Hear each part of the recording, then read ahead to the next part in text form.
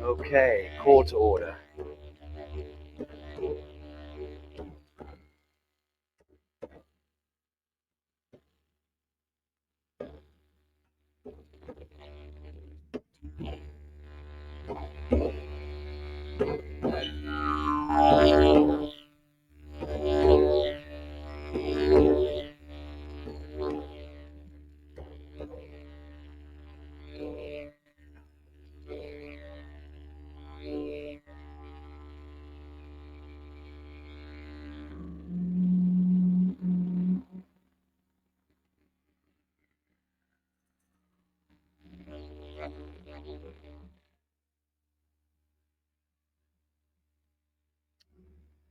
Friends, thank you.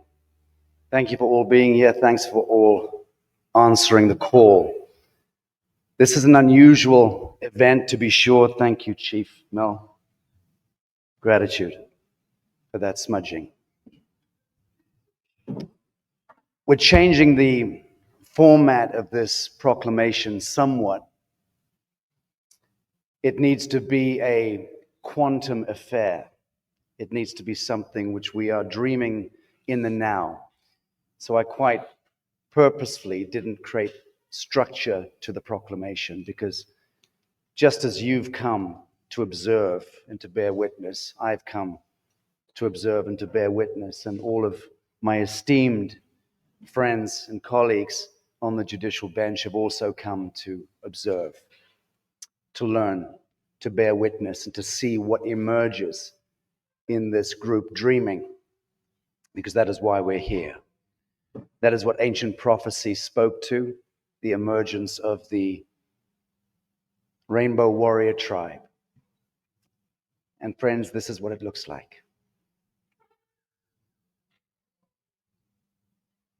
Look to the mirror of your own hearts.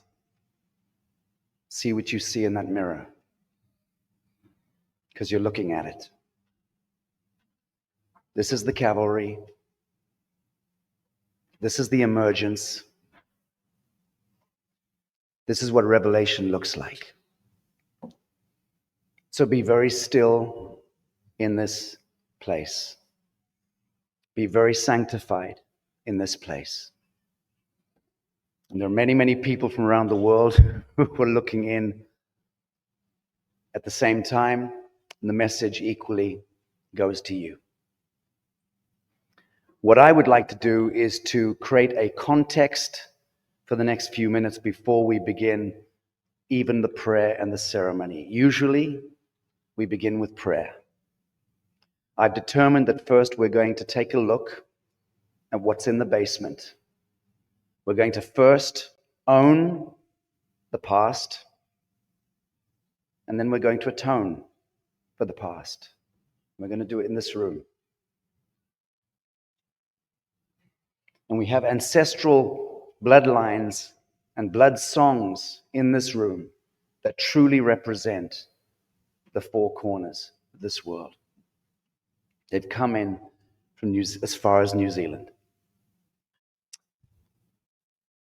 That screen to the left is what you should be paying attention to for the moment. I'm going to try to distill almost 2,000 years of history into less than 15 minutes. I hope this is educational. It's why we're gathered here in Tanasi, which is Cherokee for Tennessee. So let's take a look at that screen. By the grace of God, this clicker will work. And I'm going to take you on a journey. We are indeed gathered at the nexus of the great revelation, a moment that's suspended between the long shadow of empire and the rising light of remembrance.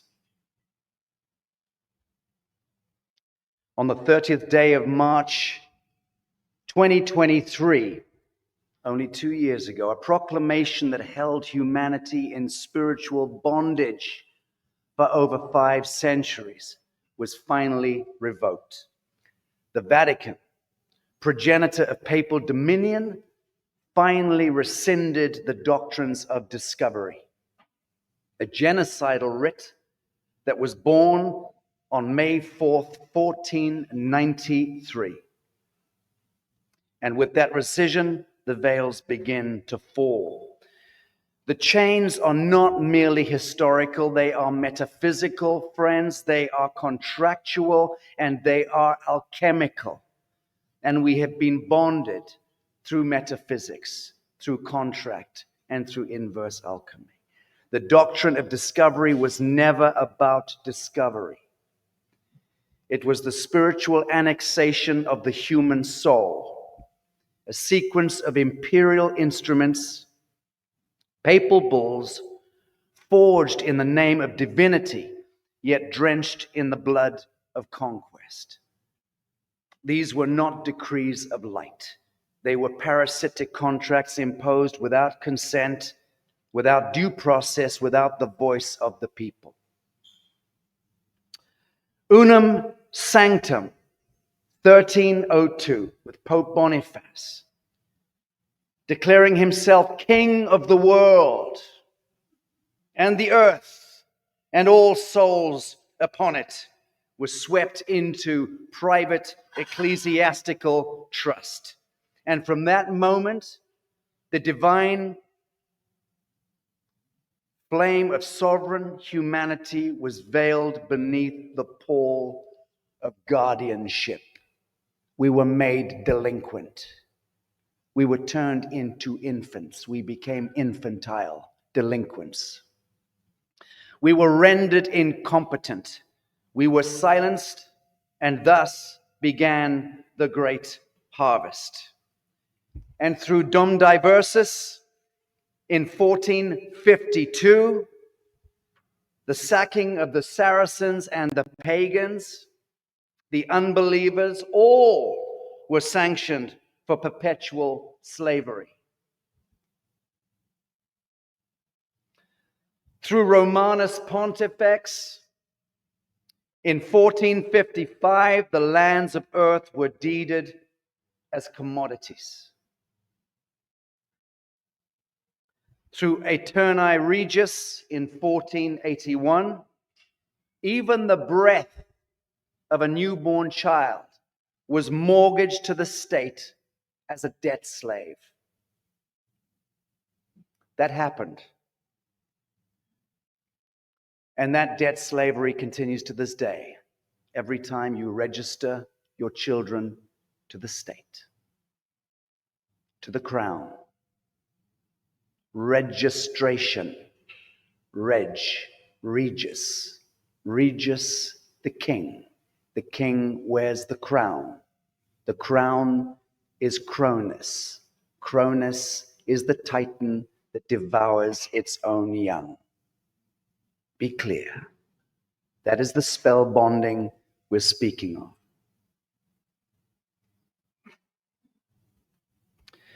No sooner had Christopher Columbus, purportedly, and his great voyages of discovery began in 1492, lasting over the following 12 years, then Inter Cetera was signed in 1493, ushering in the conquest of the New World, whereupon our sacred earth was carved and sold between crowns and empires, where the Roman Catholic Church sanctioned the Holocaust of ages against the black skin, brown skin, yellow skin, red skin peoples of the world, granting permission for the genocide and the plunder and the heist of land and of gold in the name of God. This was not law. This was sorcery. Psycho-civilizational fraud wrapped in sacrament.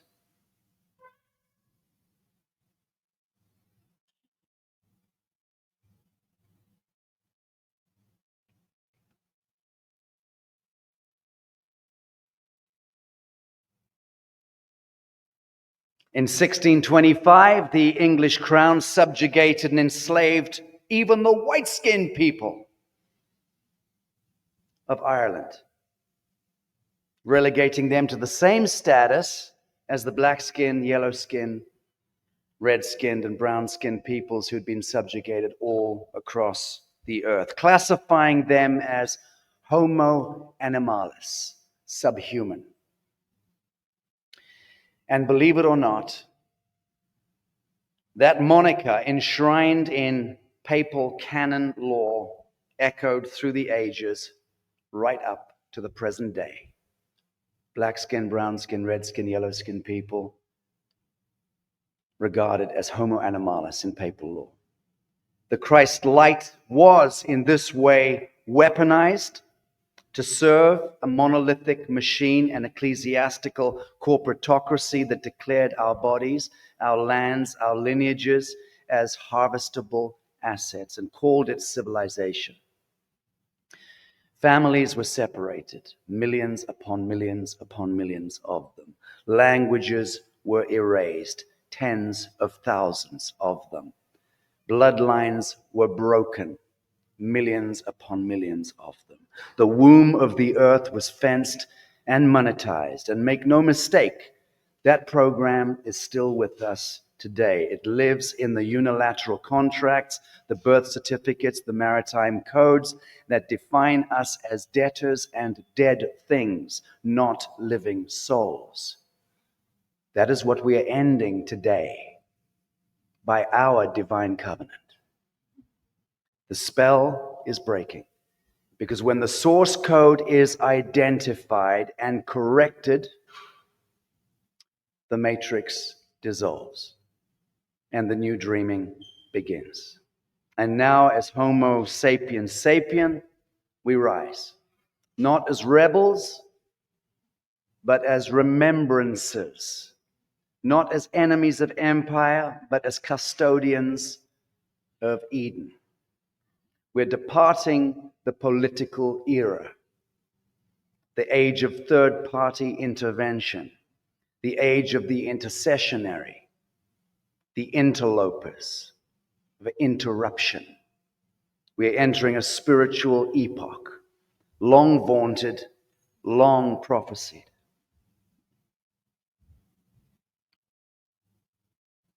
The Piscean age of intermediaries and false kings has waned, and the Aquarian age of direct gnosis, of self-sovereignty, of communion is upon us. And through the majesty and the issue of the great water bearer, we finally become remembered to ourselves.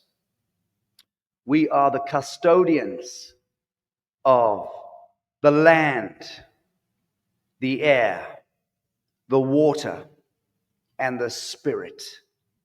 LAWS, laws. That is the root of laws. Land, air, water, and spirit. But that was never told to us. It was never taught to us.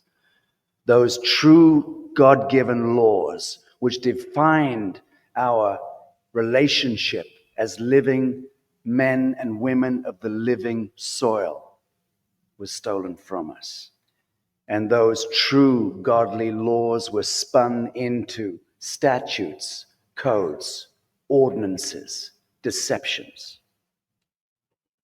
We are the sentient stewards of this sentient earth, and as we reclaim our place, not as subjects of any crown, nor clients of any state, but as sovereign fractals of source, we step beyond revenge, beyond retribution, and into resonance. We do not seek war, we seek sacred reunion and communion. So let this be the moment we remember who we are. Let this be the moment we speak in one voice. We are not chattel. We are not incompetent. We are not contracts to be signed and sealed, securitized, monetized in blood.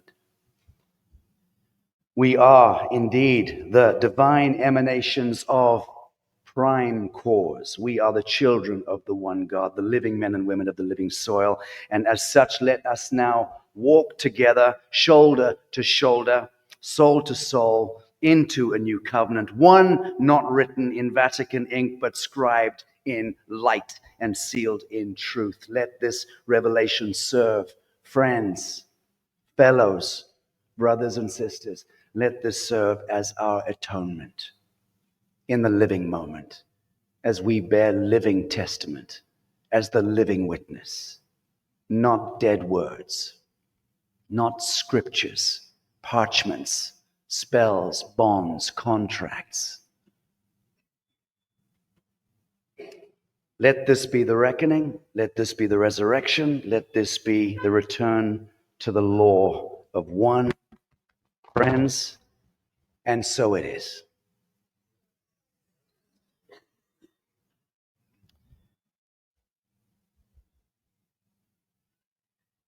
I would like to invite Grandmother Ejna to speak her lineage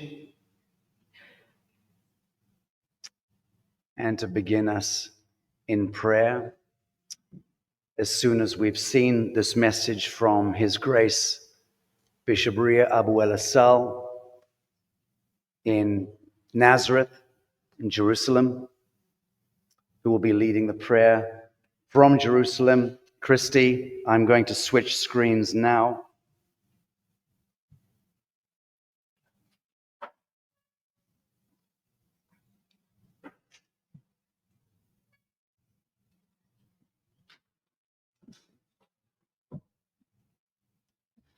Okay, Christy, can you begin the prayer message from His Grace Bishop Ria from Jerusalem? And once that's completed, Grandmother Ejna is going to lead the auditorium in prayer.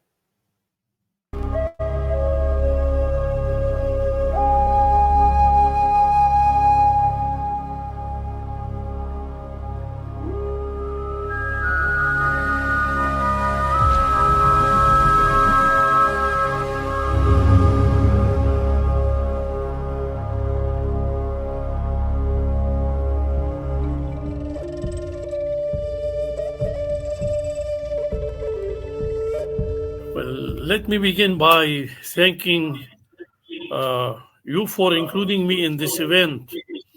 Much I wish to be physically present with you in Tanasi. The ongoing war between Israel and Iran make it impossible, not only because the skies are no more safe, but also for having to be with our people in Nazareth as well, wherever service is required. This brings me to call on each and every one present in Tanasi to join me in asking our God and Creator to give wisdom to the leaders of the world, lest we end up witnessing the end of times. With your presence for all who are caught in the bloody conflict, let each one try to be an instrument for peace and reconciliation. May each and every one present endeavor not only to pray for peace, but to be a peacemaker. That each one of us dare to walk the talk. Make peace with those around you until peace reaches all caught in this war. Let me reiterate what I once said to the then Prime Minister of the United Kingdom, Tony Blair, when he tried to impress me and other bishops that going to Iraq in 2003 will pave the way for peace in the Middle East. When my turn came to respond to him, I said, Mr. Prime Minister, the shortest route to Baghdad goes through Jerusalem. Once peace comes to Jerusalem, peace will come to the whole world. The same is true now as we witness the ongoing war, the showering of the skies with rockets from both ends. The shortest route to peace, once it gets in Jerusalem, for Jerusalem, all people in Jerusalem, be they Palestinians or Israelis, peace will come to the whole world. These days, the same may be said again and again. Until there is peace and there is reconciliation among the children of the same God who created all of us. Dear sisters and brothers, members of the human family, the step you are taking in Tanasi is but the beginning of a new chapter in the history of dear sisters and brothers of the first Americans, those who were there long before those in Europe who discovered you. A beginning is always both adventurous and very challenging, perhaps also maybe confrontational. In wishing all present God's richest blessings, may God, our Father and Creator of all of us, created in His image, His beautiful image, as we dedicate this new beginning, the place, the people who are involved in it, I pray and seek His presence with us. I seek His blessing, what we are about to dedicate and to bless, so that it will become a blessing to all.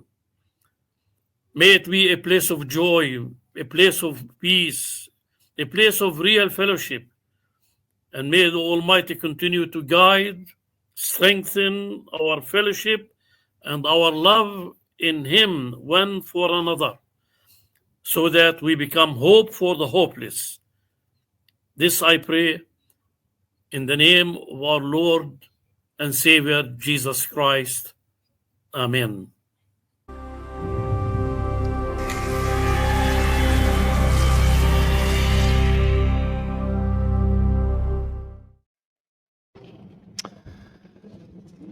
Thank you to His Grace, Bishop Ria in Jerusalem. I'm sure that we all send our prayers of healing, of light, and of love to all those caught in the crossfire of this diabolical, cultural, political checkerboard that's playing out in the Levant and the Middle East. I'd like to introduce to the podium grandmother Ejna, who flew in from Kanata, who flew in from the northern climes of America, the greater America, in order to bring her medicine here. And indeed, she has brought one of the most sacred relics on earth here, and that tremendous magic is here. She may speak to that in a moment. Please, friends, give a warm welcome to Grandmother Ejna.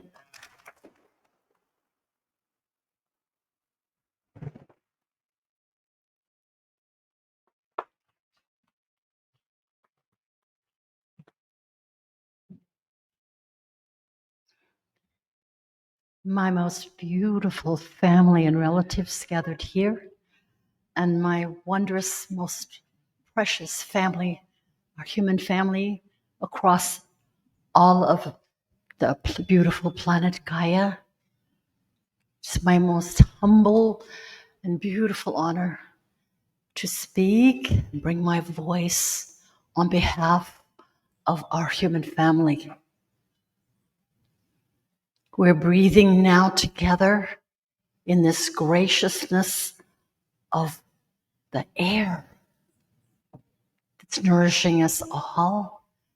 And we're sitting, you, each one of us, here and across the planet, are sitting in the temple, this temple of our human body, which we're now recognizing is totally vibrational, light, divine, beauty, glory, majesty, wisdom, inspiration.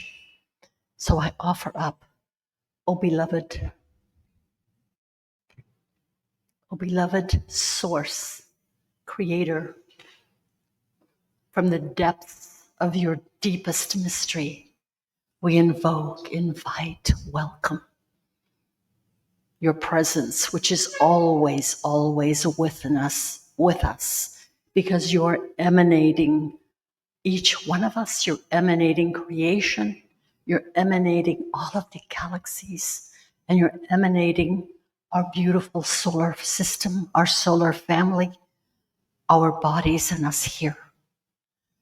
We welcome and need and accept in greatest gratitude your inspiration, your synchronicity, your magic, your majesty to guide all of our healing that is needed as we heal this history, and that we stop the abominations that are currently taking place, that our hearts of love and quantum compassion, quantum brilliance be brought together in the most perfect ways that are already taking place to heal these, so that we can stop all this abomination and turn to the glory of the truth of who we are,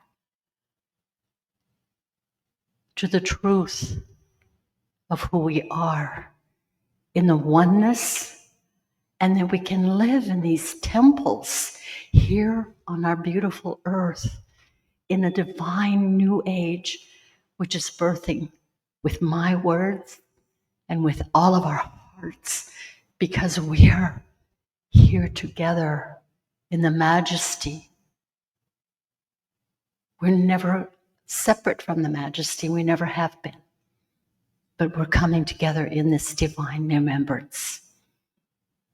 We are one, we are love, we are glory, and so it is.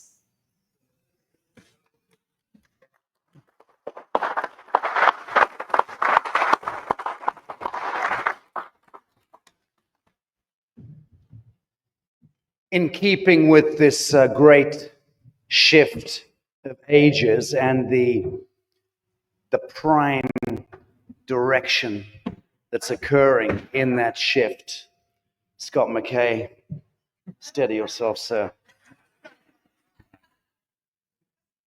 I'll begin that again, shall I?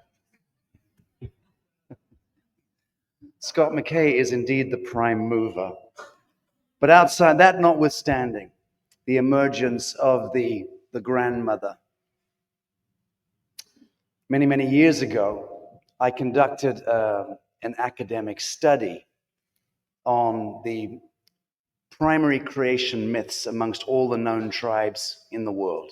And it was the University of Georgia in Athens, Atlanta, United States, that undertook this insane commission. One, I wanted to identify every First Nation in existence. They got to 10,000 and then said, we can't continue with the study. It's too many. We're discovering more First Nation tribes around the world than we knew existed, with different languages, different gods, different song, different dance, different languages. Can you believe that? In any event, the creation myth that was common, most common amongst every tribal nation on earth, was the fact that there is a huge spiral galaxy out there. And at the center of that spiral galaxy, there is a grandmother spider weaving her magic. So that apparently is the true source code, is that we are within the embrace of the grandmother, the galactic grandmother. But we've been through thousands of years of the imperial hegemony of blood ritual, of conquest, which has been essentially a patriarchy which ran amok. So there is also a redress taking place energetically. Therefore, it is entirely appropriate that we begin with the grandmothers. Thank you, Grandmother Ejna. Grandmother Marsha Ann Willitson, I'd like to invite you to the podium at this time. Thank you. Friends, trustee of the New Earth Nation Coalition and greatest friend to me, Marsha Ann Willitson.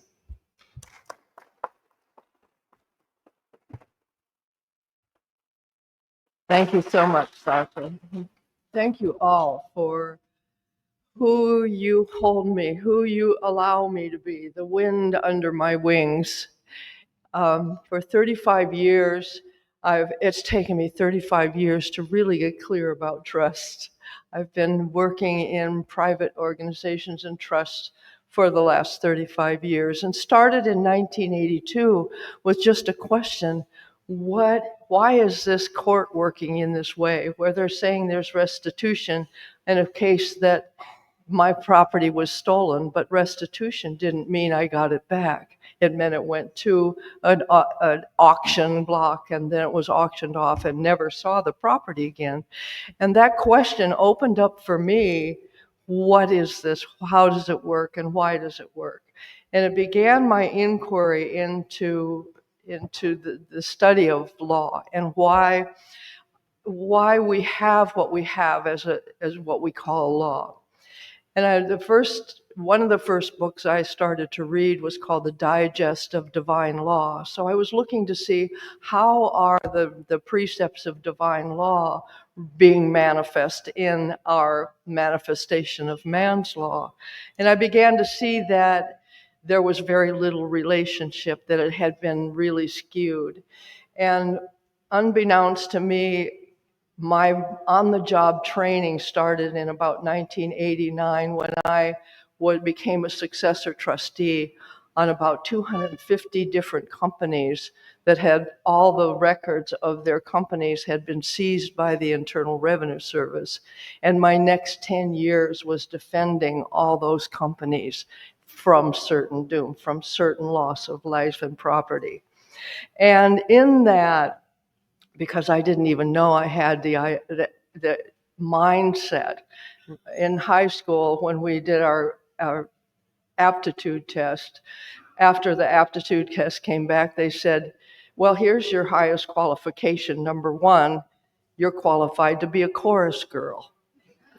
And so in that designation, because back then girls didn't do what boys did, but in that designation, I'm sitting and wondering, well, how are these test results and how what I really have in my heart only going to be manifest in the world as a chorus girl? So I didn't even know I had the ability to think in law, to decipher these codes. But being thrown into this on-the-job training, I had to discover myself in that, and I had to discover trust in that. I saw that there were several people after this first event that the IRS had used that as a function to take out this private trust writer and this private trust writer. So after working with the 250 companies, I became behind the rest of the trust writers to see what I could do to help people really recover from that task force that was designed to dissuade us, designed in that process. So I began to discover myself, and in that began to discover the quality and the depth of my commitment to service to life. In the late 70s, I was in a workshop and I made a commitment to myself and the people in the workshop to build a world that works for everyone with nobody and nothing left out. And even though in lots of times on the journey through life I forgot that commitment, it still drove me to be here today, to look into your eyes and see the level of love and trust that has absolutely, without any has just brought tears to my eyes. A level of trust and love that just, I mean, my heart wants to burst with, and thank you for, to allow me to be that trustee that sees you as the beneficiaries, to see this community as the beneficiaries for whom my life has been designed, and who the mandate of my soul and my commitment is really being able to be expressed and played out. I thank you for that. And when I talked with King Edmund this morning, His Royal Highness Edmund Silva, we call him Ali'i Nui Mo'i, and he's the king of Hawaii. And when I talked to him this morning, his heart was saying to me, every thought, word, and deed that we manifest in life resonates with our beautiful sentient Mother Earth.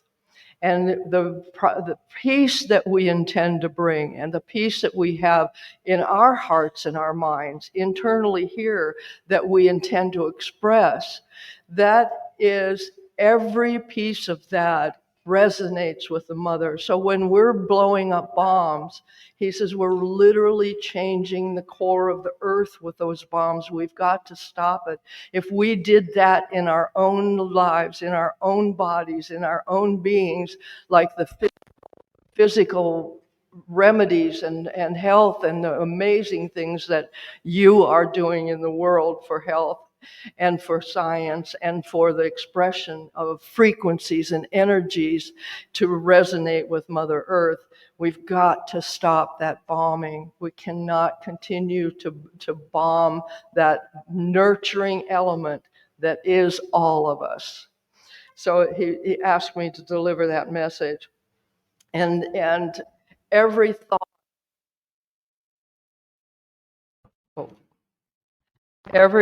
word, and deed is a critical frequency in that element.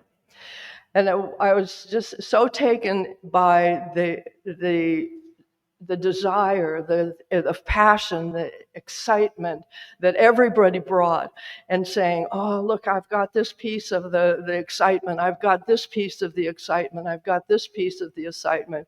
And to know that that really is resonating out into the Mother Earth and coming back to us and nourishing us with each one of our pieces of the element, and how globally it is what we're doing here and what we're doing as our community and our family, all relatives. To look out and see this many relatives is just, it's very moving for me. I thank you for being here. And I thank everybody out there who is not here physically present in this moment for being that part of the relatives, to seeing our plant relatives, to seeing the ants and every part of our being as the relatives. And that awareness that is really the frequency that is creating the momentum, creating us ascending in the frequencies, in the ability to even realize the health benefits, the science benefits, the law benefits, the changing of that. And every culture that I've seen all across wherever I've been, we have these elements where we're seeing where the bitterness and grief has really seeded itself in our thinking, in our perception of how we see the now today. And thinking about my grandfather who came from Ireland, and they called it farming him out so that he could come and live in America and bring me into this culture.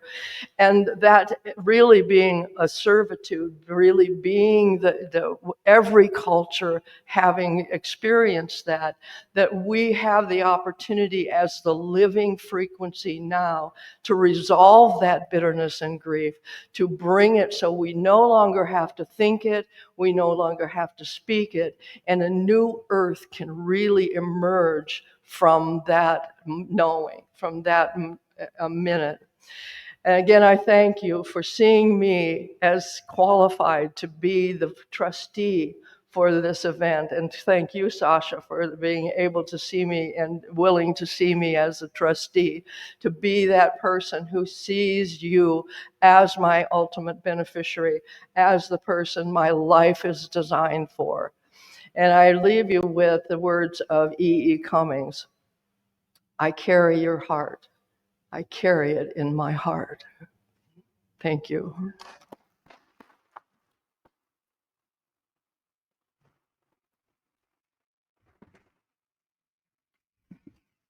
Thank you, Marcia. And I'd like to play now that media drop, Christy, in the studio in San Diego. Kindly, I'm going to invite our Hopi messenger, Bertram, to the stand after we've seen this clip from last night's consecration ceremony of NewEarth, Tanasi. So kindly, Christy, drop that media in here, and if you indeed you have it, we'll be able to see it come on the screen. Tess? Okay, we're good, we're good.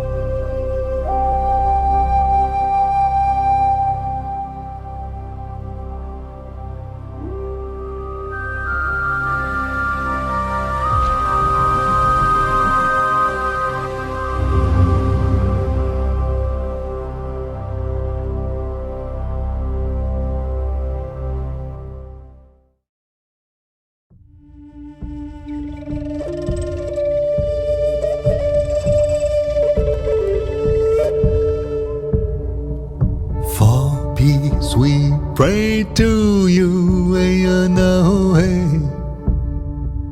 world peace we call upon,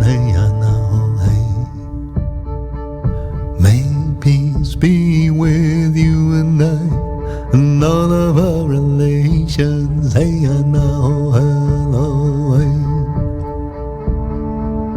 for peace we pray to you, world peace we call upon,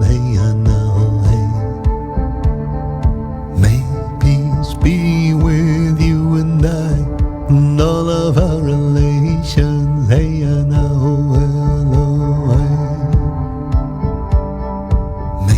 peace find home to mine, in our hearts may peace we find, may peace be with our souls and all of our relations,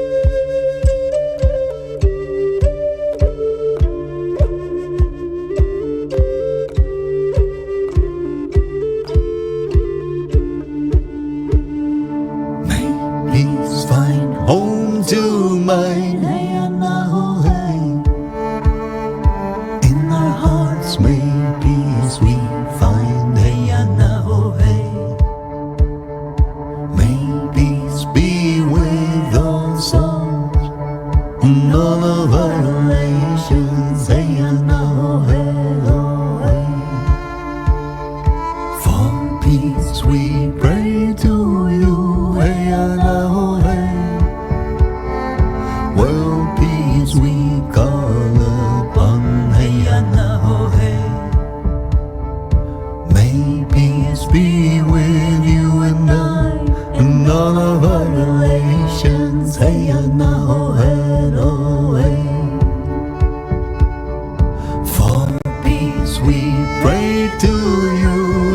now, hey.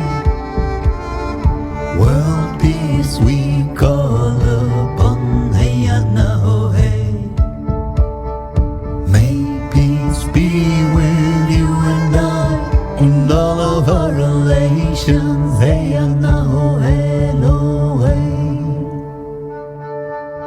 May peace be with you and I, and all of our relations, hey, now, hello, hey.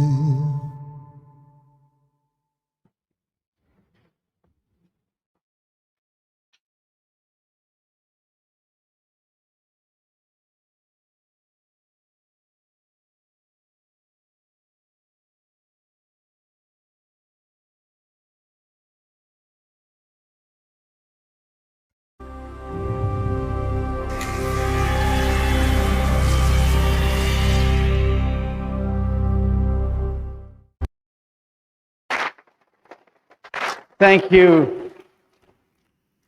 Thank you to Kailash Kokapelli, the renowned flautist, ceremonialist, and world musician who created that beautiful song, that piece of music for yesterday's solstice ceremony. Thank you so much, brother, wherever you are in the world, for sending that through. I'd like to invite our Hopi brother, the messenger and elder from Hopi land, the most humble man I think I've ever met in my life, and a man whose ancestral power knows no limit.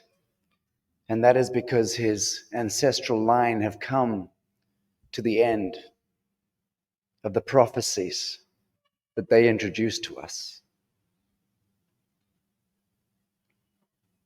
His blood song carries unbearable weight.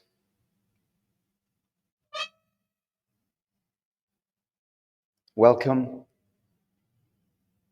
our brother, the elder Bertram from Hopi land.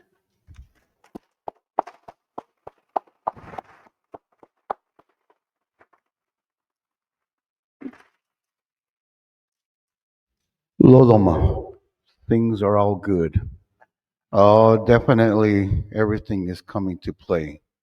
It's not just coincidence or happenstance to bring us here all together.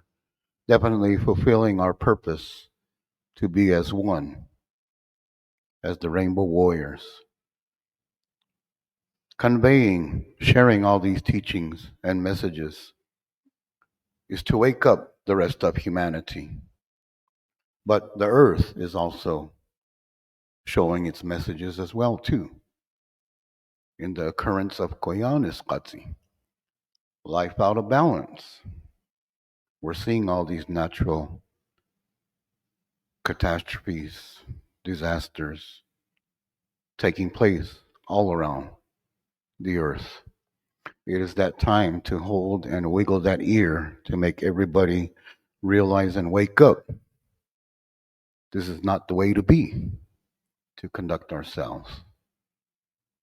As they say, to start or have that change, you start within yourself first. But it's too hard to change everybody around in the same one mindset to come together. But definitely your heart and energy has been felt for the past days, especially over the evening last night of the fire ceremony, to come together to bring these powerful energies within the pipes that have been brought. As my elder sister from the north, coming to the area, I feel I'm a representative of the direction of the west, as we were placed in those particular cardinal directions last night. I didn't even realize I was going to be coming and sitting in front of all of you, or have myself placed amongst, the respected elders, keepers of traditions, our ancestral heritage. I could have worn a formal shirt with me, but yet a commonality is out there of, symbolisms, life teachings, ways, beliefs, predictions, and prophecies are all, in tune and parallel from all world cultures. As we are as Hopi, yes, we are this matrilineal lineage, yet we do have male individuals as leaderships in societies, village chiefs, councils. But it is that we, come from female, from woman, from our mother. And a lot of connotations to Mother Earth, Corn Maiden, Mother Corn, all these references to female. And as my brother had shared of the parallel commonalities he's seen within world cultural teachings, living beings were of creation of Spider Grandmother as the artisan. The web is also her canvas, connecting us all together. Weaving that web, as other cultures have the teachings or the creations of dream catchers. A spider web is just in the same concept as well, capturing and trapping all the negative, bad karma vibes, dreams to not come in, but filtering to only allow the good and the positive to enter into your body, into your mindset, into your heart and energy. As also, at times I don't really have any written information, no PowerPoints, but everything does come to me in my heartfelt ways into intuition as I claim as that status of being a messenger. As my brother shared yesterday, I'm just a simple Hopi man. I'm still very not too comfortable of the acceptance of the term of elder, but yet I'm getting into that age. We're all going into that older age. There's no way to turn back or become young. So we just go forward. And so with that, I just definitely wanted to share of that. And I thank you and I appreciate all of you coming together as one for this fulfillment of this time for change and shift for the new earth of Tanasi. And we'll go forward. Thank you, my brother.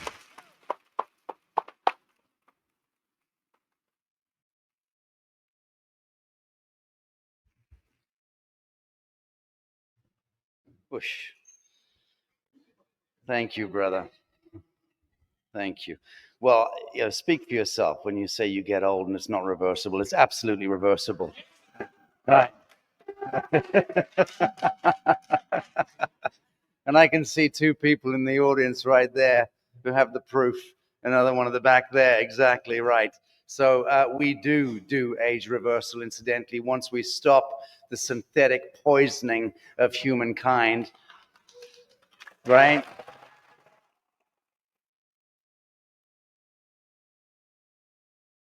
Once we address that particular element of the checkerboard of the kingdom of the devil and remove the agrochemical poisons from our soil, our air, and our water, and remove the synthetic molecules of pharmaceutical poisons from our blessed sacred bodies. But that is what Regenesis is about. That is what a new earth is about. It begins with health, sovereignty, and the reclamation of our God-given telephone to God, our antenna, the fractal antenna of our mitochondria, our DNA.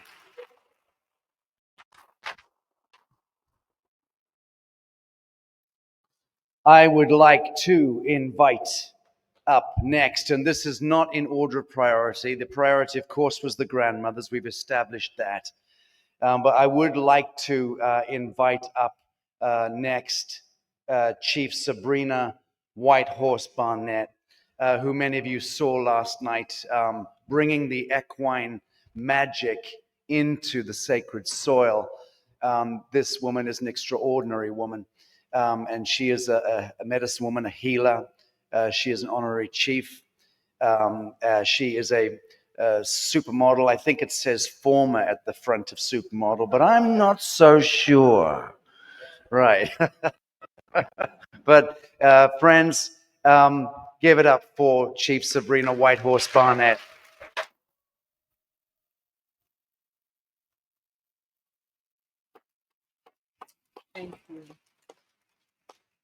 I just want to say thank you to each and every single one of you. I've been so blessed to have an opportunity to look in your eyes and to speak with many of you.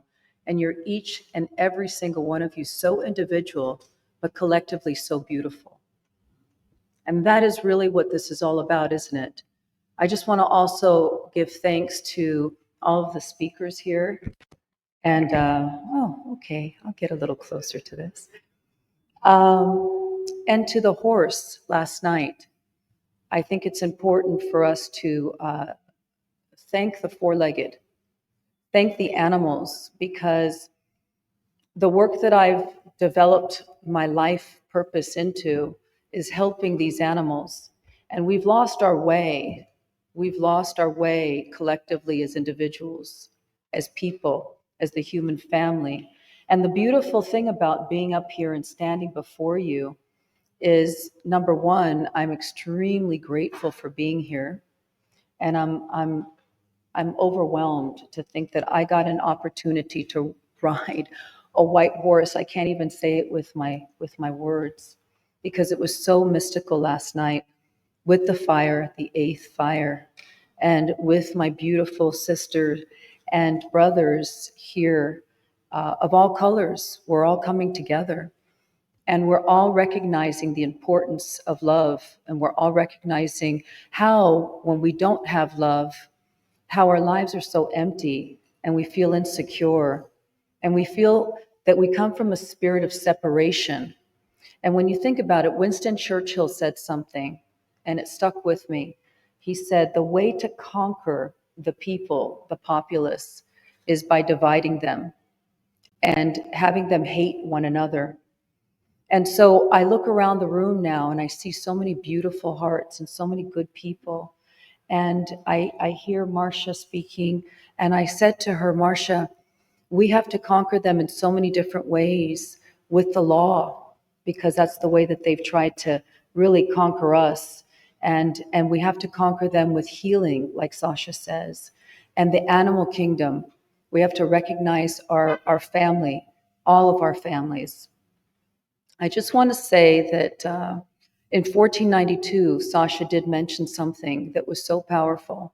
And my tribe, which was held back from me because we were lower than dirt as the brown people, we were the first ones that were burnt at the cross, the men, and the women were enslaved and raped, and the children were raped. So all of this abduction that we hear about has been going on for so long.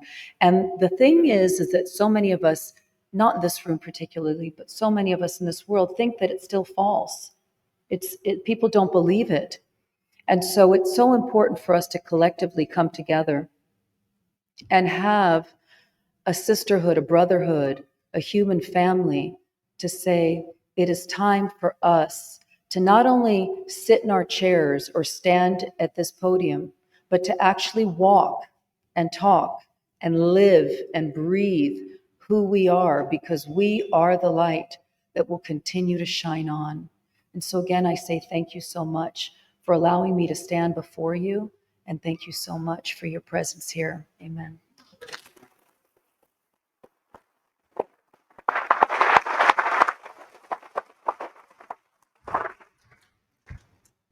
Thank you, Chief Sabrina.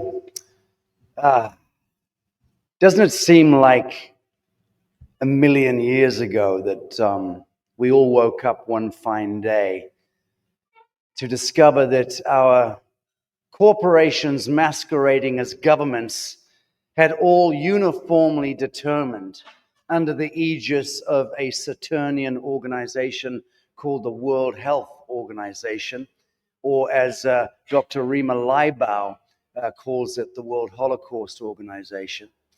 Do we not remember, friends, how under the thrall of that organization, our governments, in their infinite wisdom as custodians of the living men and women of the living soil, determined to cage us in our homes for almost a year? Do you remember, friends? I have not forgotten. I have not forgotten. I have not forgotten. And lest we forget, friends, lest we forget, all that I'm speaking about in the preamble today about the enslavement of humankind, the spell binding that has occurred, the cult programming. We must never allow that to happen again.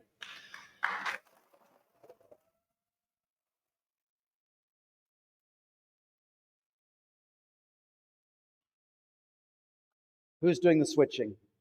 After that thaw, I escaped Bali, Indonesia, and fled to Middle America to meet my friend Robert David Steele, no longer with us. And Robert and I headed to Battle Mountain as the first stop of our cross-country tour, the Arise Resurrection tour, which he and I had conspired for months to bring to Middle America after the lockdowns had lifted, so that we could speak and seed truth coast to coast. And we lined up 40, 50 of the top figures, icons who had stood sentinel and stalwart for humanity through that year of lockdown, speaking truth to power, speaking only truth. And we mustered those friends. And the first stop was Battle Mountain. And can you imagine my delight when I stepped off my bus at Battle Mountain to a tremendous crowd of flag-waving patriots, most of them bearing guns, a big, beautiful stage set up in a fantastic outdoor venue. I stepped off my bus and I'm greeted by none other than Sheriff Richard Mack.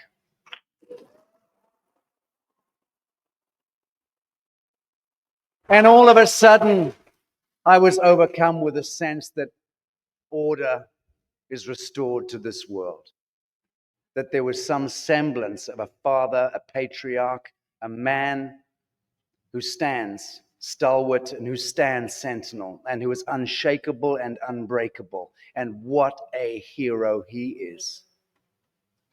Friends, Sheriff Richard Mack, the founder of the Constitutional Sheriffs and Peace Association, Officers Association of the United States of America. Please welcome Sheriff Richard Mack.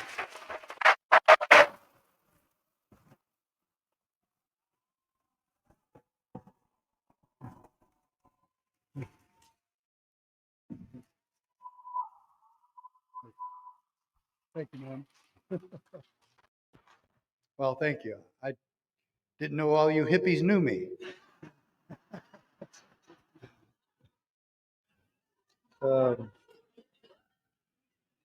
But quite frankly, over my course of 20 years in law enforcement and 40 years working with law enforcement, I finally learned a lesson from all of you.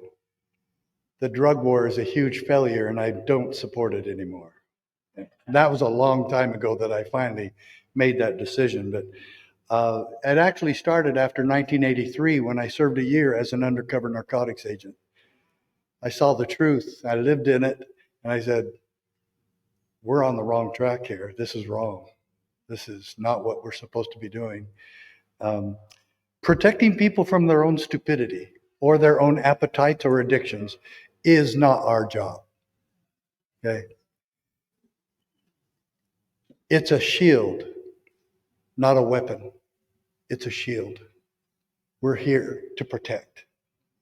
And I have to say that I was feeling while I was listening to all you wonderful speakers, Sabrina and Marcia and you and Bertram, it just really hit me. And I've said this for a long time. There is no exception or exemption for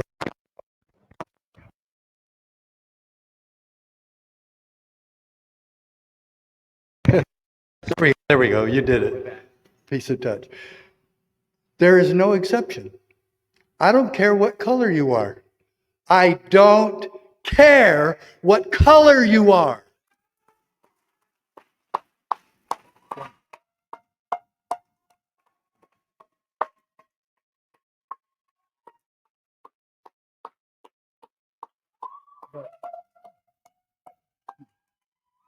Okay, you guys are going to have to settle down because I only have 10 minutes. I was talking to you. Yes. I only have 10 minutes, okay? So anyway, I don't care what religion you are. I don't care what nationality you are. Every person with the shield has a moral and lawful obligation to protect you and to protect your freedom. And that's what we're here for. And we in law enforcement have lost our path. We've strayed. Well, our country has strayed far off the path. And the solution for all of this is we go back. The solution isn't if we move forward. The solution is behind us. It's in our history. It's in Independence Hall. It's with the foundation of America and what we learned and gleaned from all the other mistakes throughout world history to come up with a government that was self-government. And that our job is to make sure no one tramples on your liberty. And the first thing in law enforcement is that we can do no harm, that we can't make a situation actually worse. And all of that got put to the test when, I don't know if you really know the reason I'm standing here in front of you today, because it was because I became the first sheriff in American history to sue the federal government. And it was the Clintons. Yeah, I know. And but folks, you know, there are so many miracles about this, but probably the biggest miracle was I sued the Clintons and lived to tell about it. Well, thank you for that. But there really was a lot of miracles to this. And my lovely bride was a huge part of this. And it wasn't my idea to marry this little girl because when I first asked her to dance, I thought she was in college. And it turned out she was a cheerleader at Pima High School, and she just finished her sophomore year. And it was too late. I'd already been Twitter-pated, and I told a friend of mine that night, that girl's going to be my wife. And convincing her mom and dad of that was quite another miracle. But she and I just celebrated our 50th wedding anniversary.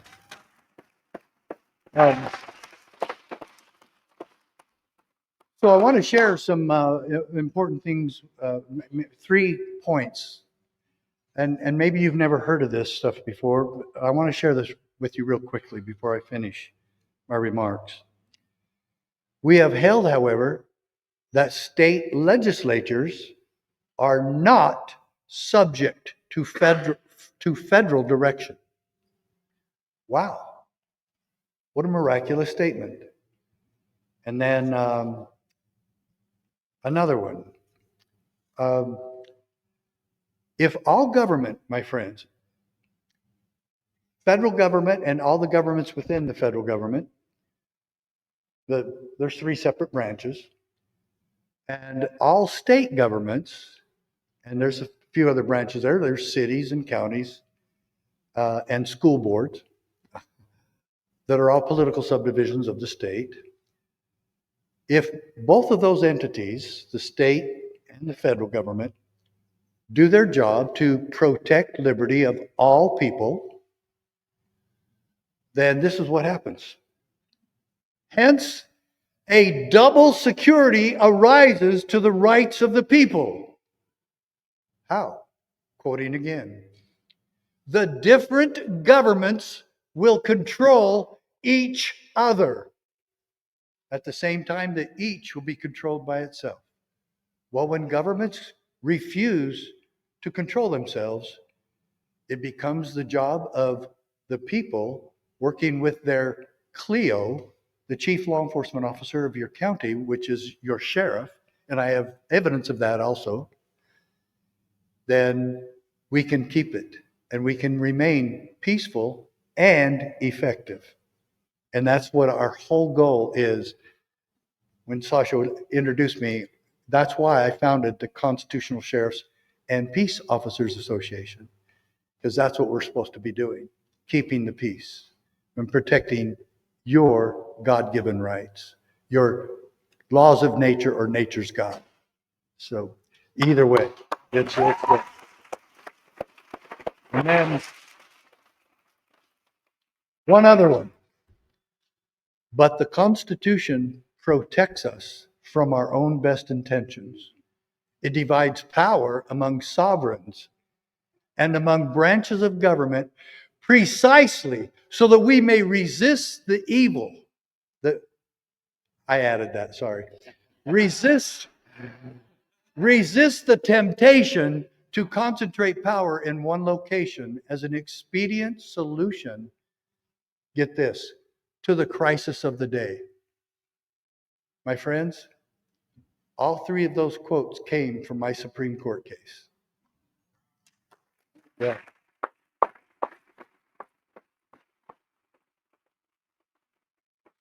And during COVID, I'm proud to announce that about over 500 sheriffs stood against the COVID-19 mandates.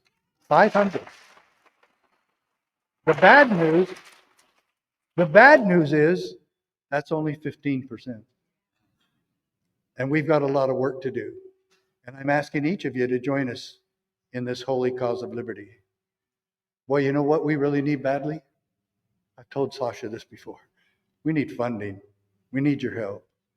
Because we got to make this bigger, better, and faster, and right away. Time is of the essence. And believe me, though, there's been lots of miracles along the way, as I said at the beginning.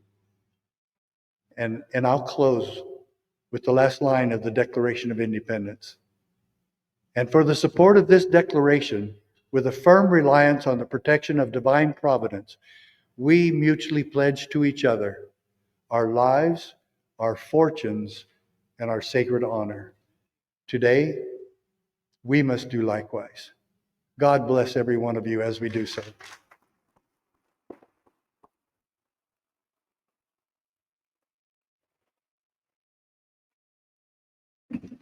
Sheriff Richard Mack, founder of the CSPOA.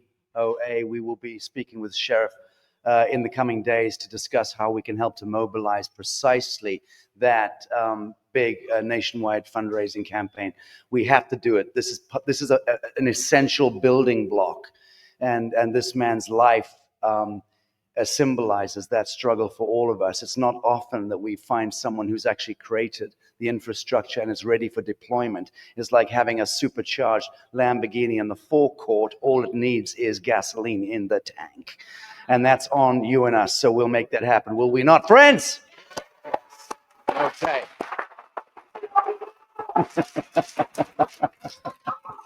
That's what you get in Tennessee. Somebody deal with that.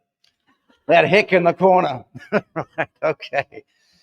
Friends, I'm going to bring up a remarkable man who flew in from New Zealand and who I have not yet even had the chance to either brief or debrief.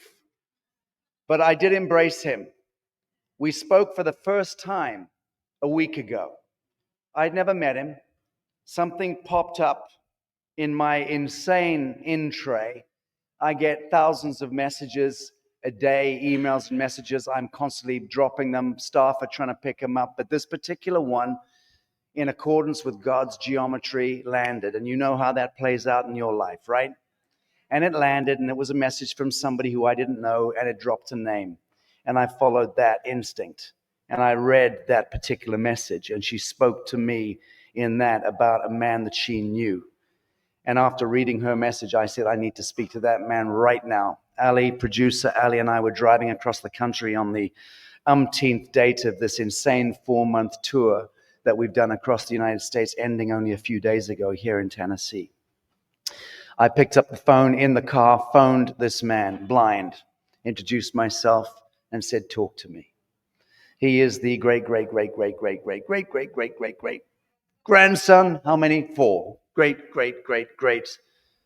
grandson of an extraordinary man. I'm not going to blow it. I'm going to invite up onto the podium an extraordinary man who is a descendant of a very extraordinary man, Andrew Barton. And friends, pay close attention to this. For the next 5 minutes, he's going to try and educate you as to the importance of what his blood song represents in this room today and for all of humanity. Andrew Barton. Thank you. Thanks, Sacha. And thanks, Ellie, and all the crew from NewEarth. I don't think I've got jet lag anymore, but I have had some kind. I mean, it's a big place to land from New Zealand via San Francisco and Atlanta. I initially I was keen to meet to reach out to Sacha, but I have only one idol in my life, and that was David Martin. So that's the only reason I thought I was here. I didn't realize there was actually quite a few other people. And I have, Kiwis love Americans because you love us. You show your love. We're a little bit more reserved. And so one of the reasons I come here is because I experience a direct connection and an expression of love that Americans give me. And this land is so beautiful and it touches me. And so, and also I engage with this nation because there is prophecy and there are covenants that relate to my land in Australia, the Rainbow Serpent and Turtle Island. And I felt a couple of years ago there was time to reach out and see what that narrative looks like. Which I suppose you may think that I'm assuming that I have the audacity to follow that story. But I suppose in 1998 I had an epiphany, and it's been a long time digesting that experience that I had where I grew up.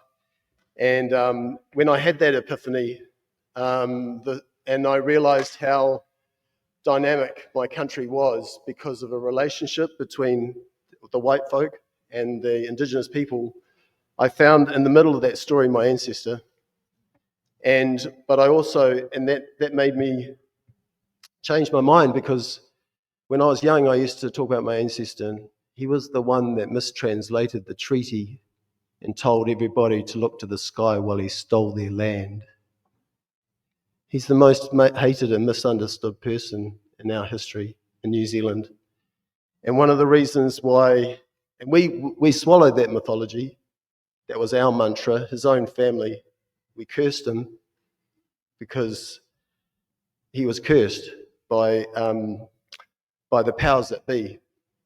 Those powers that be is called the New Zealand Company and the East India Company. And you know the whakapapa. Whakapapa is the genealogy. You know the genealogy of that line of energy. And the last thing they wanted to do was have a relationship with the indigenous people. And so because my ancestor had such a close relationship with these people, they both destroyed the treaty and they destroyed my ancestor. And that trauma is passed down our line, like many other traumas from that experience, especially in the indigenous world. My trauma is nowhere near what happened to so many people of this earth, but it is a distinctive trauma that our line carries, because we've got that white arrogance at the same time, so it makes it more complicated. So I'm just going to read. I hope I'm going to be 5 minutes, but I'm just going to read.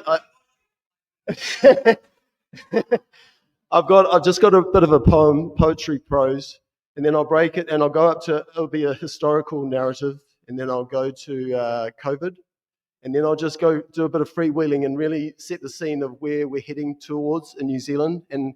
And one of the motivations in talking to you is, and one of the motivations that I had in coming out here a couple of years ago is we need help, because we may have an expression of a very peaceful revolution in New Zealand. And the more that we can reach out to everybody else in the world, especially at Turtle Island, South America, Australia, and England, potentially Scotland, then this mission will be fulfilled. For some very spiritual people or of elevated spiritual understanding, they believe that the Treaty of Waitangi, which is our constitutional founding document, and the second article, which gives rights of tino rangatiratanga, which means chieftainship, is the trump card to resolving a massive distortion in power. So bear with me. Today I relay a message and a proclamation from the country of my bones, Aotearoa, New Zealand. Our South Pacific archipelago, on the edge of the world where the sun first rises, is awakening to the dawn of a new earth. And we, the people of that rising sun, carry a sacred duty to dream of abundance and safety for all. I come from the place of the night and was born at the sunrise in the city of the new light. I, alongside my fellows of the red and white blood, sing up the sun with a message of reconciliation and peaceful revolution by standing on our founding agreement of nationhood, the Treaty of Waitangi, the Treaty of Waitangi. I am a seventh generation wave spell of Henry Williams, the mediator, translator, and bridge of the sacred treaty, and embody the latent seed of a new civilization where the two worlds meet.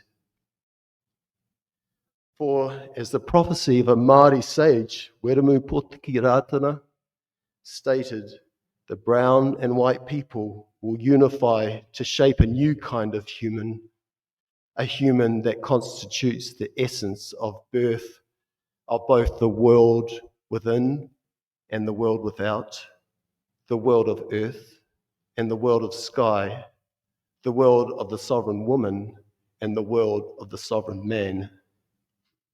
The Treaty of Waitangi, unlike numerous other empirical indigenous accords, was the dreaming of a civil union between 540 Māori chiefs and Queen Victoria, and stands as the living testimony of a friendship between my ancestor and a great many of those who signed. This friendship, built of mutual respect and reliance, gathered around the fire on the night before the signing to weigh up the merit or otherwise of the enormous decision at hand. And in that final moment before fate turned its page, a question was asked of the man who, it was said, need only lift his little finger for the treaty never to be signed. Hey, Karuwha, the nickname given to Henry, meaning four eyes, for the spectacles he wore. Say it with the sanctity of your own tongue, whether we should sign it, bro. Because the pen is the instrument of the deed, your word is the instrument of your breath. And there ain't no more important carrier of life than that. The ear that shaped the fateful reply that the crown was to honour the treaty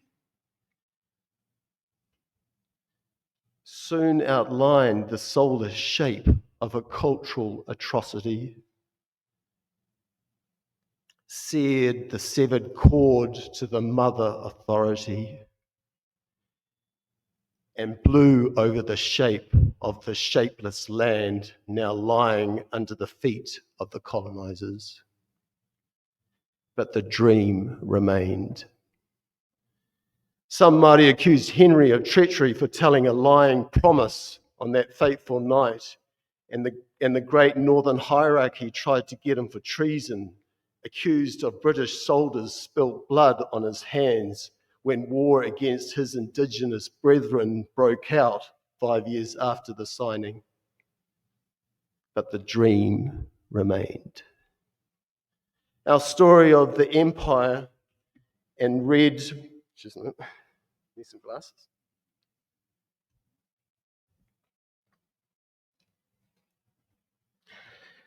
The story of the empire and red sky and reds is no different from other genocidal stolen lands and a natural people blinded by the headlights of war, the hallmark of a new success.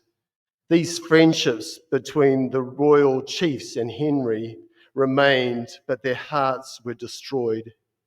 Henry's final words, "How cruel this world is," trapped his soul where pain and power thrives.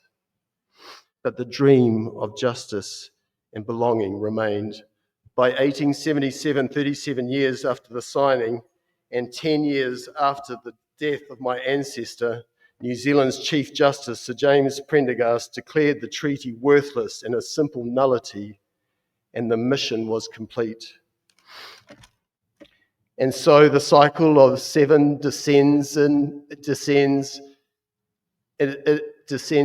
is sure to rise again, and rise to the Māori fight of civil rights and flags of self-determination, and float to some redeeming words and acceptance of apologetic misdemeanors.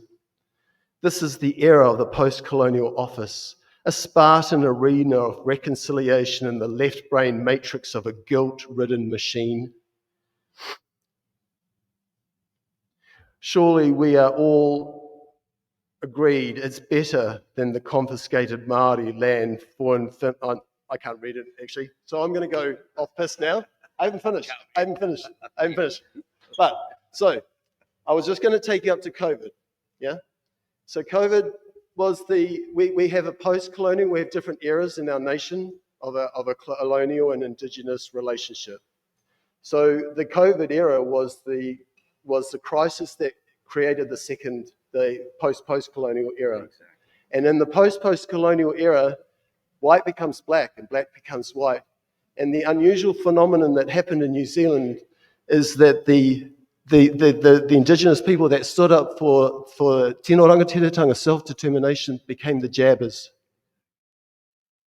And which was part of their renaissance. And it's not to blame, it's just that in their world, the only outlet that they had to find power for themselves was in the world of governance and the legal world and corporation. And so that very nature of trying to empower themselves further actually brought them further into the matrix. And on the other side, which people don't really talk about, is the renaissance in the white world towards the east, towards what it is to belong and to be of spirit.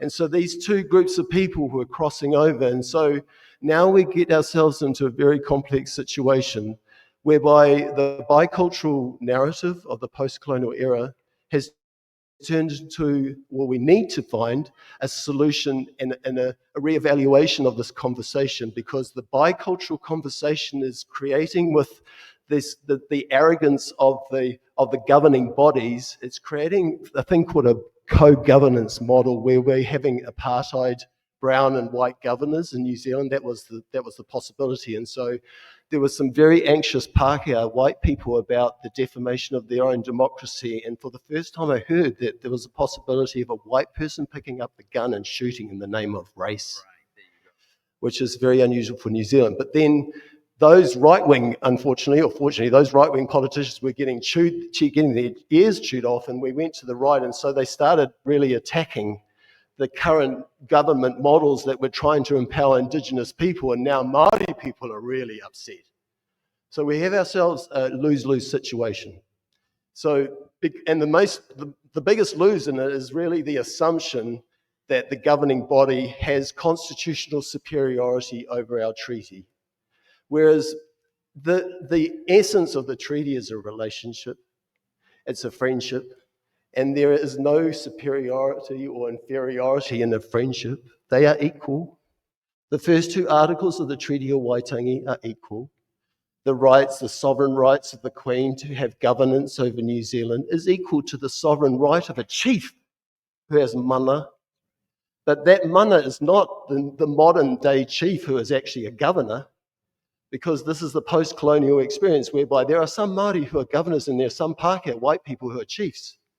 So now we're going in. I need to step in. I want to just say that the reason why, for me, this is so important is because the ancestral blood song that he carries, which is insanely powerful, as you can feel in this room, is connected to the very sacred treaty of Waitangi. That is a source code, another source code that was set for course correction of our entire world. Why? Because his forebear stood down on the level of the indigenous for the first time in history in 1840 and said, we are equal. It was the first time in history that colonial powers stepped down eye to eye with the native, Aboriginal, First Nation peoples and said, Aho, I see you. I see you as an equal. So that 1840 Waitangi Treaty ought to have been the reset for the whole of colonialism around the world. But again, it was corrupted, co-opted, defiled. And that is why this man's blood song is so important. Andrew Barton, thank you for coming, brother. Oh.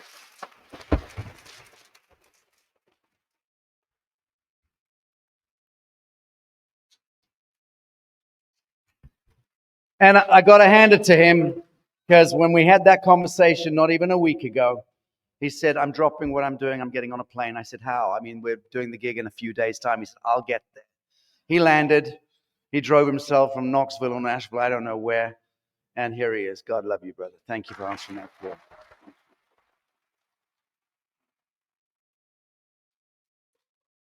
All right. When I said I got off that bus at Battle Mountain, met with Sheriff Mack and a bunch of constitutional sheriffs who were there, and the DA was there. Shortly thereafter, I was summoned onto a tour bus. Now, it was a very long tour bus, about 300 foot. On the back end of it, it had a Harley Davidson thing being carried as well. I was summoned onto that bus by a group of militia. I think retired or semi-retired or half-active Navy SEALs and all the rest of them, guns twitching, you know how it is. I was hauled onto that bus, and there I faced a Cherokee, part Cherokee. I think he claims to be a white skin as well. I'm not so sure about that. And I was sat in front of him, and he put me through my paces, wanted to know who I was, looked at me out the side of his face. And after that conversation, friends, what can I say? He became the best friend I've got in this world. You better give it up for Patriot Street Fighter, Scott McKay.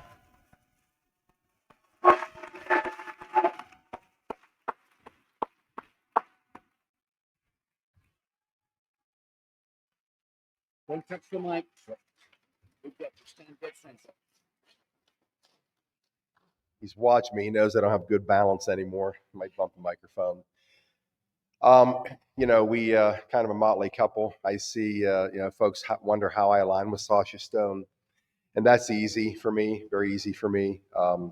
Somebody asked me a question today that I couldn't answer. Where do you get this aura? Where do you get this love for humanity? In her description, and all I can say is I do not know. I was born this way. And I look what Sacha's trying to accomplish in the world. And I know there's some local people here that don't understand, and they feel that there's some type of hippie invasion, which I totally understand. But I look at the crowd. But what I've learned is that the love for humanity crosses all boundaries, all colors, all socioeconomic levels. And I've never understood the term prejudice.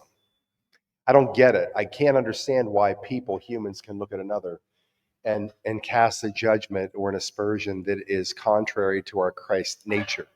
We claim to walk the earth in Christ, or whatever religion, the other avatars that are heralded in time and history.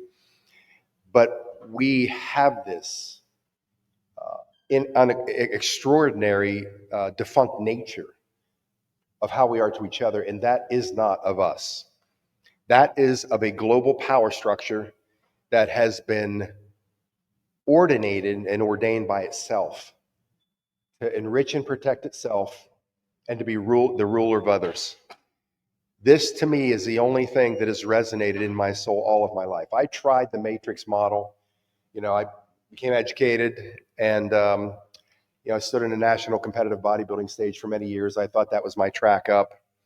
I was recruited for Navy Marine Aviation, had a guaranteed contract virtually on the table, and the war powers of the Bush administration began to reduce the budgets. I became a casualty, lost that ride. Thank God I did, because now today with the spec ops teams that travel with me for security, I see the pain they suffer because they know they killed a lot of innocent Americans. The politicians killed the Americans in their own right, and they killed people all over the world who were totally innocent in the name of freedom, not banking. These were bankers' wars. These are wars on the American spirit. They're wars on the global spirit of the Christ consciousness. They don't want any of us to understand the power that Christ tried to help us understand. These works you will do, and even greater than I. That was a proclamation that we can run around on this planet in our churches and biblical halls and quote on a daily basis, but do we ever get a chance to act that out? If you try to act it out, you face the Leviathan of their power. And I tried many things, 5 startup companies. I groomed my life for 16 years in elective politics because I knew I was going to fight for humanity and become a United States Senator in that realm of that battle. And I came to learn that it is anything other than serving humanity. Again, enriching and protecting itself. People ask me how you became Patriot Street Fighter. I didn't become Patriot Street Fighter. I was made Patriot Street Fighter because it's contrary to my nature. It's a necessary action that I had to take eventually and inevitably against this machine just before they started the attack with the bioweapons and the masks and the quarantines and the lockdowns. And we ask, what is required of us to serve humanity? In my opinion, it is standing up and facing this criminal element that is a minute amount of people given the population of the earth. As I've said many times, and I'll say it here in my language, Patriot Street Fighter language, we outnumber these bastards by the billions. How do we sit back, any one of us, knowing that there is government funding by 3-letter agencies of child trafficking, satanic ritual abuse of our most precious asset on the planet all over the world with your tax dollars? I've seen the documents. They've been given to me.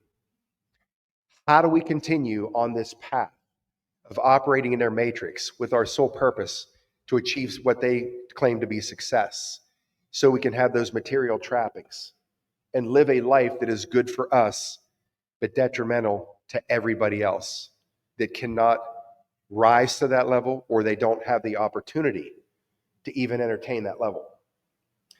And for those of you who are local, look around you. Look at the world you live in. There's extraordinary wealth on this planet in money, precious metals, resources, technologies hidden from humanity, on planet, off planet, that you and I don't have access to because we are not part of their elite classes. In what world does God create that type of fairness? There is none. That's their creation. And the reason that I've been inspired by Sacha Stone's work, it's a parallel mission, always has been. I just can speak in a more sophisticated fashion about it than Sacha can.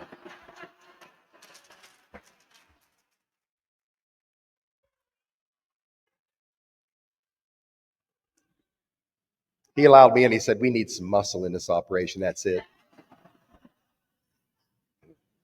But we're aligned on virtually every plane on this playing field.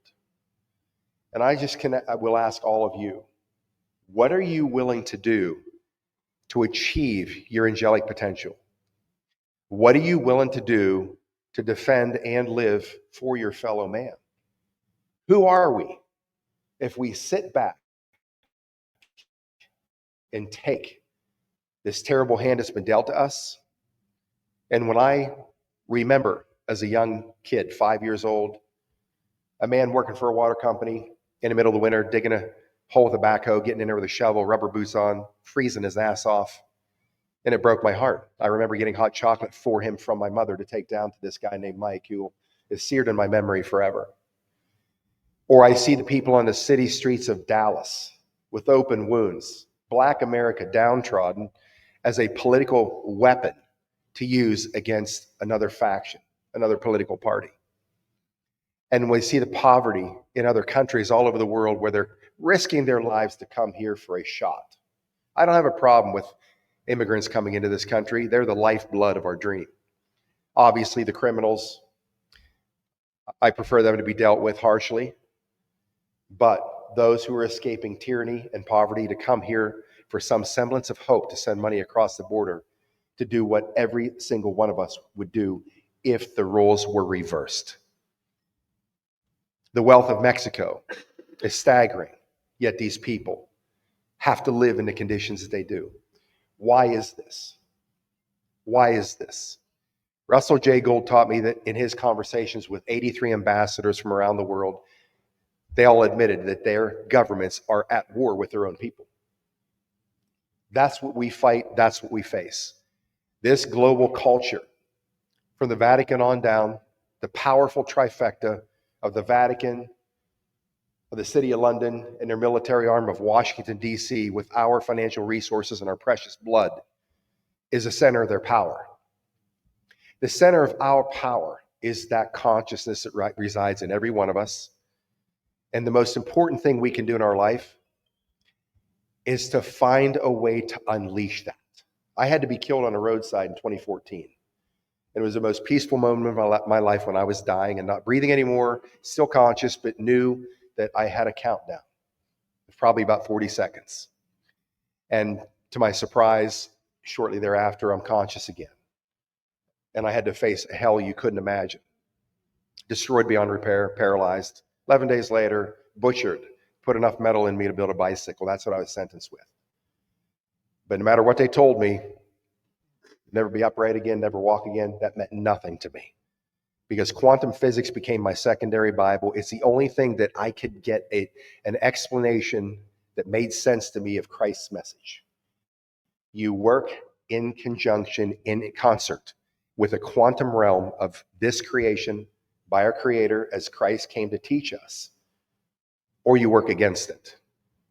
And I understood what I'd been studying in quantum physics for 15 years. I understood that I could rewire my neural networks with my own conscious thinking.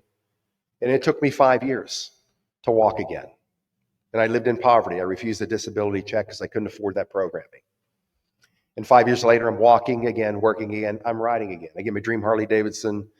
2.5 months later, taken out in a high-speed hit and run downtown Dallas by a big Texas pickup truck, flying across 4 lanes of traffic and landing and damage and destruction all over again. Yeah. I was in a trauma center looking up saying, this is bullshit. I thought we had an agreement here. I'll make a comeback, tell the world how the Christ consciousness works. So all things that are bad are not necessarily good, and all things that are good aren't necessarily bad. It all depends on what you choose to do with what happens in your life. Everything that happens in your life and everyone that happens in your life is either an anchor or a propeller. You decide which it is, and wherever there's an anchor, drop it, stick with the propeller.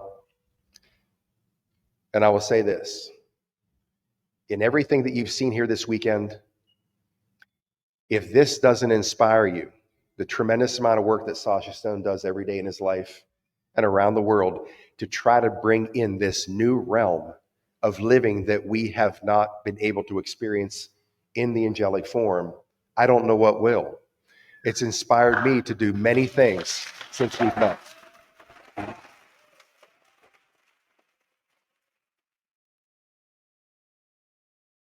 This is my public message to all you redneck detractors out here. I grew up in Redneckville, USA. There's nothing you can say to me that'll change my mind. Because I know that the people that live in these areas today that don't have a shot at real life, real enjoyment, rest, peace, travel to see the earth, That is not how we were supposed to live. David Martin and I were talking about this yesterday. When I saw the movie Avatar, it hit me. That's how we should be living on the planet, living with it, with all of God's creation, not upon it, not an intrusion, not an incursion. And we can get there with the technologies if we continue to speak of these technologies, push on these technologies. And so I ask the world, where is our 0-point energy? Where is our anti-gravitic technology? Where is our sonic healing technologies? Where is what you've been hiding from the world? Because I assure you, we are now in that age and time. This is the rise of man in the angelic form, and it is going to be released. The question is, will you be a part of it? Or will you be put in a position where you'll never be able to access it yourself once humanity has their hands on it? That's the push for the New Earth Project for me. I thank you all for being here. I'm honored.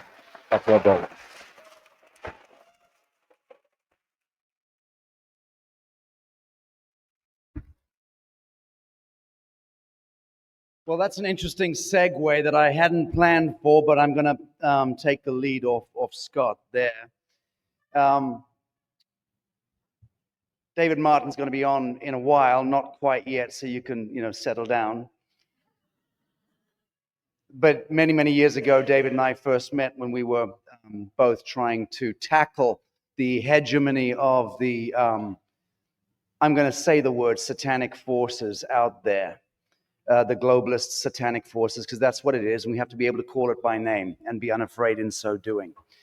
But at that time, 17 odd years ago, David Martin and I were working to try to, we did infiltrate the basement of the United Nations, and we were trying to rewire the basement in a sense to change the economy and change the hegemony of the globalist infrastructure that was precluding breakthrough energy, technology solutions, remediation coming into the world. We failed, but we set a different source code, and now in our middle age, leaning toward late middle age, he and I look at each other in that knowing way that old cowpokes leaning up against the bar know each other, right? Just with a wink. Because we were there, and we did dangerous shit, man. And we survived it, caught a few silver bullets in the teeth, and here we are, and we begin to see a world that is changing. But just on that score, that Scott raised the specter of the sequestration of technologies which present our ascension, present our true revelation, and our capacity to move freely on the surface of this God-given earth, to be able to communicate freely on this through this God-given earth. The rape of Gaia, the sacred womb of the earth, the pulling up of oil and gas, of assets, exploding them on the surface, and then harnessing that false light utility in order to subjugate humanity through the devil's umbilical, the utility wires.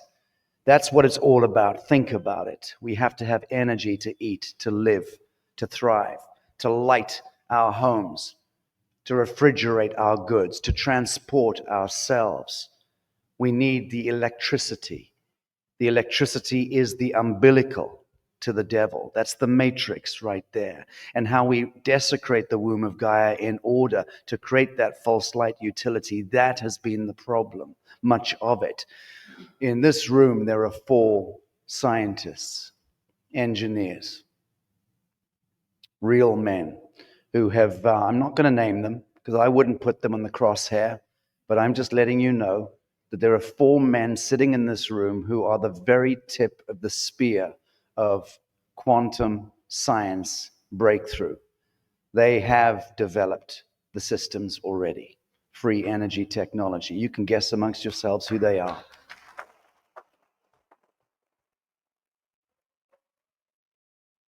And those four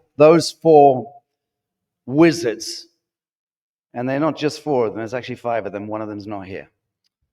But those wizards are very much a part of the family of this new earth and where we're taking the solutions and how we're going to be wiring up our lives, or etherically broadcasting cold electricity through the air, plasma, all of that.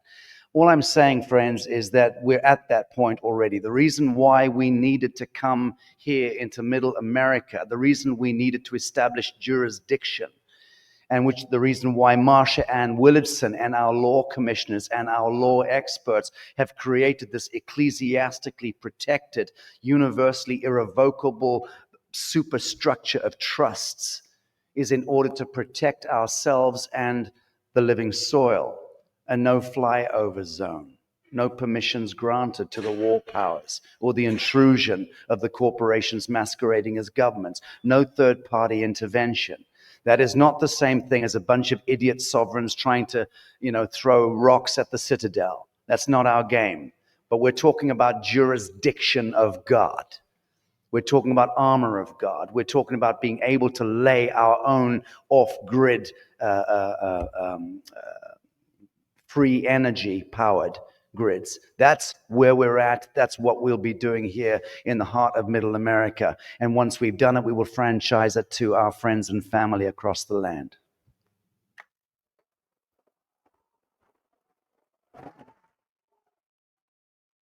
And I dare say we'll be protected by patriots and veterans and constitutional sheriffs and good public officials. Right. I'm going to be playing at the very end of this the amalgamated messages from the kings of kings, paramount chiefs, elders, and grandmothers from all around the world. It's a 35-minute video, and that's going to be inserted at the very end so that the people who've been locked in this theater for the last couple of hours, and we still have an hour to go, once we start that, because this is also being live broadcast to the world. So please understand, I want this to be a comfortable exercise for you. So I'm instructing my producer, Christy, in the studio in San Diego, happened there, to kindly hold off on that big amalgamated message from the International Hereditary Leadership. We're going to bring that in at the end. I was going to bring it in the middle. I'm not going to do that right now. What I'd like to do is I'd like to bring up onto the stand George Lewis, who is an astrologist of epic stature. And he's also a common friend of Laura Eisenhower, which makes him a very good fellow. And I'd like George for the next 5 minutes to help couch for us why today, friends. Why today, George? Thank you. Hello. Yep. I'm very happy to be here. I feel honored, blessed, excited. Don't be taken in by my accent. No, really, really, really. True patriot, because it's in the blood. If I've learned from anything today, it really is, what was the last quote of Q? Watch the DNA. It's in the blood. What is the United States here? Let's go quickly back. I've only got 5 minutes. Sir William Hope, 1742. On that day, in a little office in Edinburgh, he made a prophecy about 44 years later, 1776. A man called George Washington would step into the fold and usher in a new way of being. We jump ahead, another Pluto cycle. You have Klim Clement, 2007. There will be a trumpet. Trump will come. He'll be a man of faith, not of doctrine. What are we doing here? We're birthing the new republic, a Pluto cycle later. It's all about the Pluto return, you see. Pluto in Capricorn, 2008, to literally only about 7 or 8 months ago, the destruction of all the institutions, the alphabet agencies. Here we now have the birth of Pluto in Aquarius, and that coincides with the birth of really understanding our ontology. We've been told so many lies, and the United States has a very powerful place on this planet galactically because of freedom. If you go back to the 1750s, the 1760s, people left the old world because they wanted to worship freely. They wanted to be able to have radical freedom and love away from the tyrannical, monarchical system of class. And I know all about that system, and it doesn't serve the heart. The sun in Cancer. In 1776, the United States was birthed with a Jupiter-Venus conjunction with the sun. Some of you will know what that means as an astrologist, and it takes time to learn the language of cosmology. It takes a lifetime, and I'm only just beginning. When you have the two benefics of Jupiter and Venus conjunct the sun, you know that God's in charge. Seriously. I'll say one thing. What is the opposite of Cancer? Well, it's Capricorn. Who rules Capricorn? Saturn. Satan. What rules the City of London? What rules my birth country? Saturn. Absolutely. You can see it. It's all in the astrology. It's why it was never allowed to be taught at schools. When we all start to learn archetypal astrology, I look at you suddenly as a Scorpio, because I'm an Aries, and I want to know your mythology. I look at you as Cancer, you as Taurus, and suddenly it all starts to make sense. We have to bring this language back in, and it's about freedom. So the United States at the moment, because I haven't got enough time, is in this renaissance writ large. And we have to be a part of it because it's part of our birthright. We've all chosen to come here. And I just wanted to share that amazing faith that I have. The astrology tells me the truth. We're birthing something quite remarkable. Q is quantum time travel. Yes, on the military level, it's military intelligence on the 3D level. But on the 5D level, there's something remarkable. I don't know whether we call it Project Looking Glass. You look at the 1890s, before the mud floods, and you learn about Trump's son, and many of us in the audience know exactly what I'm talking about. There is something remarkable taking place, and we're right in the middle of it. And the most important thing is about the Cancer, the Sun in Cancer, conjunct Venus and Jupiter. Right now, Sacha's chosen to bring us all together. What do we have today? We have a Jupiter-Sun conjunction for the first time in 12 years. What makes it more unique? It makes it more unique because it makes a trine with Pluto in Aquarius. What makes that even more unique is the great Saturn-Neptune conjunction in Aries on the world axis of 0 degrees Aries. First time in 12,000 years. First time in 12,000 years, we are experiencing this type of cosmology. Let that be realized. That's very, very potent, what I've said. And the United States is right at the center of that activation.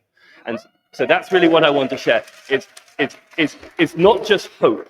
It's absolute cosmic faith for us to step into that power.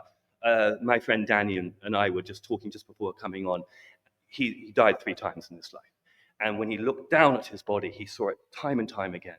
And I must share this with you because when we understand there's no fear, Saturn, and there's only heart, Cancer, sun sign Cancer, which is what the United States is, we eradicate that fear, we step into our soul contract, and then the new Atlantis, or maybe I should say the new Lemuria, is born. Thank you.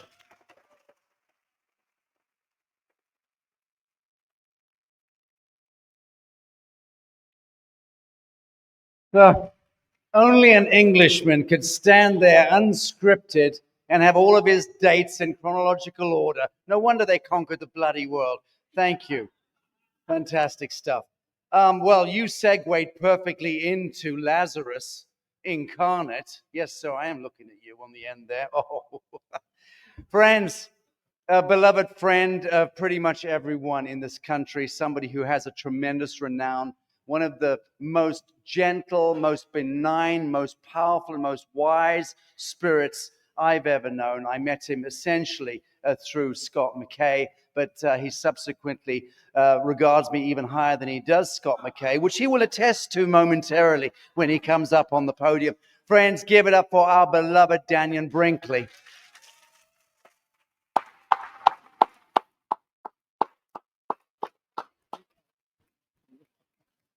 You go. 7 minutes. Got it. Would everybody please take a deep breath?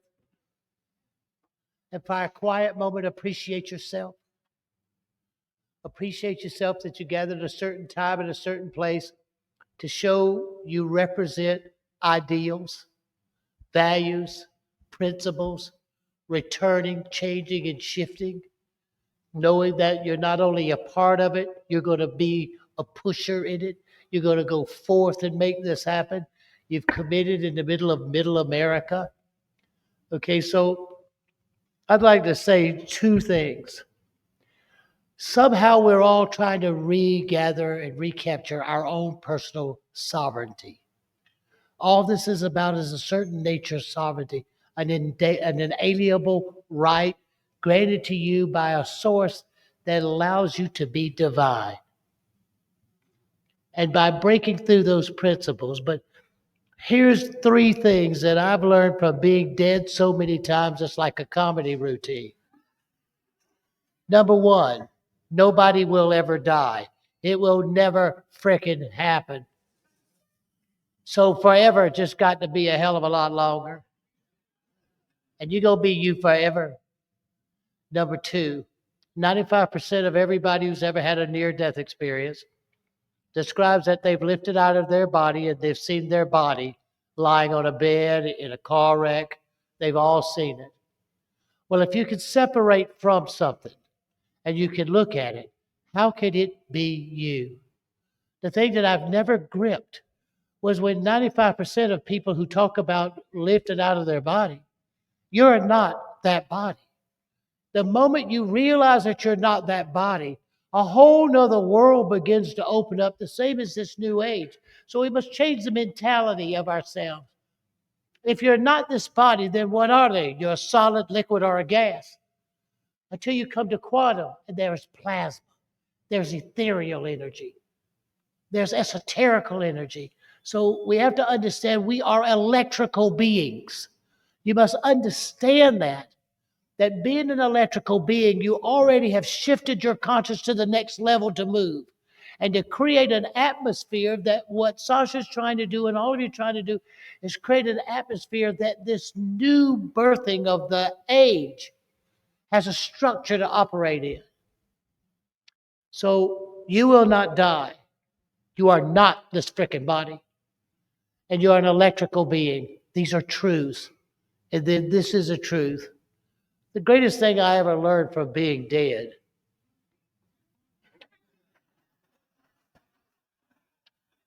is this. One day, there'll come a time when you'll let out a half a breath and you'll be gone. You're a half a breath away from what's next. You take a breath in when you come and you let it out when you leave. And everything else is just that space between the breaths. You know, when you breathe in, you got to hold it before you breathe out. So the value you're setting in your life in the new age, as you become witnesses to the return of a spiritual foundation in Middle America, to show that among psychology's good and bad, religious and principles, that a new age can be born and change the neighborhood and change the climate. So this is the most important. One day you'll let out that breath. You will see your entire life pass before you in a 360-degree panorama. You will have missed nothing. You'll know how many hairs was in the nose of the doctor who pulled you from your mother. You'll be amazed at how much you had restricted yourself in order to perform the task that you were chosen to come here to achieve. How much you had placed upon the restrictions in order to achieve the divine goal, at the same time experiencing your own. And then you will watch it from a second person point of view as if you were your own best friend. And when I say it, think about it. When you have to look at yourself, if it's your best friend telling you how stupid you are or how wonderful you are, you know there's not much ego in it and you know it's honest. The divine is a loving, powerful, gracious presence. It is nothing to fear. It is something to embrace and marvel at, but you can only embrace it and marvel at it electrically. Think of how many times a day your heart has to beat. How many times? But do you know you need 0.45 milliamps? Your heart needs 0.45 milliamps to beat. Now, when you say milliamps, what does that measure? Electrical current. How many times a day does your heart beat? How many times a day does your body have to produce 0.45 milliamps? Think of yourself as an electrical being in this. You will literally become every person that you've ever encountered, and you will feel the direct results of your interaction between you and everybody you have ever encountered. Nobody gets away with anything. The universe is fair and balanced. And what you're doing is rebalancing in your own self, the electrical spiritual identity of yourself, in hoping to create a new Jerusalem, a new level, a new consciousness, and to create a formatted level, what Sacha's trying to do, to create a formatted level that you can consciously operate in, that as much as you're giving to be a part of financially, emotionally, spiritually, and personally, you're also responsible for the indigenous nature of the return of the spiritual identity. You are co-responsible as witnesses. So a part of your heart, your mind, your soul, and your future sits in this land in Tennessee, and where it goes is upon all of us. With dignity, grace, love, power, honor, respect, forgiveness. So we are seeking to be forgiven by the indigenous nations that was so righteously talked about, and why this young man from New Zealand was saved. We are seeking to be forgiven, and we are spiritually recognizing our fault, appreciating that it's us, and representing all of the world to come together at one place to recognize and take the blame. We may not be responsible for all of it, everybody, but if we take responsibility for all of it, then we don't miss anything as we build a new world. So it's a privilege to be here with you. I love each of you so freaking much you can't stand it. I need you to do this with all your hearts. Pick a ray. I've been beating you about this. Red, orange, yellow, blue, green, indigo, or violet. They are the colors of the spectrum that allows you to frickin' see. You would not be able to see without those rays. Pick one. Look it up on your phone. Get involved in the color, its frequency, what it is. And you see that you're living in an electrical world. How I'm able to keep surviving, and I'll start with this, is this. I design what I'm going to eat most of the time on how fast I can convert it to electricity. What I eat and the pace that I eat it and the prayers that I put upon it and the thanks I give for it, and all my little medical bottles has little things on it. I do this in love, in aspiration, in consciousness. So when I go to take it out, my vitamin says what I'm doing it. We must command and control the divinity of our own identity. We must seize it back. We must seek forgiveness in this presence and this day for what happened last night. And we must love ourselves. Finally, you are a great, powerful, and mighty spiritual being with dignity, direction, and purpose. Okay? There is only one thing that can ever go wrong in your life. You allow something to affect your dignity, which skews your direction and your purpose. So whatever heretofore has affected your dignity, upon this day, on the longest day and the holiest time, we seek to let it go and reconstitute our dignity, direction, and purpose. Love you and thank you.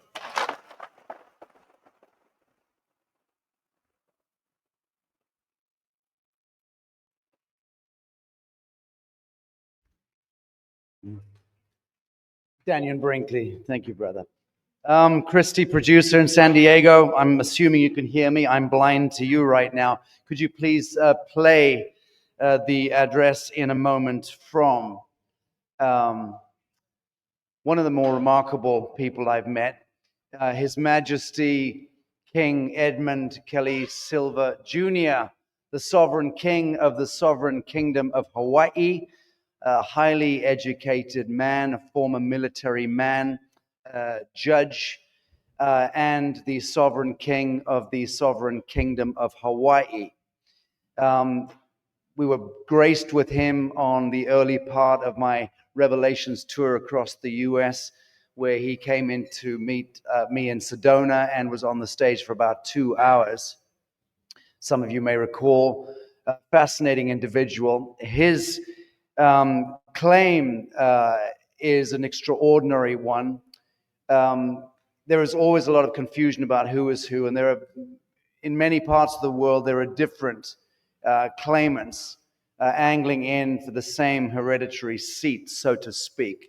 Now, we need to momentarily speak to this issue because it's something which in the coming days and the coming years is going to be more and more prevalent as we start to reestablish the true hereditary lineages around the world. So it's a complicated subject, to be sure. But we're satisfied that this extraordinary man is one of the true kings. And the reason why it is important for us to acknowledge the hereditary kings, and I need to couch this here because I'm responsible for many years now going around meeting with kings, queens. I am not seeking new kings and queens to govern us in the old sense. What I'm suggesting is the following, and when I say I, it's the grand I on behalf of our organization, our ecosystem. There are many, many very brilliant people in the NewEarth ecosystem, as you know. Bishops, judges, PhDs, scientists, economists, ecologists, very, very brilliant people. I'm either cursed or blessed to be the spokesperson. I don't know which yet, but I'm just trying to find a sort of middling path here in the way we communicate chaos to the world and try to recohere our focus as the living witness. It's like this. I gave you a preamble earlier today on the Vatican complex and on how that historic labyrinthine leviathan, that nebulous creature, came into our lives culturally, civilizationally, and strangled us and separated us and corporatized us. What it did along the way was it removed the true kings from their thrones, the true queens from their thrones. The true hereditary leaders were usurped. Be crystal clear about that. Those are stolen thrones. There are many kings and sheikhs in the world today who are not the true kings, not the true sheikhs, not the true hereditary leaders. They are oftentimes the corrupted cousins, distant, who were sympathetic with the colonial powers, who were sympathetic with the conquestors. Okay? So in that sense, if we're to talk about a return to true form, we have got to go back and address that usurpation that occurred of the true hereditary kings. They need to be restored, even if it's momentarily, to their thrones in that reshuffling of the deck. And then it is on them to come down to the level of Homo sapiens, sapien eye to eye. That old story of divine right to rule is an extraordinary story. If you begin to understand archaeocosmology, cosmogenetics, it is an extraordinary story. Take it from this middle-aged man that we are the galactic hybrid right here. That is the story we need to be aware of. We are a mirror of the heavens. So we are the galactic hybrid. And in Middle America, which is why we're here in Tanasi, Middle America, this is where the human experiment is played out, right here. So we are, in that sense, the true rainbow warrior tribe. And the reconvention of that ancient blood song that each of us here carry from the Pleiades, from Sirius, from Alpha Centauri. This is not a joke. It's only a joke to the mundane pedestrian mind, the one that has been cult programmed by a very reductive Fabianist education system. I invite you to begin to inspire everyone in your lives to raise your eyes to the heavens, as the Aboriginal First Nation peoples have never stopped doing, to remind us of our connection to the star nations. They have not been embarrassed by this. They have sustained and maintained the flame of pure truth, whilst we went forth and played with fire. We took forward the element of fire, and I'm speaking principally to the white skins here. We were the custodians of that element. It was entrusted to us, and our forebears took that element of fire to the worst possible extent and built the atomic bomb and rent the fabric of time-space, the continuum. And that unleashed all sorts of unholy intelligences into this domain, into this realm. And if you want to understand how the world wars and the intervention of synthetic soul, of transhumanism, has become something terrifying and epochal, it is because of the way that we abuse that element of fire. Now, fire is also a transmutative element, friends. And we are required, you and I, our generation, of white skin, black skin, brown skin, yellow skin, and red skin, because we are all now interbred. We are one skin. We are the rainbow warrior tribe. And we must now take that fire element and use it as the transmutative, transformative, and transcendent principle. We must alchemize all of the bad history into the new dreaming. I'd like to bring on next on the screen His Majesty King Edmund Silva Jr, the Sovereign King of the Sovereign Kingdom of Hawaii.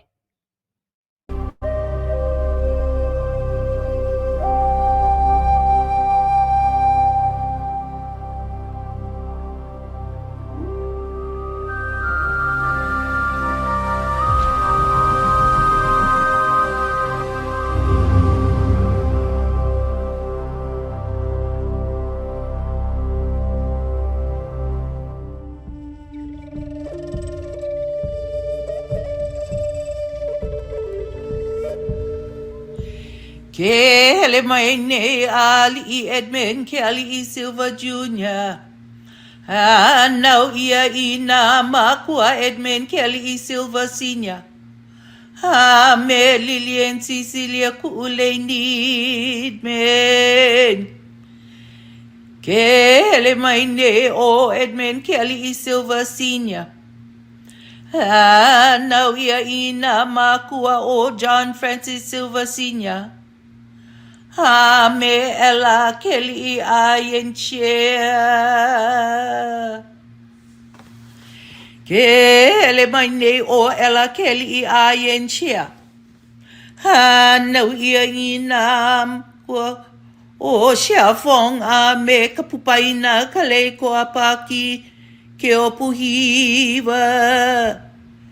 Kele maine o kapupaina kale ko apaki ke kua pohiva. Hanau ia ina makua o palilela ni huli na liko lau o kalani ke o pohiva. Me aka puo paina kale ko apaki. Hele maine o kapu. The arrival of the king is here. Please be silent. Hello, my ku'upu'uwa i'oi. Greetings from my heart to yours. I sincerely express my gratitude to the Honorable Sacha Stone, his staff, supporters, and friends for providing me with the opportunity to address the serious crimes against humanity on such a significant occasion. These atrocities originated with the proclamation of the Doctrine of Discovery, established in the early 14th century as a legal and religious authority grounded in the papal bulls. It served as the official framework for European colonial powers to seize lands and resources, all in the name of God, falsely asserting that indigenous peoples were subhuman and a mistake of God's creation by the Catholic Church. These unjust actions have persisted throughout history by European nations, including the United States and other documented regions worldwide. Today, we not only acknowledge this well-documented evil, but also present our proposed solutions to remedy these severe injustices inflicted upon indigenous peoples globally. Therefore, I ask, who is this humble servant speaking to you, and by what authority do I speak? To ensure my words reach your heart, mind, and soul, I share the truth, and truth that has been long hidden until now. I'm simply one voice among many, beginning with the voices of the past, whose cries for justice and mercy went unheard, ears that refused to listen to the pleas of women, men, children, the elderly, the poor, the disabled, and the sick. I believe that truth and our collective efforts can restore us to our original selves as indigenous peoples of the lands blessed by Akua, God. Since my divine birth, my parents have often claimed that I come from a prestigious lineage of monarchs dating back to the beginning of history. I am His Royal Majesty Ali Nui Mo'i Edmund Silva II, and I hold the honorable title of Head of State, Commander-in-Chief, Protector of the Faith, and Imperial Magistrate of the Kingdom of Hawaii. Additionally, I am also recognized as His Majesty Beatitude, a title granted by divine providence to the individual appointed to this noble position by the Royal Melchizedek Priesthood. In this role, I can engage not only with the political environment, but also with leaders of all religious or spiritual organizations worldwide. This allows me to speak effectively about the affairs of not only the Kingdom of Hawaii, but also all indigenous nations seeking to establish treaties with it. This enables us to present a united voice in promoting peace through the collective strength of the people. While we have acknowledged the concerns raised by our ancestors regarding the doctrine of discovery, which laid the groundwork for the significant period of our history, achieving genuine justice for these profound injustices requires a comprehensive global resolution. The strategic plans of my kingdom and their implementation have already commenced with the establishment of Hui Maluhia Hui Pu'uhunua Enlightened Peace Center, the Indigenous International Supreme Court, the Tree of Life Medical Hospital, School, and Pharmacy, as well as an Indigenous Cultural, Traditional, and Customary Center dedicated to preserving and practicing our cultural heritage. There is no greater risk or challenge on earth than maintaining global peace, a shared responsibility of all nations. However, that peace can only be achieved when all indigenous nations are made whole, honoring the ancestors, the present, and future generations, so that the hands of God may bless our lives with His divine love, and that we, His children, finally get it right. To guide us toward healing, reconciliation, forgiveness, and peace, the Hui Maluhia Hui Pu'uhunua Enlightened Peace Center is planned to be built in the Kingdom of Hawaii and then extended into the world. This initiative is not meant to replace the United Nations or any government authority. Instead, it aims to serve as a symbol of hope for the global community. It provides a space for world leaders committed to peace, along with religious leaders, to work together on creating enforceable laws that emphasize the importance of protecting nature, the environment, humanity, and God. Attaining peace, including enlightened peace, necessitates sincere dedication and a targeted approach towards sustainable practices. I am fully committed to this esteemed endeavor and humbly solicit your steadfast support, which will empower me to exercise robust leadership. Collectively, we shall safeguard each other and our nations in pursuit of the higher objective, the preservation of life on earth, through the establishment of a supreme rule of law that is uniformly enforced and highly esteemed. This initiative urges the complete eradication of all weapons of mass destruction, such as nuclear, chemical, and biological agents employed to a warfare that not only result in human fatalities, but also pose risk to billions of avian and animal species, as well as the potential destabilization of Earth's very foundation. Should the planet's equilibrium be disturbed, it could lead to the total destruction of this planet. United in purpose, we can realize a vision of global peace, equitable trade, open and safe borders, safe communities, and a profound respect for humanity, the environment, and the divine. Subsequently, the Indigenous International World Supreme Court will be established to hear cases against nations that violate the supreme law of peace. Offenders of this law will face strict penalties in line with the supreme rule of law. Additionally, the court will consider cases involving indigenous individuals seeking lawful restitutions. Unfortunately, the current judicial systems have compromised their integrity by becoming adversarial towards those advocating for fair and equitable justice.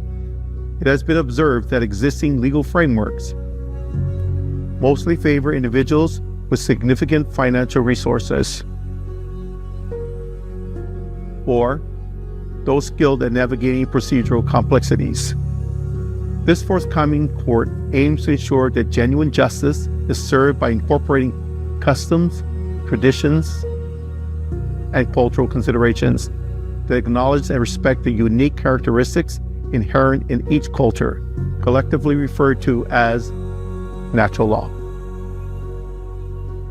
The establishment of the Tree of Life Hospital is imminent, with the objective of addressing the significant inadequacies in essential medical care that remain inaccessible to a considerable segment of the population. Individuals experiencing economic hardship, the elderly, the uneducated, or those afflicted by chronic illnesses, specifically those possessing only basic insurance covered or lacking insurance entirely, encounter substantial challenges in accessing adequate medical services.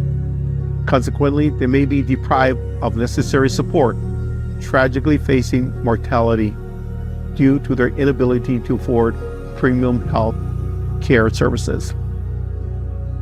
Furthermore, the Tree of Life Hospital will incorporate a medical school committed to educating future physicians, nurses, technicians, and pharmacists. The primary aim is to provide care to all individuals, regardless of their socioeconomic status. No individual shall be denied access to care, whether affluent or impoverished. Each individual shall be accorded the utmost dignity and respect. In closing, we must cease mutual accusations and the blame directed at others for previous issues. Releasing these thoughts to allow our minds to be receptive to divine intuition, ancestral messages, and the spirit of aloha, which is understood as God. Obsessing over problems hampers progress. However, acknowledging them empowers us not only to navigate, but also to overcome these challenges. With collective awareness of this truth, defeat becomes impossible. As we say in Hawaii, imua, look forward. I like to further close by this prayer. Heavenly Father, the God of all humanity, we acknowledge that we each are born in a state of perfection, irrespective of individual religious beliefs. Regardless of our physical or mental shortcomings, we understand that your love is eternal and that you are our Creator. Thank you, Father, for allowing us to experience your divine love, by allowing us to go through these earthly experiences. Our eyes are opened to spiritual and earthly challenges, and respecting this reality, your guidance and intervention to save the world and our souls from misgivings are called for. You are the only one who can step in and help us correct the volatile path we've stepped upon to global peace with each other as a human family and you, Father. May your divine illumination dispel the darkness of malevolence, animosity, violence, and despondency, ushering in your transcendent love, notwithstanding our shortcomings. Furthermore, may you graciously confer your wisdom upon all individuals committed to fostering enduring peace among diverse cultures and nations. Thus, we may finally cease our discourse regarding wars that aim to conclude all conflicts, allowing such rhetoric to vanish from our hearts, minds, and spirit. It is acknowledged that all individuals have committed transgressions. I too recognize my imperfections and misguided choices I have made. I respectfully request your forgiveness, as well as that of those who have chosen a similar course. I express my gratitude, Father, for your attentive ear to this prayer. In the name of Jesus Christ, Amen. Today, our struggle is not for American, Asian, or European rights. Rather, it is for inherent rights. Let us unify our voice, mind, and spirit, attributes for which indigenous peoples are renowned, and bolster our determination through solidarity while honoring our inalienable right to live as sovereigns on our ancestral lands, as ordained by the Great Spirit. Aloha kea kua. Mahalo.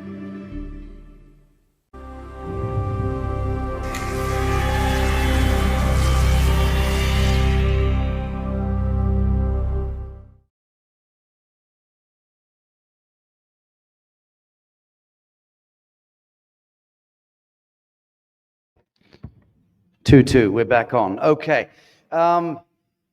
Somebody who I thrust the responsibility of being a speaker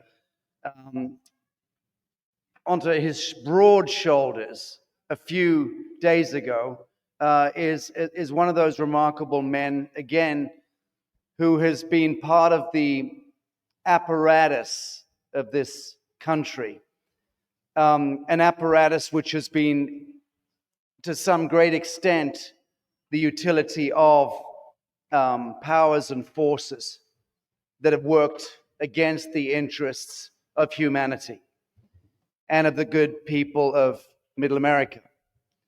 I'm speaking about a military man, and he was very gracious enough to agree to speak for a few minutes to help to try to couch and educate for us, for you, something about the status quo as it relates to the reset, the so-called reset, because he is one of those military intelligence figures who you could loosely accuse of being a white hat, given that he moves in strange circles. He's a remarkably intelligent man. His own story is a very interesting one, and how he came to the light, and that's not what he's here to speak about particularly. But please, I want you to welcome this man. I've spent time with him. I'm very graced by his friendship and that of his son, who I've also met recently. I'd like you to welcome, please, General Baker, who is a decorated military veteran, an outspoken voice for truth, freedom, and this Constitution, with deep knowledge of military intelligence and global power structures. He now serves as a spiritual warrior, a protector of sacred sovereignty, advocating for informed resistance and divine leadership. General William Baker.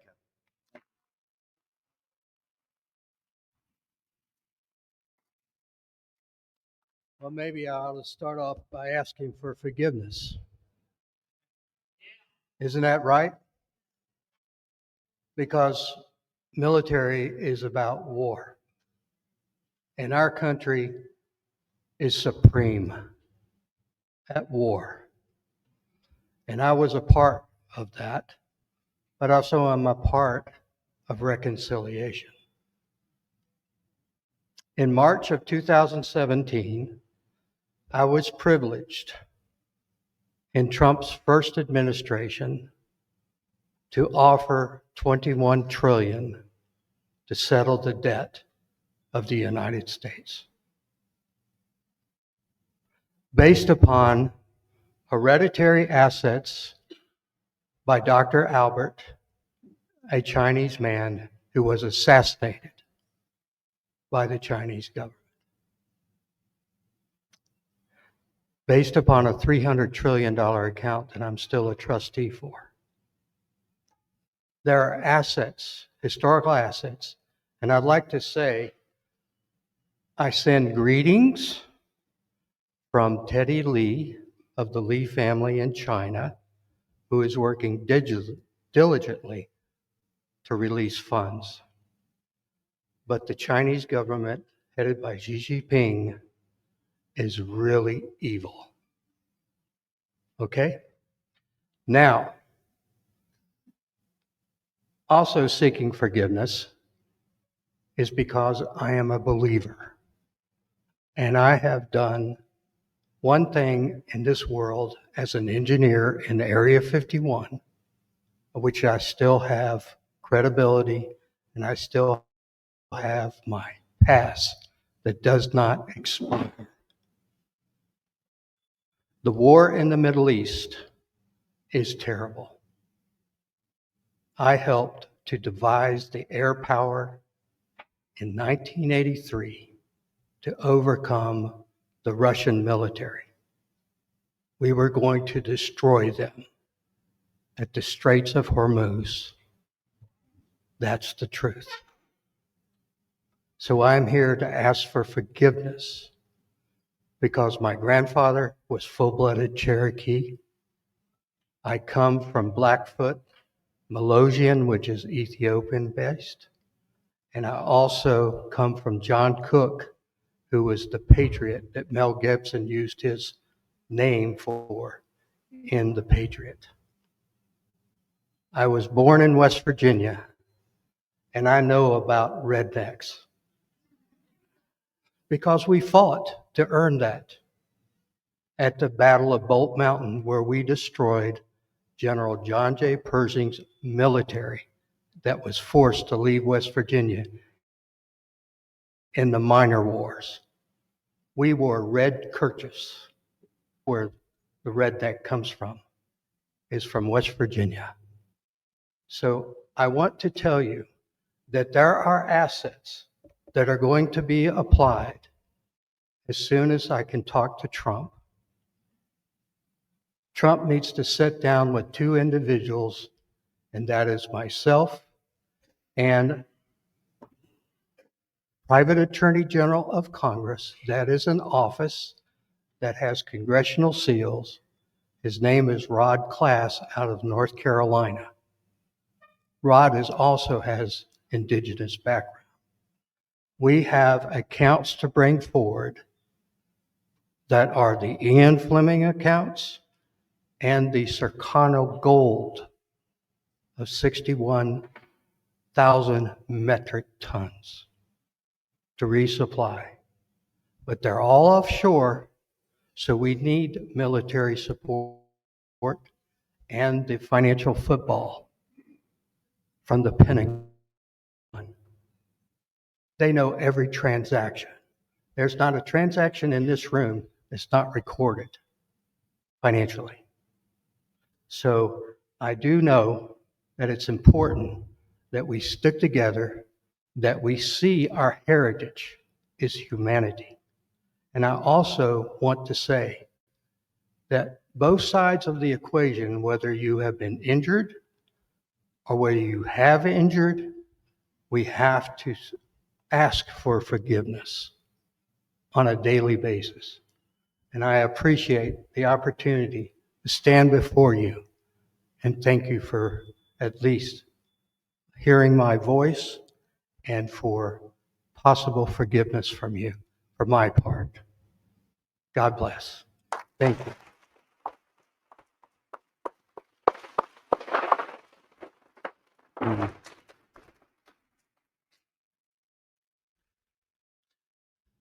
Okay, friends, next up. Oh, yes. What to say? Do I need to make it? I don't need to lean into this at all. The first name is Laura. The middle name is Magdalene. And the surname, friends, and the blood song is Eisenhower.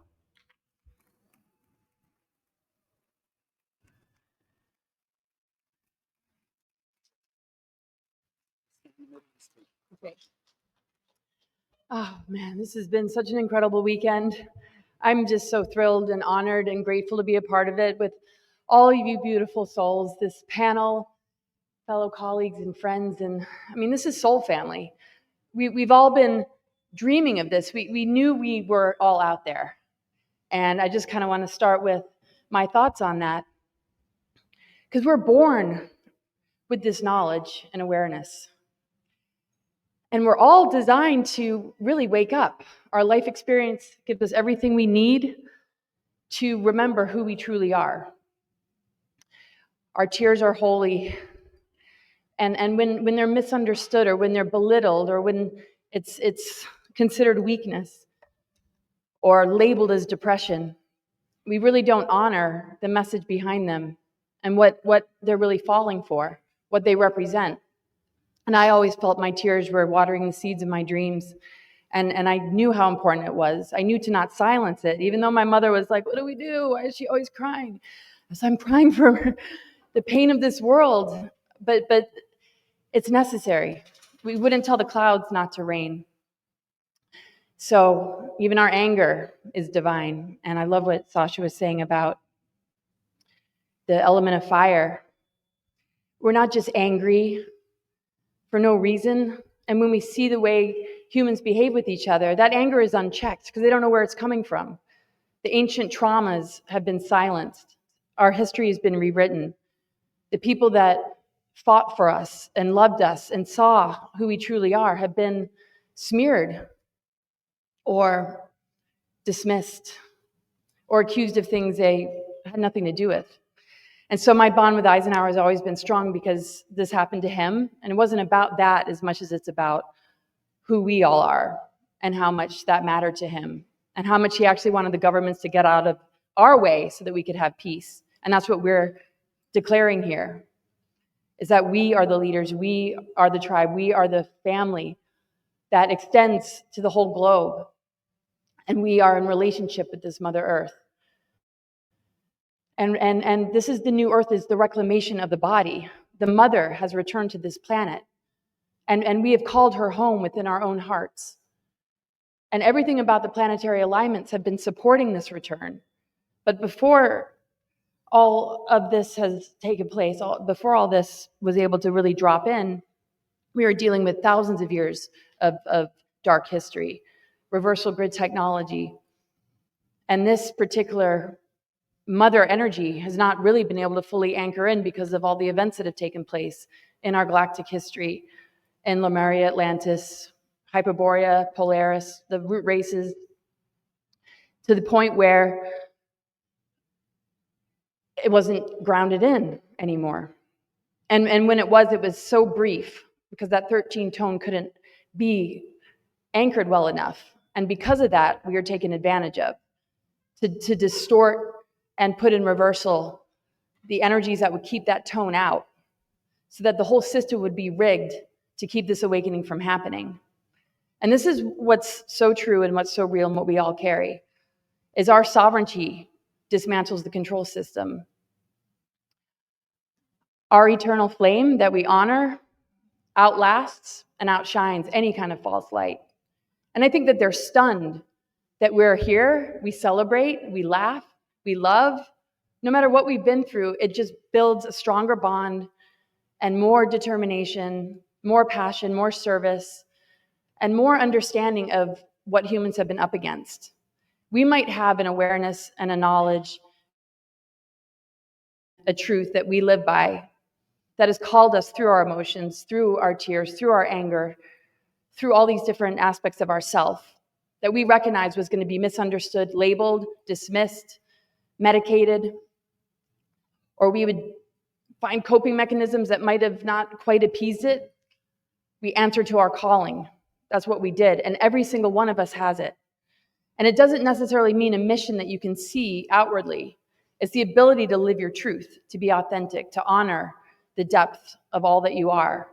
And when you reclaim that, when you step into your body, you are a new earth. You're a living example of what that new earth is because you are now in ownership of your body. Because everything that's been conditioned into us, everything that has been indoctrinated into us to believe is not truly who we are. So anybody outside of this in our world that is walking around with those programmings, with that kind of patterning, has misplaced grief and anger and confusion that is just being hijacked into these psyops and false flags and storylines to play on their good intention because they want healing. But because they know it's not truth, without really knowing it, they're threatened by those that are awakened. They deep down feel very insecure about the choices they're making, and they want you to drop down and join them and be on their side. And if you're against it, it's duality, it's this battle. You're threatened by what you don't understand. And if you're not in agreement to it, because it's a programming that you're not buying into, which is this whole conquer and divide, you're at war with this, with sort of a false flag that doesn't truly represent what these times are about. It's to honor the depth of this trauma and these wounds and to bring them to the surface with spiritual maturity and work together to get to the depth of our true history, our galactic history, what we're really, really made of, so that we can understand how all of this has been used against us to not get to the root, to not get to the core wound of how much we actually really miss each other and love each other. And all these games being played, how we spin in circles and get further away from the goal, feeds even more anger, sadness, and grief, because deep down, we really just want to return to source, to each other. We've had these surrogate parents, these foster parents that kept us from who our true source is.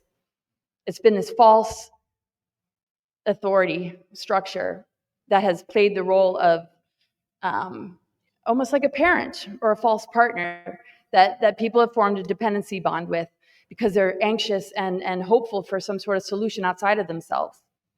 But when we silence the truth of what's emerging within our children and in those voices that need to be heard and not silenced, those kids that can't sit still in class to be given a voice of why, what's coming through, why do you feel this way, instead of labeling them and medicating them and creating this projection that there's a problem, you're misbehaving, you're trouble, you're a rebel, but really honoring where that's coming from and holding space.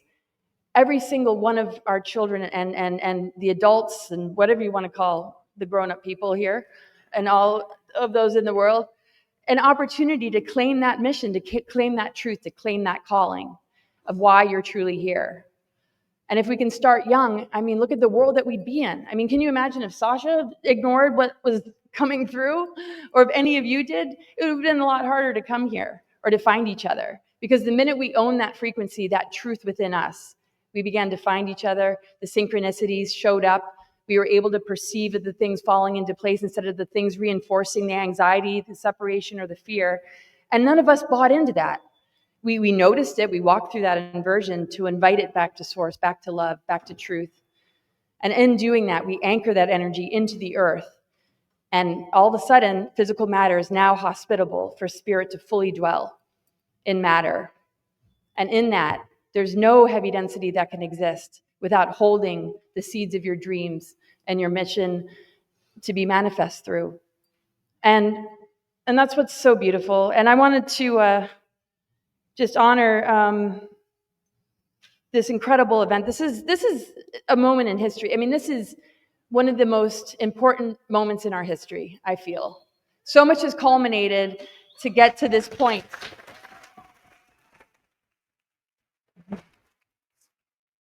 So much has tried to keep something like this from happening, and they don't seem to understand that it's like a rose that is growing through cement, that there's a force and a power that source holds that we as rememberers and holders of the codes and the flame are able to push through. You can't bury it, you can't kill it off, and you can cause maybe DNA to be dormant and asleep, and a lot goes on when you're asleep and something else is running the show, but the minute you switch it on, all of a sudden the energy cords fall away and there's nothing that can siphon and harvest you. There's nothing that can steal your dreams anymore or tell you that something's wrong with you and something's wrong with everything, and everything's right with you for reacting, for responding, and for listening. So we're here to help one another maintain that and see the beauty and sacredness of it without the judgment, without the rating of where it means for you on the spiritual level. It is spiritual and deep, every aspect of it. Just showing up for yourself and one another. That is about as holy as it gets. So I just wanted to share one of my favorite quotes from my great-grandfather. And what was really amazing about him is I've known him for a long time, and I know that. And when I was a young kid coming into this family, I recognized him right away. And when I saw the person that was appearing to me, and I prayed, to God, he was like right there too. I'm like, who is this bald guy who keeps showing up? And I was I was very little, and some of the family gatherings were starting to happen, and I was like 4 years old, maybe 5 years old. I went to the Gettysburg farm and stayed with Mimi, and I'm holding her hand. And then I would go to family gatherings, and I would look on the bookshelves, and I'd see that's the man that's appearing to me, and wow, he was a general. Oh my gosh, he was a president. And then I just got to know him on a spirit-to-spirit level. He was there for me through thick and thin, and he nudged me in the right direction. I just felt his guidance, and he's here with us. I know this. But one time I walked into a clairvoyant institute, and they said Eisenhower just walked in the room, and they didn't know my name or who I was, but they said he walks with you. He came right in the room with you, and so they helped me to understand this level of targeting, because I would blame myself. What have I done? It's bad karma. I can't create anything. And I was pre-targeted to go off planet. And, and we've been pre-targeted to live in this new world order that is not happening. It's the new earth. It's our soul fully aligned inside our bodies with the highest of dimensions that our mind is connected to as a signal that downloads to us and awakens our intuition so that we can be fully guided to know what to do and when to do it, just like this event. Sacha listened. We all listened. We all listened to each other. We honor each other. I've never felt so much love and so well received. So I just want to thank you, and I wanted to thank you so much for bringing me in. But we know about the final speech, the military-industrial complex, and the importance of that speech. And so much about his administration has come to light lately about what he was able to set up to offset these dark forces, these vampiric forces on the planet. But what we have established for ourselves that keeps these energies alive is what we're doing, that we are the leadership, that nothing outside of us is going to save us. We're not waiting for something outside of ourselves to give us disclosure, to bring about ascension, to grant us anything that we ourselves aren't earning every day within ourselves, by being truth keepers, by holding the love, by holding the compassion, and by knowing that whatever programming people hold on to, we see right through that. We see your soul, we see your heart, we see the struggle, and we love you anyway. You can hate us all you want. And even people that have turned away from the mother, that mother is unconditional. And it's a love that is fully grounded into this planet now. And I just want to share this quote. Every gun that is made, every warship launched, every rocket fired signifies in the final sense a theft from those who hunger and are not fed, those who are cold and not clothed. The world in arms is not spending money alone. It is spending the sweat of its laborers, the genius of its scientists, and the hopes of its children. This is not a way of life at all. Under the cloud of threatening war, it is humanity hanging from a cross of iron. And these weren't just words of a politician. They are the words of a witness and a warrior turned guardian who saw that unchecked power what it could do to the soul of a nation. So here we are, and we all hold something so powerful to win the war on consciousness from within, to recognize the games being played, to overthrow and override, not through fighting back, not through stooping to that level, not through dismissing anyone who has been led astray, but by holding something that will serve as a reminder for them to come home into themselves and to recognize that they can be themselves here. That the beauty of us all being sovereign is that our uniqueness and our differences are a blessing to be harmonized and brought into oneness and unity. And where the programming's come up and it doesn't have a resonance of truth, we're here to help break that down, to help restore what is divinely yours and within. Because all of that is artificial, all of that is being broken down. The control grid is collapsing. And we're going to help people walk through the betrayal and the grief of what it means to recognize that surrogate parent or that authority that you thought cared about you might not. And we can pull as many souls as we possibly can who served under those organizations, institutions, and pillars of society that they believed in, that they were educated by, and help them to see that we see them and that we understand that those skills are important. Now it's going to be redirected into a way that is regenerative, holistic, and sustaining for future generations and all of life to come. And there's no turning back. Once you know the truth, there is no turning back. And so I honor all of you for carrying your truth so beautifully and for being such a force of love and wisdom and knowledge. And we all learn so much from each other, and just feeling this connection is this lighting up all these dormant strands of DNA in all of us. And it's literally dissolving the frequency fences that keep us and this world in some kind of lockdown. And it's only within us to begin to break that down. And so every single one of us embodies that new earth, because nobody is going to occupy this vessel but your soul and your connection with spirit. So I hope you all pat yourselves on the back just like I am. I'm proud of all of us. So much love.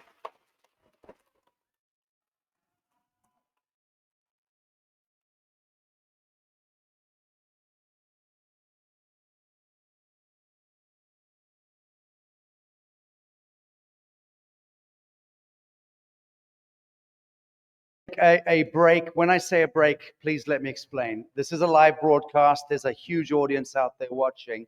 What I'd like to do is the following. We're going to drop in now a pre-edited media piece that Tess has been feverishly finishing up overnight. These were the messages that have come in from the hereditary elders, leaders, grandmothers, and kings of kings around the world. We've tried to keep it succinct. It's about half an hour long. I would like the judicial bench here to get a chance to leave and stretch their legs.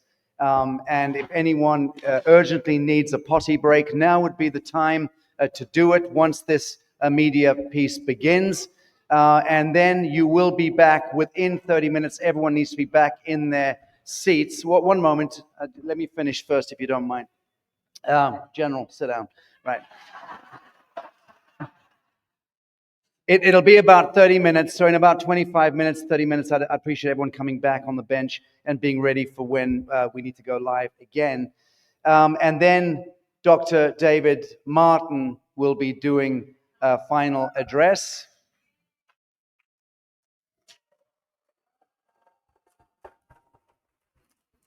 And Hereditary Chief Bill Lane Jr.'s final message will be coming in at the very end, and Chief Mel Standing Eagle will be leading the ceremonial prayer on the way out, and Grandmother Ejna and Hopi Messenger Bertram will doubtless participate in that. So that's how things will play as we now move toward the closing of this, this proclamation event. Christy in San Diego, kindly drop in the messages from our international hereditary leaders.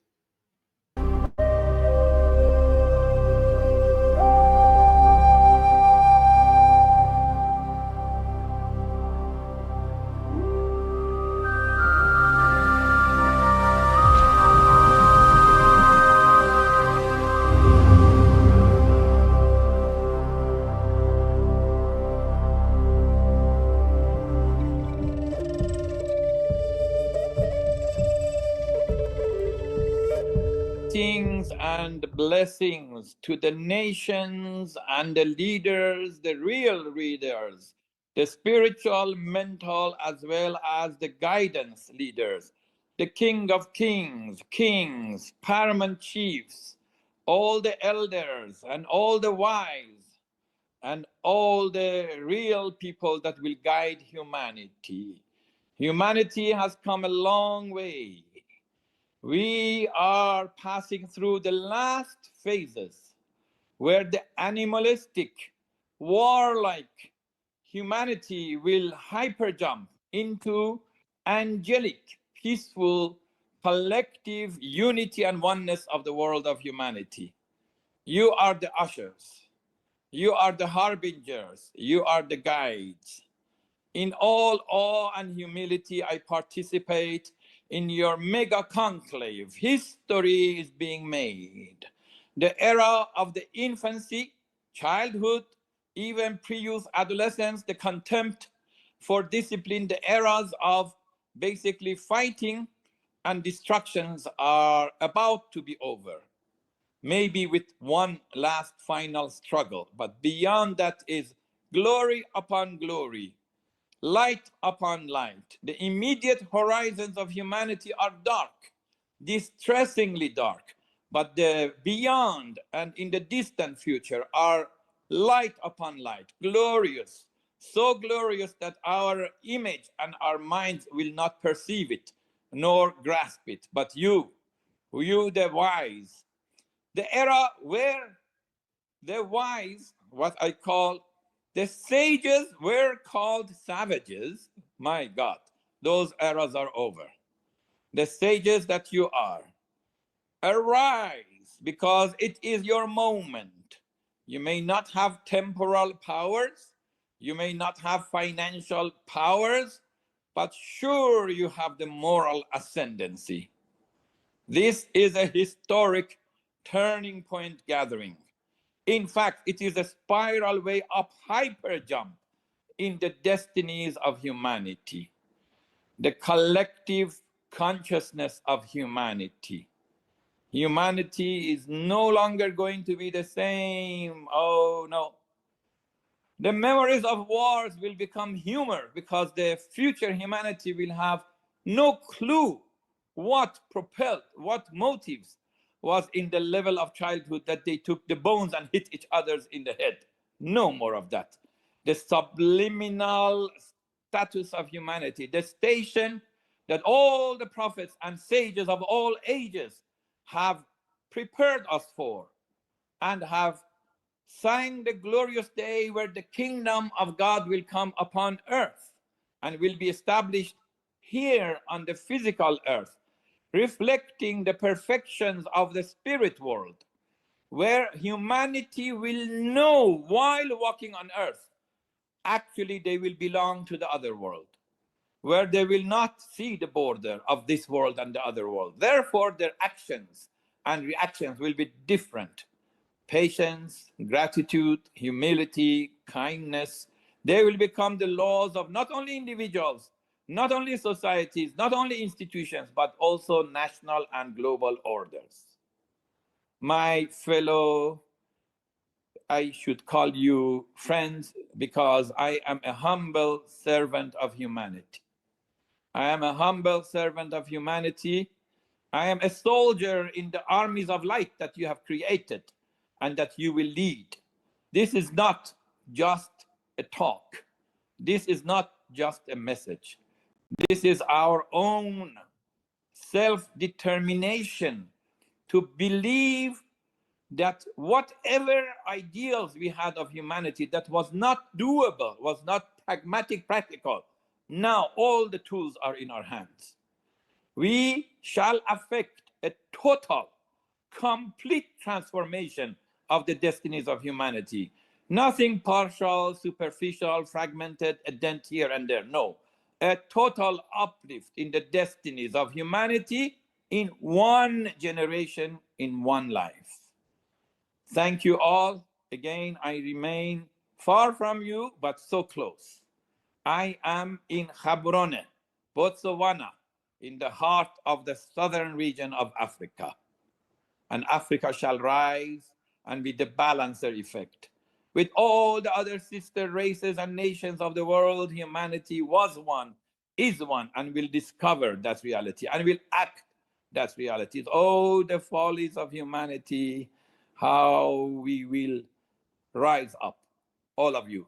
No more words needs to be few.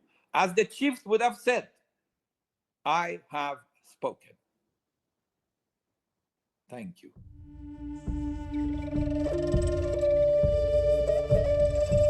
Saludos, ñañaicuna, a ver, tulaicuna, ñañaicuna. Ustedes son cuyaicuna, canapaique, buenas noches. A ver, kunak sa maha impitasyon, naita kunak watukubuan kisi. Uhan, pachamamamanta, kalpang ta manyakusun ki, satong apu kunamanta lipigmanta, inka paikiki, anawar ki, Paitaja avigan apuntiscan muna ka kalpaka pirsaka. Abil kunang sumaktar abil nasyong engasquero wote kumangisan como familia como ailo sumaksan kosan to pasunchis urpile sun kule si ta jabe monete te tu paiku sun monete te rimech un berlech un tachis un tosto un acción. A mí cairo la gente que está aquí cosas monete to paiku saco ta aquí saco. Familia ailo para invitación a urpile sun kule. Lipin laktamanta pone wato kuman que por cumpleaños, otra un tasca, María pasa, a ver, María pasa machaca, Urpilation, para salud, San Chiloro, que Santo Espíritu.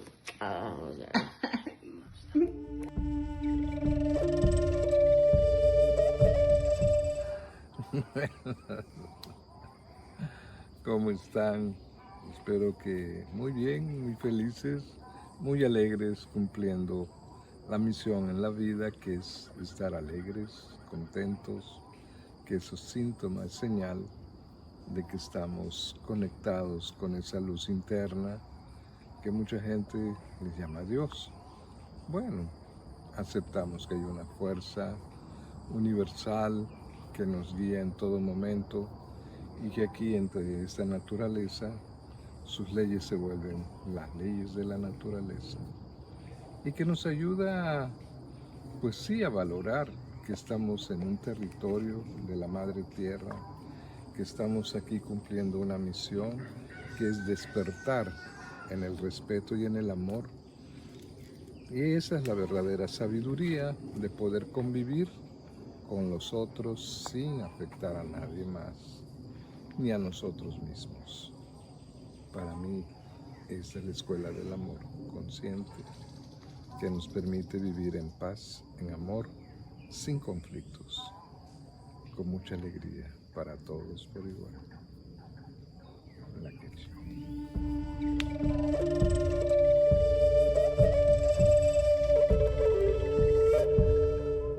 Yo me llamo Nelly Rátiva, princesa muisca de Bacatá, aquí en Colombia, invitándolos a ese gran templo sagrado, a ese rezo universal que estamos haciendo en Pachamama, Huampina, Huasi, en Perú, Cusco, Perú. Allí estamos por el nuevo florecer de la humanidad, trabajando ese pensamiento ancestral que ha estado guardado a través de todas las montañas y las lagunas de la Madre Tierra. Aquí está la enseñanza, la ley de origen que es la que rige todos los movimientos de la naturaleza. La Madre Tierra es una esencia para toda la humanidad, es nuestro evangelio. Los estamos invitando para que comiencen de nuevo su vida, para que dejen atrás ese miedo que les ha sembrado toda esta humanidad, que hace por el consumo, la ley del consumo. No se dejen llevar por eso.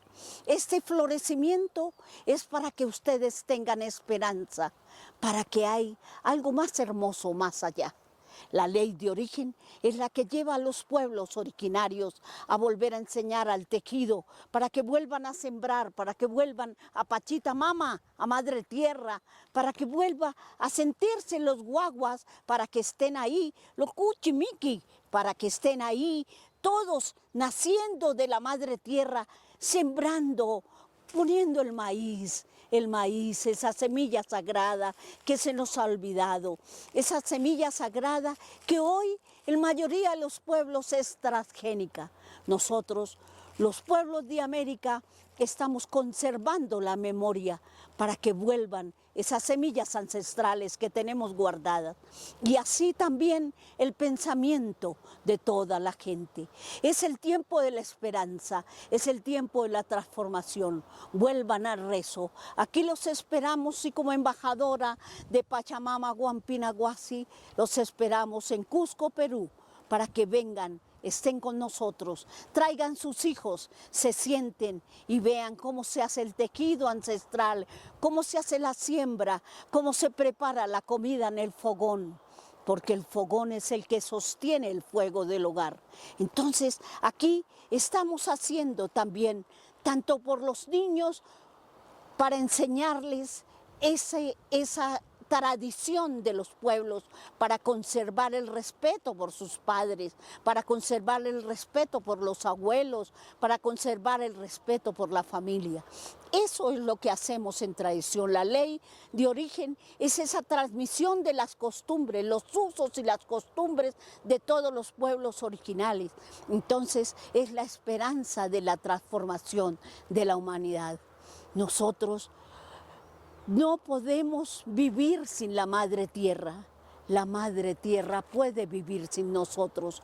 Florezcamos como esa nueva humanidad, transformemos, perdonemos y tengamos esa tolerancia, porque hoy somos muy violentos. Hay que transitar en esa transformación de los seres humanos. Y aquí se hace la transformación, en las lagunas sagradas, en las montañas donde está todo el saber ancestral, en todos los lugares que los pueblos originales hemos cuidado. Aquí los esperamos, vengan pronto, porque aquí está todas las mamitas y los abuelos sentados esperando para que vengan y nosotros darles este humilde consejo que hemos guardado en los cofres sagrados de esta sabiduría. Vengan aquí a Pachamama Huampinahuasi, aquí los esperamos.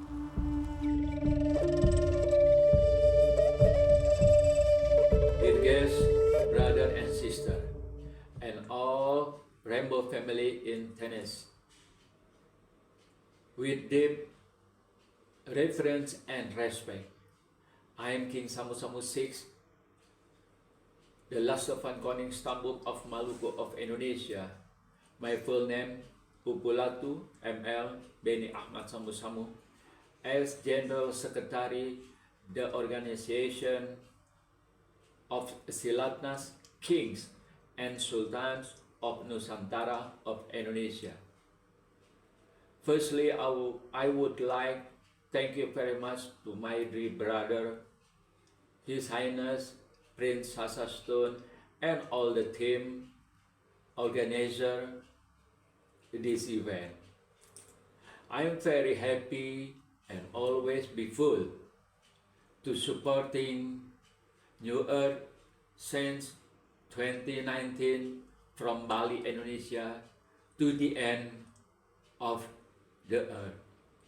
The importance of such an event of NewEarth Tanasi proclamation with deep reverence and respect. I hope your voice standing together will make this world peace and stop war.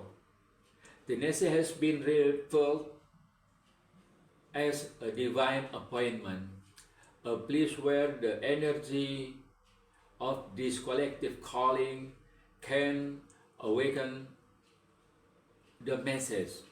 Our mission is rooted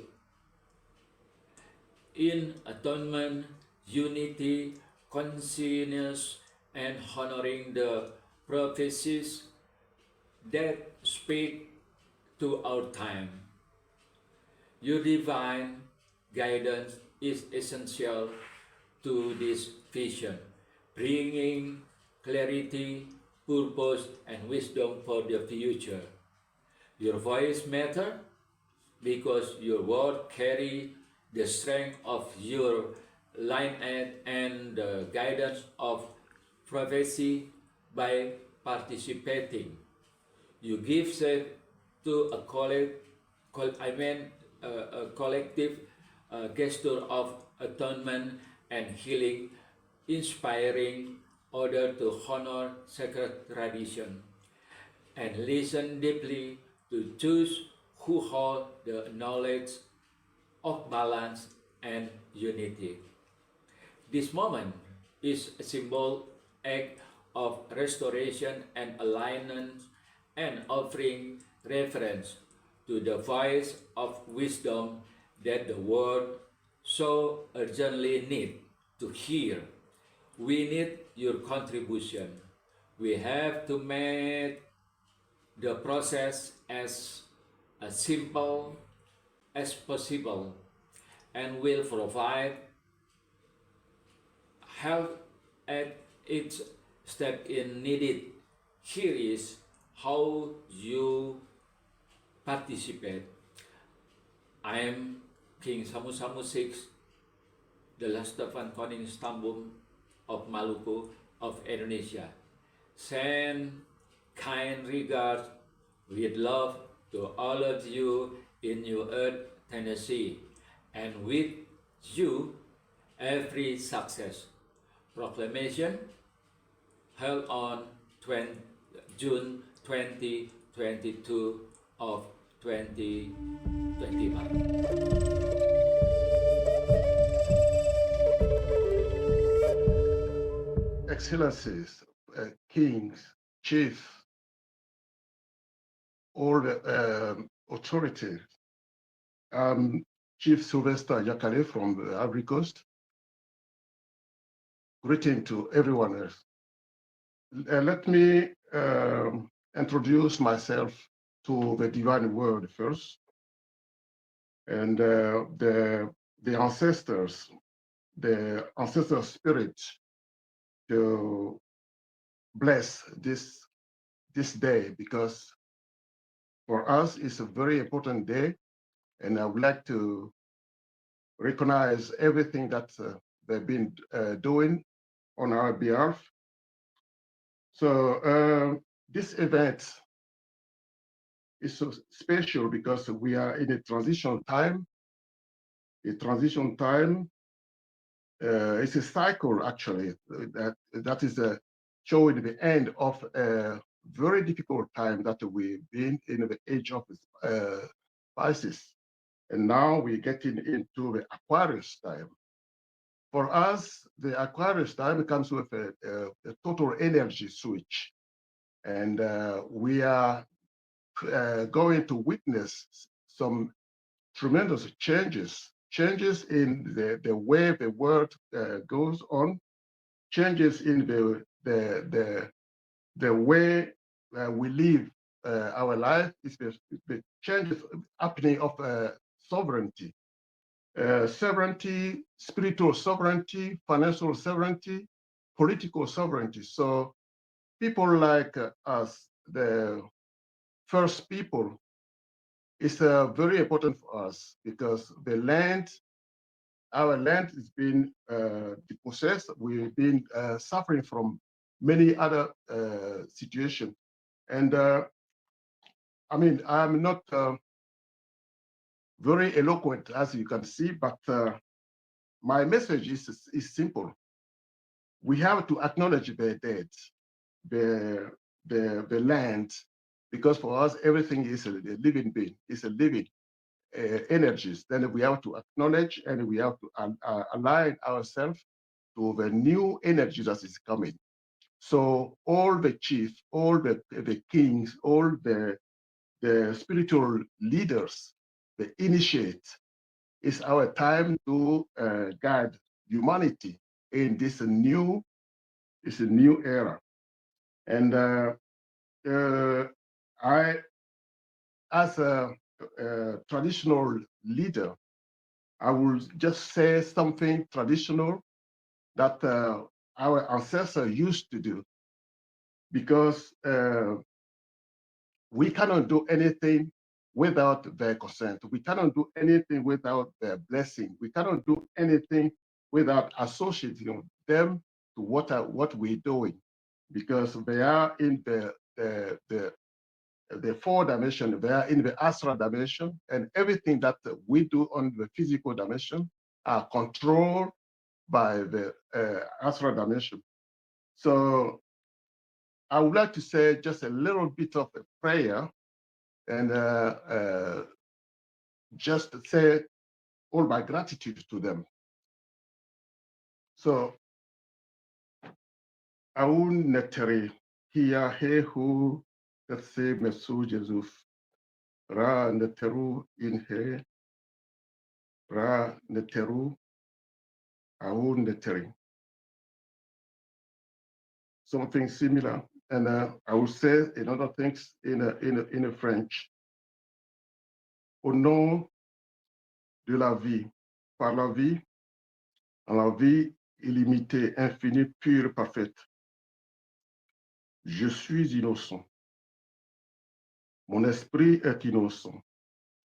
Mon âme est innocent. Mon corps est innocent. Ô vie, ô mes ancêtres, ô pouvoir pur de mon sang, sauvez mon innocence. Sauvez-moi. Que les bénédictions soient. Thank you. So, for the event that is happening, especially in America, because of the history of that land, because of what happened during the slavery time, during the colonial time, during all the ages in the Spartan time, everything on that land need to be clean.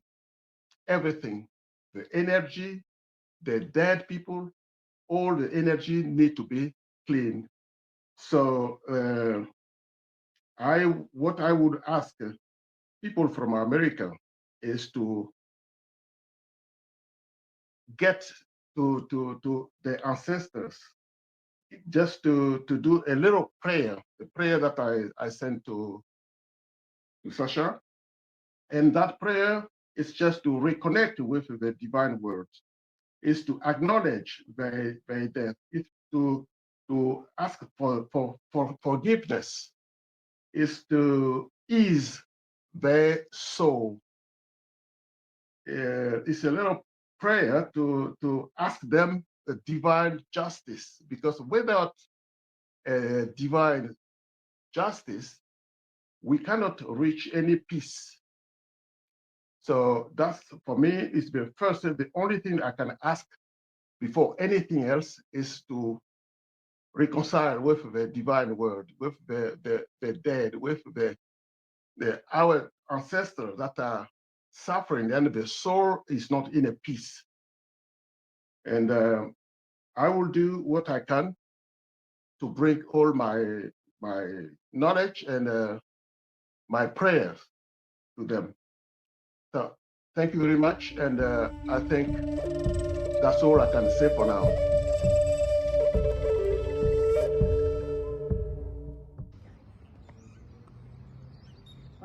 Hi, my name's Maretta Kickett. I am one of the original owners here on the Swan River. Here, where I am standing, is in front of the big Supreme Court gardens here.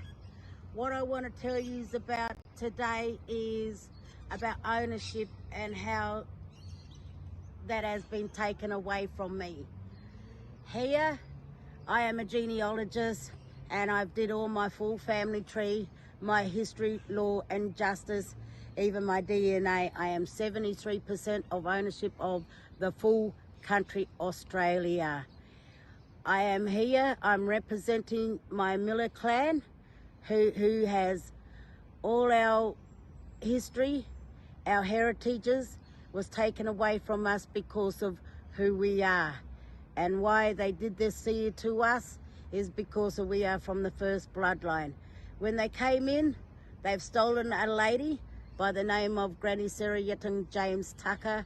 She was the mother to the whole of Western Australia here, but she is not the rightful custodian here on the Swan River. That I can vouch for this here, because of the fact is my family has been divided from this country here, especially when their family has taken over someone else's inheritance. And not only that, they labelled my mum and they slandered my mum and they defamed my parents because of who she was. But I'm here today to let everybody know that I had enough, and I'm here to show others that I'm real, that I will never lie, that I will come back to you and keep trying to correct the system because this is who we are. My name is Marita Kickett, and my mother is Beryl Christine Miller, and she is the rightful matriarch to the Swan River. Here we are. East Perth is called Miller's Cave. I'm proud to stand on top here at my mother's inheritance, and straight across the river there is also Miller's Pool. So I'm feeling more confident than ever to stand up and tell everyone right across the whole world of who we are, and we want to enjoy it and we want to share it with everyone, and we want everyone to come in together so that we can create a better future for our next generations. I love yous all, and I love yous more from the bottom of my heart. Thank you.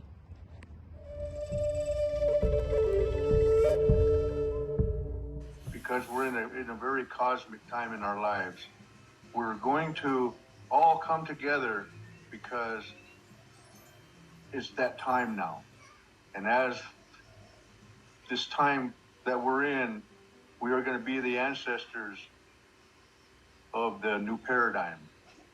And being a part of others from around the world, we are now returning back as a royal bloodline of a new elder, we call it gathering of nations.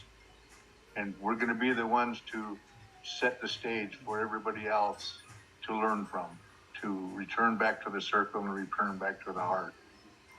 We have a responsibility here on earth, all of us, to the land, the animal, the air, water, and plant. But as human beings, being human, we need to learn to be together and take care of each other, listen to each other, and share amongst each other, because a lot of our cultures have gone to sleep, and it's time for us all to wake up again and represent ourselves, represent our families, return our families to earth so that the children can have good guidance, and that the elders, the wisdom that the elders have, can be reawakened, and for the people themselves to learn how to live that way again, live in love for why we are all here on earth today. Wow. And like they used to say, as long as the river flows and the wind blows, it's time for us to ensure the next generations that we are here to stay, or here to return to stay, and allow the earth to start to heal again. And as we work together and being one family, we can say we finally did our job here on earth, being a responsible people, human beings.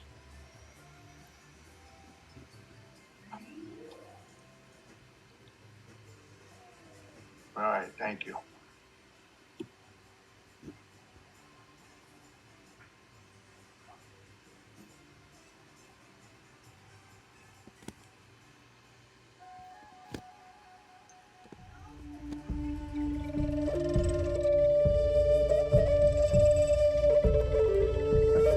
Thank you, program directors. Thank you, all honorable kings attending the meeting.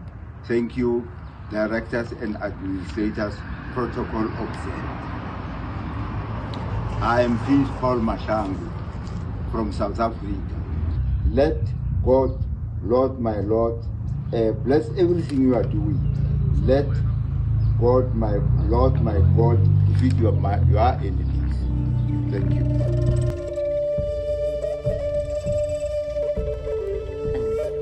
Om Swastiastu. We are High Priest and High Priestess from Bali. My name is Idarsi Visasanata. My wife is Tanasi Madevi. Greetings to the leaders and members of New Earth in Tennessee.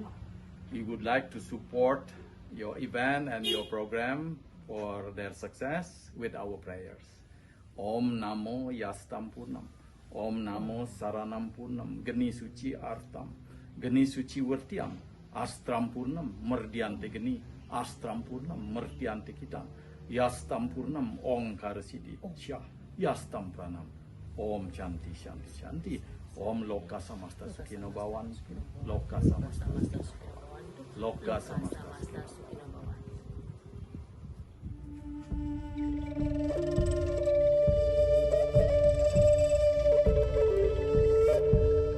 Om Swastiastu. Saya di dalam Sumatera Putra, Raja Kelungkung, sangat mengapresiasi proklamasi dari NewEarth Tennessee PROCLAMATION yang berusaha untuk mewujudkan perdamaian dunia, perdamaian abadi, saling hormat menghormati, dan juga melestarikan kebudayaan tradisional yang sudah berlaku di masing-masing daerah. Semoga upaya ini dapat berjalan sesuai dengan apa yang dimaksudkan. Om Santi Santi Santi Om.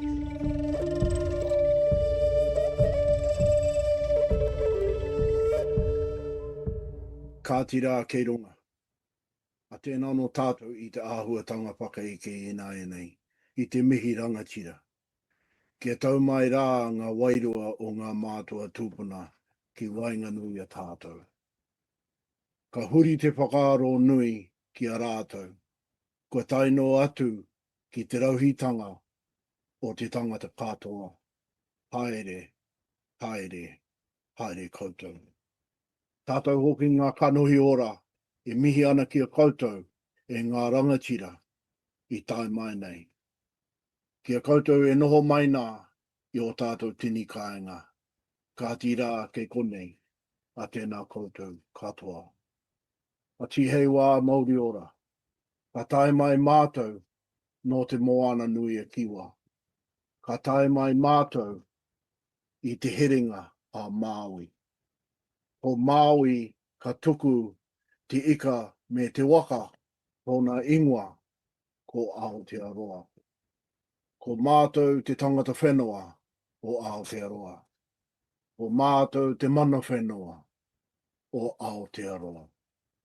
Ko emi te maunga, ko whangaro te moana, ko māta atua te waka, ko puhi te tangata tūpuna, ko ngāpui ki whangaro te iwi, ko Bryce Aldrich tāku ingoa. E mihi ana ki a koe e Sacha Stone me tō ope i tō mahi miharo mō te huarahi i te rānei. Tēnā koe. E ngā rangatira o te ao, whakarongo mai, whakarongo mai, whakarongo mai mō te kārere o Aotearoa. Nā te mea tuatahi, tū mai te reo i tō mātua tūpuna. Nā te mea tuarua, tū mai tu āhua i tō tūpuna mātua. Ki tērā te huarahi o rangi Māori e. Nō reira, huri no e ngā rangatira, tēnā koutou, tēnā koutou, a tēnā no tātou katoa. Kāti.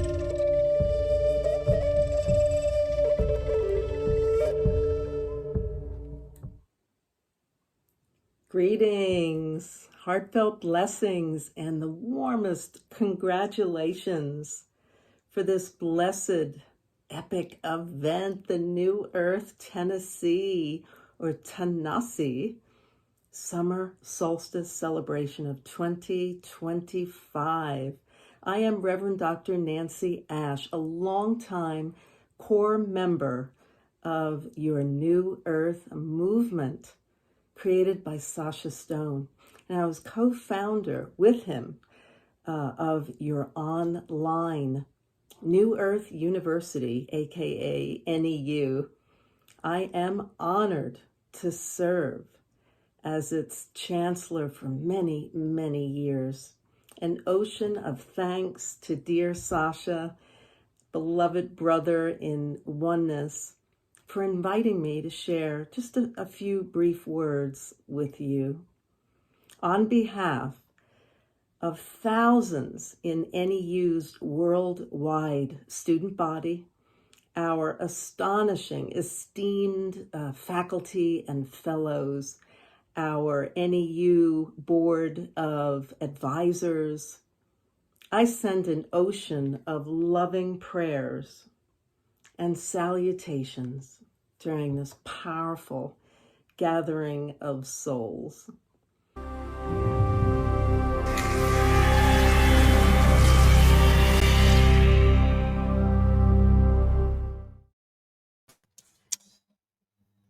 Friends, we're back now. I can now, I think, expand that window. I was blocked off from being able to touch anything in the studio. So there we go. Sorry about that. Excuse my screaming. Thank you for taking your seats, and thank you for the call to order. This is the second session. This is not going to be nearly as long as the first session, but equally as laden, equally as potent. Yesterday, I lost my center slightly when Dr. David Martin was called to do his address to the retreat ticket holders here. We had the theater set up in a very different way. And I apologize for that. And I went away and I ruminated on that.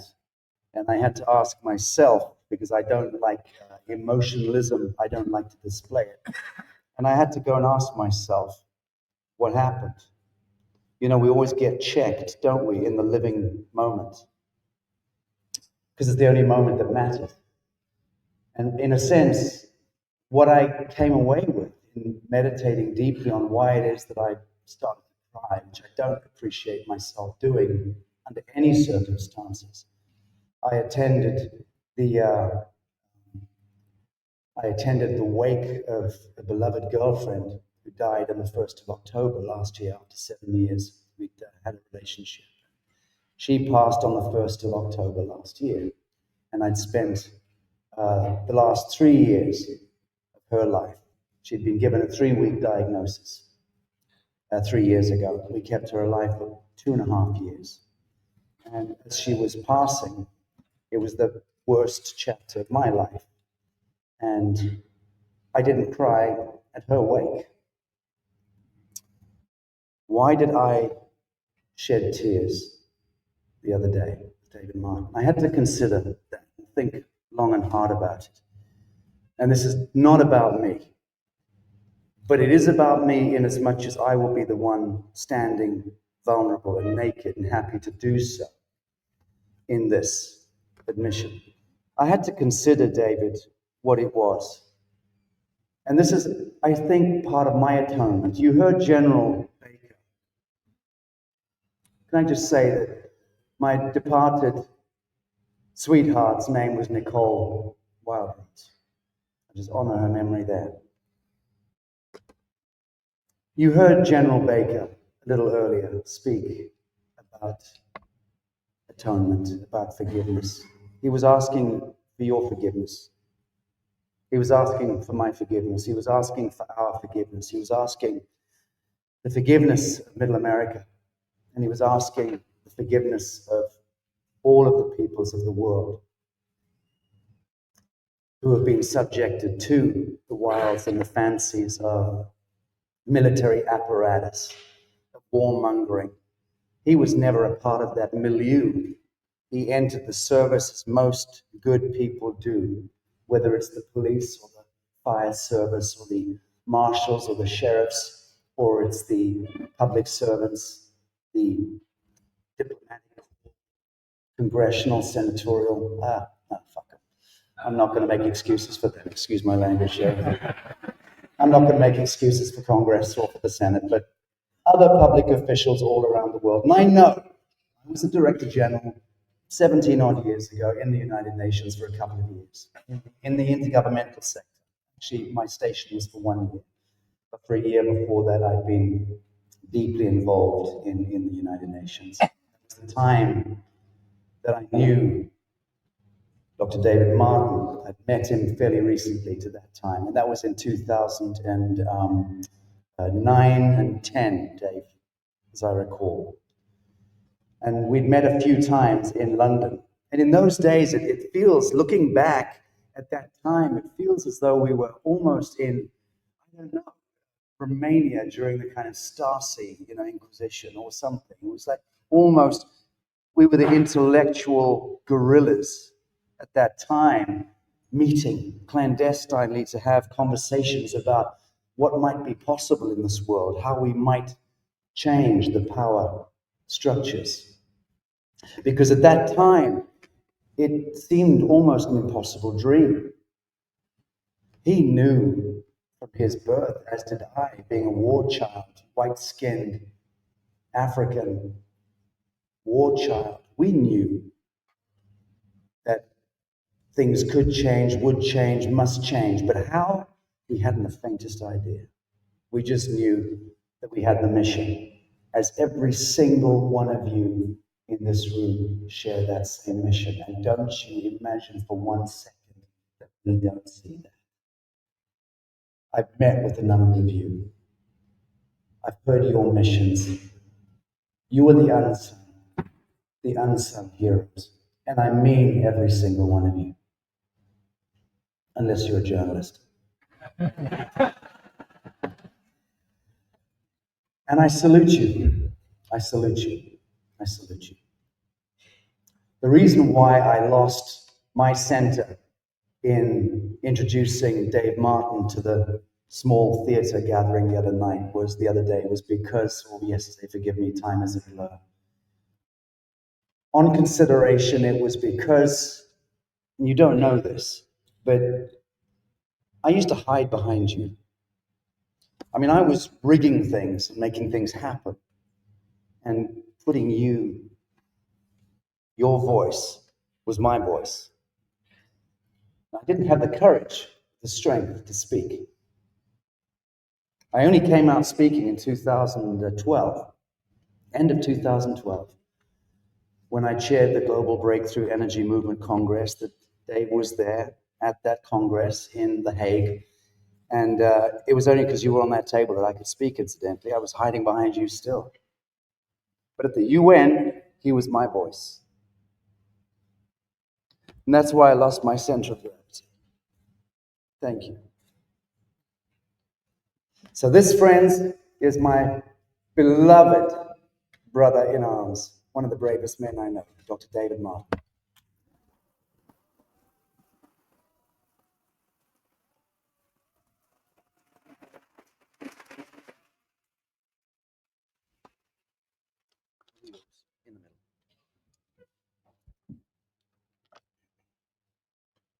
Gratitude.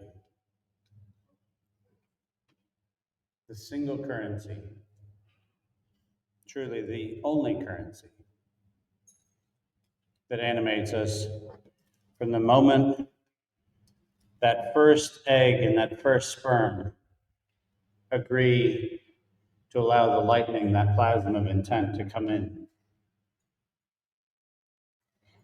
And the first moment that the imprint of the infinite divine allows those two wonderful beings to entwine.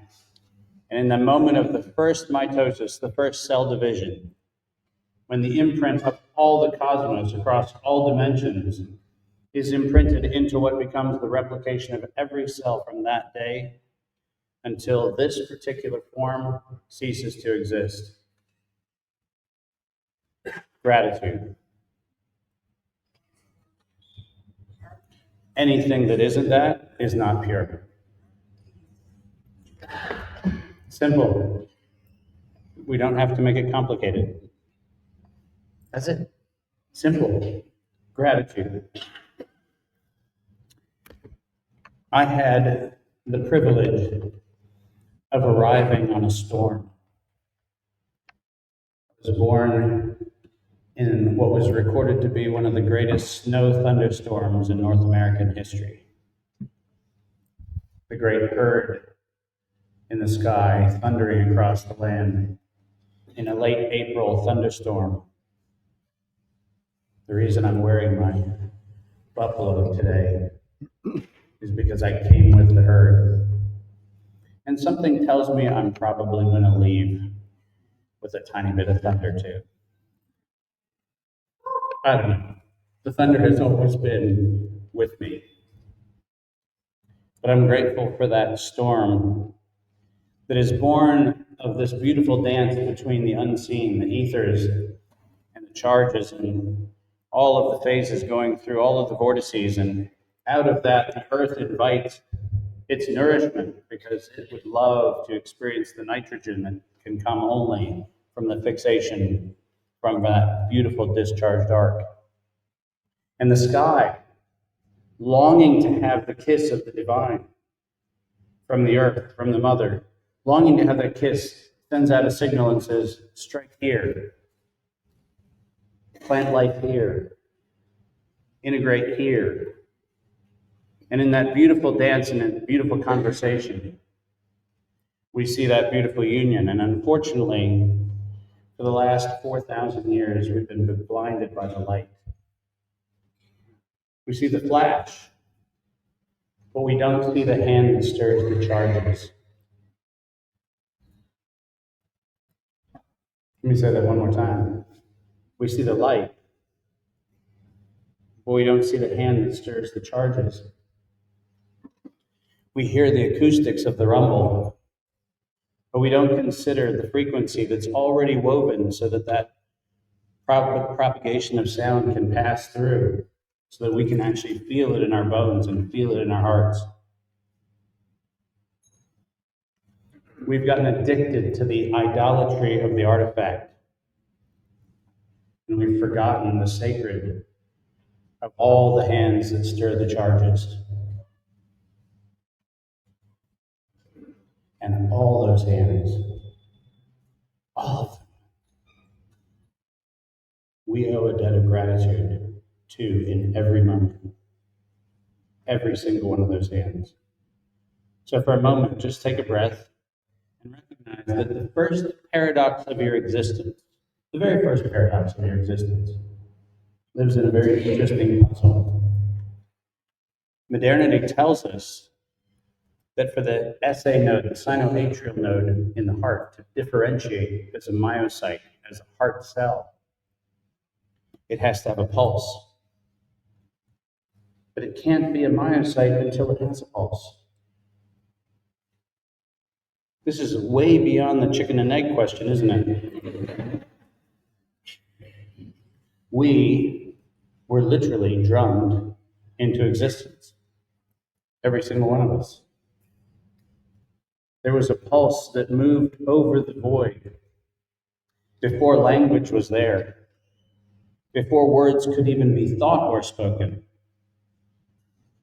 that had the intention of life before any of us even had our first pulse.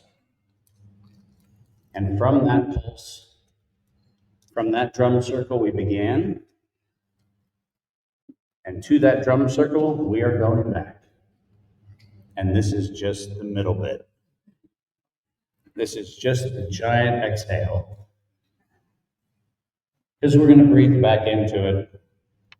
And when we do, we'll have the wonderful lightness of recognizing all the things that were the goofy things we made important, because they weren't. They were just ways in which we applied friction to the process of our unfolding. And this gives rise to something that I deeply want to share. The word treaty has been mentioned many times, and it's a desecration of that word. That word, once in Old French, meant to have a discussion, not to arrive at an agreement. See the difference? It's like calling mRNA a vaccine. Seriously, work with me on this. Through the cunning use of language, we have enslaved ourselves over and over and over again. The last thing humanity needs is another treaty. We need to traité. We need to recognize that we can enter into discourse that doesn't have a resolution. The discourse is its own unfolding resolution. And until I can understand you and you can understand me, we're not going to arrive at any conclusion, except we still have work to do. There's more conversation to be had. The minute we took the divinity of the word, the old French word treaty, and turned it into the artifact, we created the idolatry, which not surprisingly has corrupted this planet for 4,000 years. So give yourself a pat on the back. It's not your fault. You didn't come up with this problem. But we're living where we're allowing the language of oppression to still dictate every one of our conversations. We allow the oppressor to define language, and then we start to play inside of the four walls that they've built around us, and we call that liberty or freedom.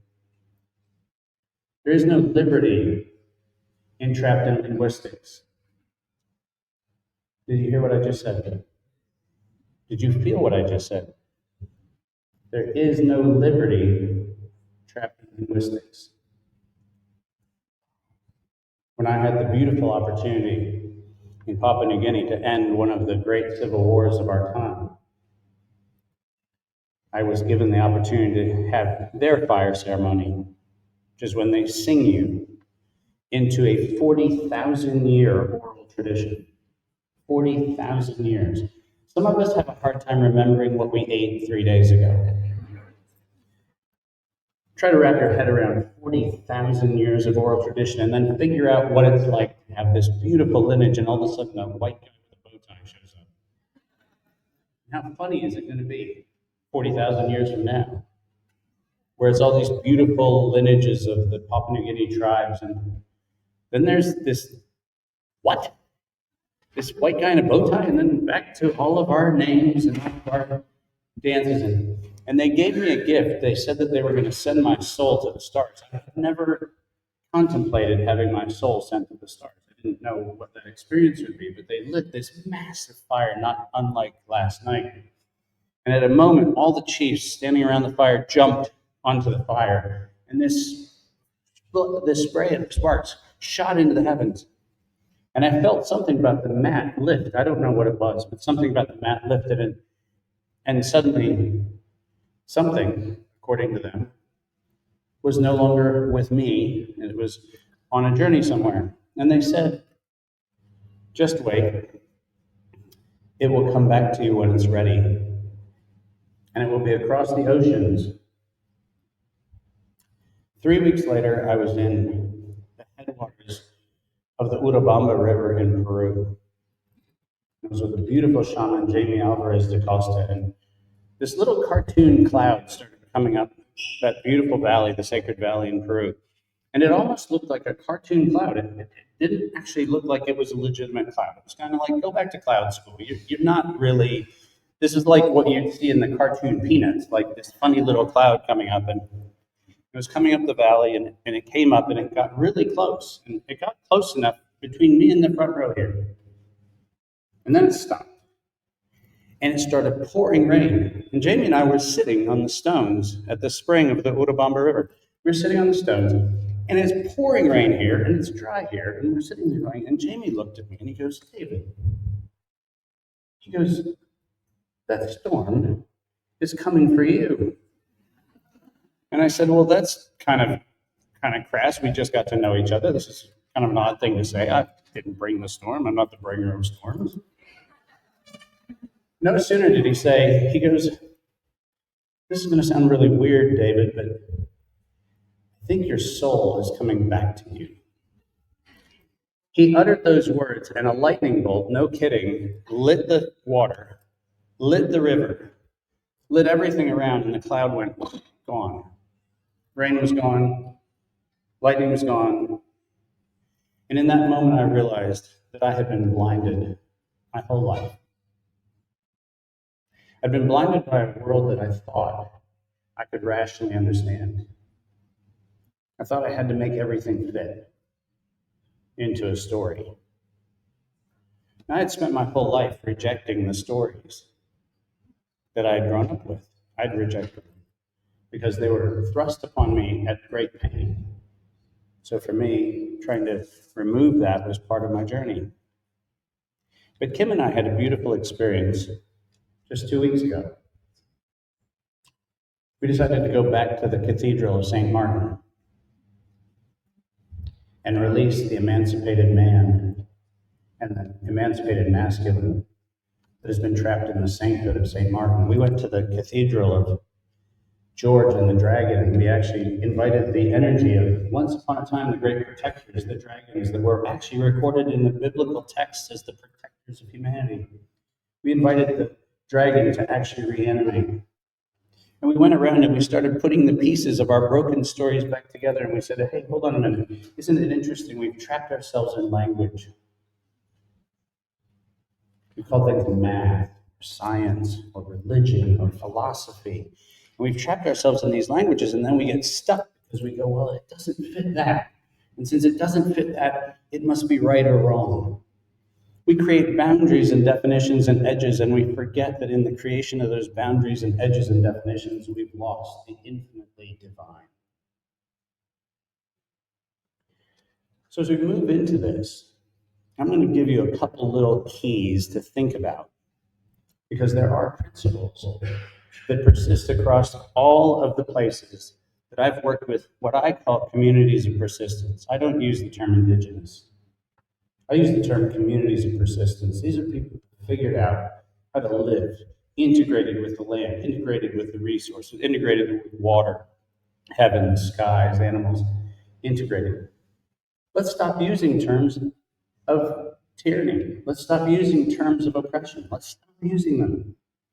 Let's invoke something with a beautiful blessing, which is a beautiful blessing that says you're not indigenous. You are a community that figured out, has wisdom and holds wisdom. And we should call them communities of persistence so that we actually can reverence the fact that there's embedded knowledge and wisdom we've never even considered. Liberate ourselves from our own tongues. The book of James in the New Testament says that no man has tamed the tongue. But here's the problem. No man has realized that they are only incarcerated by the tongue. We speak either blessings or curses. And we've adopted a language of curses, and we've forgotten to have a language of blessing. I want to offer you 3 observations. Every single thing in nature that is aligned with the divine has 3 principles. These principles are always present in everything that is divine. Number 1, it's persistent. It always works. Always. Doesn't require a charger. Doesn't require a gizmo or a fuel or whatever else. It works. And if it doesn't, it's not divinity. Number 1. Number 2, it's generative, meaning that it actually animates in service. Wow, that was amazing. Who knew I could get that? The second thing is it's generative. Generative meaning that it actually offers itself in service to the whole without restriction. The sun shines on the good and the evil, right? It shines on the blade of grass, it shines on the leaf in the tree, it shines on our skin, it shines on the top of a roof, it shines on the top of a tank, it shines off of the surface of a bomber, it shines off of everything. The sun shines, that's what it does. It's generative, and it is agnostic to its recipient.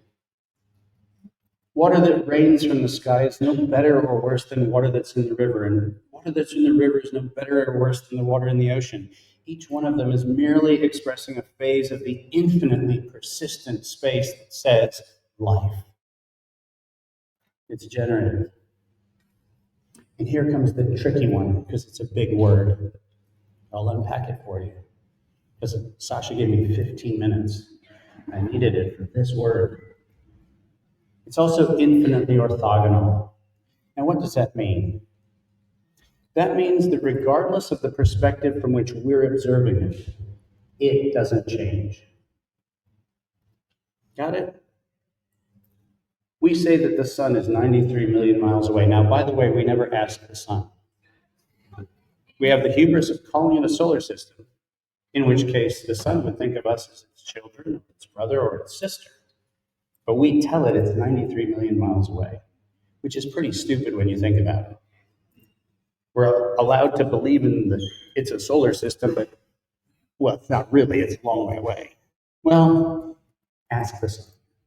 Go, visit it, see what it says. But let's pretend that there's some metaphysical reason why we have to agree with that, which we don't. Let's pretend for a moment. 6 months from now, on the next solstice, guess what? We'll be 186 million miles away from here. And it'll still look the same. Why? Because it's divine. Our perspective merely informs our phases, our seasons, our perspectives, but it doesn't change the thing. And as much as I could offer you about the complexity of what the future might look like, I would like to give you those 3 keys. If it's divine, it has those 3 properties. And if it doesn't have all 3 of those properties, it's a manipulation and a distortion. Period. It's not hard. And by the way, if we taught kids this in, I don't know, 1st grade or kindergarten, school would be out. That's it. Go figure it out then. Go. Observe, play, see what you can do. School's out. Life starts. So I'm going to offer you something. I was going to talk about all kinds of beautiful new technologies and amazing ways in which we can manipulate science and math, which I'm doing a hell of a lot of right now because we need to break that whole paradigm. Because science and math has been a distortion to make people feel like they can't access understanding, and that's a horrible thing to do.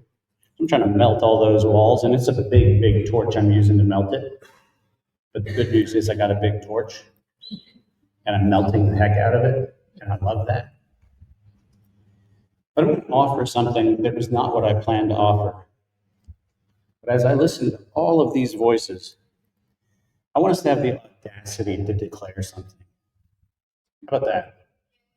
How about we have the audacity to just declare something into existence? Why don't we take the broken lens that was established at the formation of the experiment that the British East India Company and the opium trade carefully guised as the 1776 bullshit American independence lie. But let's go back and assume that somewhere embedded in some of the phrases that were said, there was probably an invocation that was true. We'd just gotten to listen to that invocation. Let's assume that some pure signal came into either Monroe or Madison or Jefferson or something. Let's say maybe source moved across their parameter and actually brought some beautiful energy in. What would it have been like if we used the source principles? Persistent, generative, infinitely orthogonal. Because I like to find a villain in every story just because I'm dramatic. I like to pick on my most favorite evil guy I like to pick on, Pope Innocent III of 1215. The guy who actually, in the whole of human history, decided to eradicate humanity as the holder of rights. Remember, with the Magna Carta, which was for the elite, there was a companion document that none of us were ever told about, but it was equally important. It was the same period at exactly the same Runnymede, called the Charter of the Forest. And the Charter of the Forest was actually the first and only time in all of modern human history that humans were given the right to live. Did you know that? The only time in recorded human history that humans were given the right to live. And we were given that right for 8 months before Pope Innocent III decreed his heresy. It was stillborn before it birthed. Our humanity had one shot in 1215, erased by Pope Innocent III. So I'm going to put those two worlds together. 1215, the desecration of humanity. 1776, standing here in the middle of Tennessee. I'm going to offer you what could have been the preamble to the brave new earth. How about that? We, the amazing, perplexing, and glorious humanity, by nature, are provision for life, liberty, livelihood, and unrestricted from either provisioning or sharing. We, as this beautiful, complex thing called humanity, are at liberty to peacefully assemble, to speak, to disagree, to express, to believe, and to choose without having our choices curated by others. We, this crazy thing called humanity, this wonderful, complex, dynamic dance of life called humanity, are entitled to freedom of inquiry with the assurance that all that we inquire of is true and has its provenance stated and known. In other words, no more propaganda, only truth. We, humanity, are at liberty to exchange value in commerce and in life with absolute transparency, not cloaked in intermediation. We, this amazing story of breath, heartbeat, and drum and dance, are afforded access to all derivatives of all goods without restriction. And organically, we as humanity are entitled to be undefiled from incarnation to transformation in the eternal pulse. If that is the preamble to our declaration, we the people declare our liberty. Thank you very much.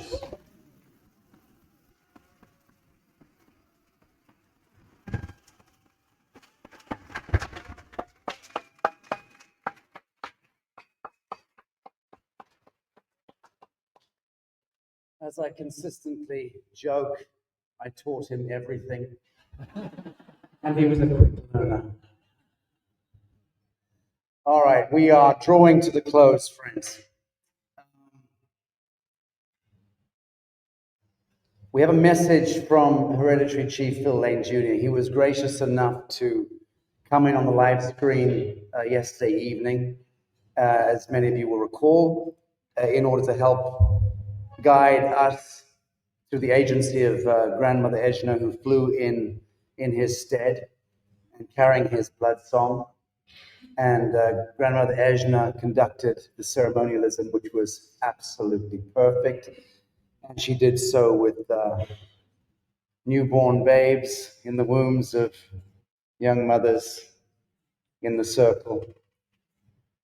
And she did so with other grandmothers in the circle. And with, where's my Ali, producer Ali? Is she here or is she running an errand? She's running an errand. She's gone to buy gaffer tape or something. Where are you going? You know? All right, and Mama Luna over there. So many of our crew of the feminine persuasion were invited into that sacred circle yesterday at the setting of the sun by Grandmother Ejna, with Chief Phil Lane's instructions that he, as a hereditary chief, wanted to take the knee to the grandmothers, to the rising feminine, and he instructed Grandmother Ejna to therefore lead the ceremonialism, which was too perfect. We send our love, our greetings, our heartfelt thanks to Chief Phil, who was too unwell to get onto an airplane.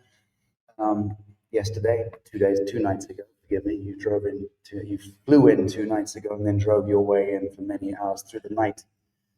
Grandmother Ejna, thank you for that, and thank you for being here. You've been a tremendous anchor for me. So we're going to play out essentially on a message from Hereditary Chief Phil Lane Jr., but not before Chief Mel Standing Eagle conducts prayer, which will be in a short while. And before that, I would like to bring up a brother and a friend. Yes, sir, I'm looking at you, and I'm sorry to spring this upon you. Sanskrit courses through your veins. Could I invite you up to join me on the podium? Dr. Rahman.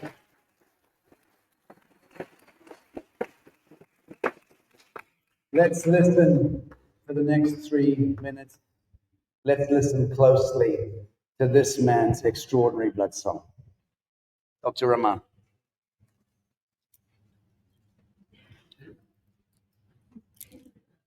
First of all, heartfelt greetings from me to you. Namaste. And that just simply means the divinity in me bows and respects to the divinity in you. That we are all one. That spark in you is the same spark in me. And the moment we recognize that, then the humanity comes together. We recognize that. Now, I've been in the health field for 60, 70 years. I'm entering my 9th decade in life. So,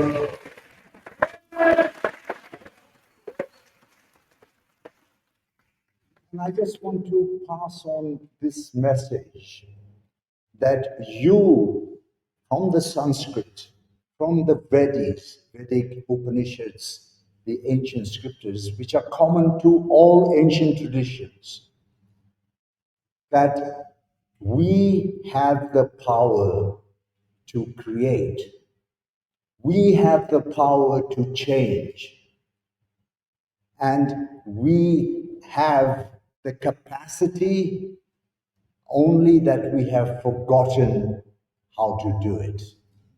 And so I'm just going to start by reciting the word Om, the primordial sound Om, the sound of creation. And as I recite, I just want you to go deep in with all these Sanskrit verses, to go deep in and see how it resonates with you. You know, Om is where home is. And there was, when I was growing up, there's a Neil Sedaka song. He says, "Oh Lord, I want to come home. Oh, how I want to come home. Oh Lord, I want to come home." Well, you don't have to die to come home to the Lord. You are already there.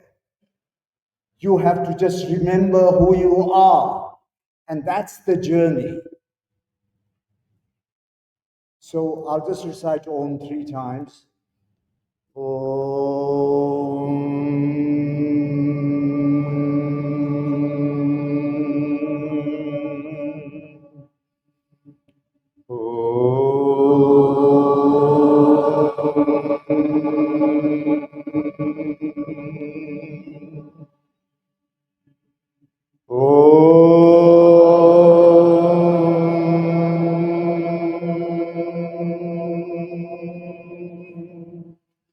You know, the ancient seers and sages knew that the word, the primordial sound Om, resonated with Mother Earth.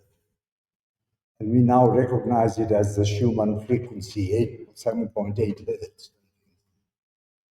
And you see, when you talk about Earth, the meaning of the meaning is in there. So if you take the word earth, the anagram of the word is heart. So there we are. Mother Earth is the heart of everything. It's our heart. Just like nature, the anagram is a tuner. Nature tunes you to who you are. That's why you have to be forest breathing, forest bathing. So I just want to recite another Sanskrit word. Just listen to this. It says, Om Asatoma Satagamaya Tamasoma Jyotirgamaya Mrutyoma Mrutam Gamaya Om Shanti Shanti Shanti. Asking the divine, lead me from untruth to truth. We've heard a lot about what truth is. In my definition, truth is something that never changes and never will. That's the divine strength and power. It says, lead me from darkness to light. And lead me from this thought that we have of death to who we really are, immortals, immortality of infinite life. And the journey, I plead you, the journey is inwards to recognize who we are. And my final Sanskrit verse, this is the most profound from the Upanishads, and just see what the vibrations tell you. Om Purnamada Purnamidam Purnat Purnamudachyate Purnasya Purnamadaya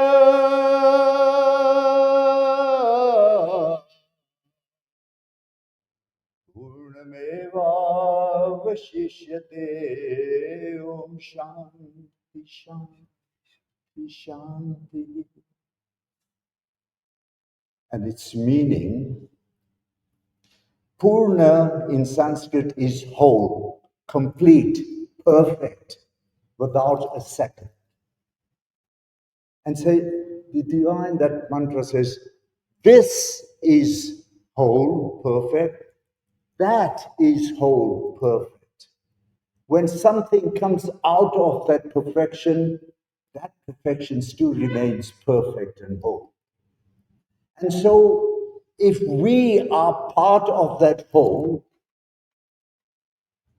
then the whole must be part of us. And therefore, we are all interconnected in that truth of who we are. And so, dear friends and such lovely people, my message is go deep within. Your answers to your life are all there. We've heard such beautiful words of wisdom on this table and others. And I feel in absolute awe and gratitude for being able to share my wee bit. I'm not a high flyer like the people here, but I'm grateful to my friend Sacha. You know, one thing in common that we have. Not age. Not age, no. But I feel I'm younger than him, you know. No. The one thing we have in common is we are both born in Rhodesia, Zimbabwe. Okay? And that's how our link came up, and then we've just conversed and things, everything. So, dear friends, I'm really grateful to the Almighty for giving me this opportunity to share my thoughts, a little bit of wisdom I've picked up. And my journey, I feel, has only just begun.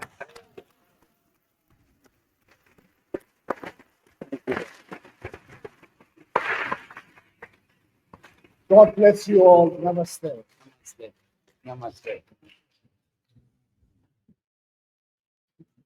Christy in San Diego, I'm blind to you again, but kindly begin the transmission of the message prepared earlier today by Hereditary Chief Phil Lane Jr., who's been very much the inspiration behind the ceremony that we all participated in yesterday. And certainly in the course of the last year and a half, thereabouts, courtesy of my beloved sister Anahita and my brother Sky, who are our Regenesis Mama and Papa, sitting right here, who made the introduction, indeed, who made the introduction between me and Hereditary Chief Phil Lane Jr. We then joined Chief Phil last year in Palenque, in Mexico, for a historic meeting of hereditary leaders and elders from around the world. And what an extraordinary time that was.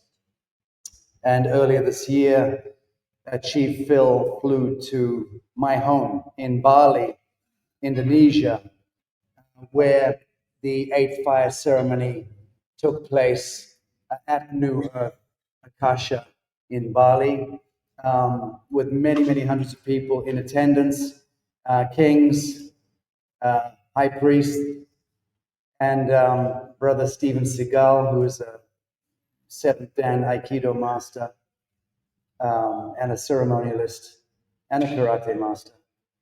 50 blockbuster films to his name as well. Doesn't get a dime from Hollywood on that because they flushed him out because he had a voice and a conscience, and Hollywood does not like people who speak against the machine. But beloved brother Steven Seagal flew in from Moscow. He is a special envoy to President Vladimir Putin, which is probably why some of the more scurrilous journalists have been calling me out as being a Russian spy. Stephen flew on his diplomatic passage to my home in Bali and came up with a police escort of about 12 outriders. In any event, he was there as a friend to participate in the 8th fire ceremony and to bridge east and west, which is what we were doing. This is prophecy, it's how it's done. This is proper ceremony. And in any event, Hereditary Chief Phil Lane Jr. came and participated for that week. He stayed longer, but it was quite extraordinary. All of that stuff was filmed, as was Palenque Congress, as was last night's beautiful ceremony here in Tanasi. And the film is coming shortly, friends, Arise, Homo Sapiens Sapien, which is going to be really the telling of this greatest story that's behind the one that we are now dreaming into being today. But I would like to send my salutations and love to Chief Phil Lane, and I know that you'll take them back with you when you head back to Kanata, the land known as Kanata. So let's hear the message from Chief Phil Lane Jr. now on the screen, and following that, Chief Mel Standing Eagle will close with Hopi Messenger Bertram and Grandmother Eshna. The musicians are assembling, and we're going to have a little bit of a spiritual jam. I'm going to ask the folks in the theater, once we close the live transmission broadcast, because that has to come to an end after that, we're going to continue a little while longer. The bench can disperse. I'd like to bring up my brother Matthew, and I'd like to bring up Buzz. Where's Buzz? Brother Buzz, thank you. And I'd like to bring up Ethan Lucas. Ethan, where are you, brother? And Ethan, friends, do not forget, is the director of NewEarth Tanasi, and I'd like you to please give him a hell of a round of applause.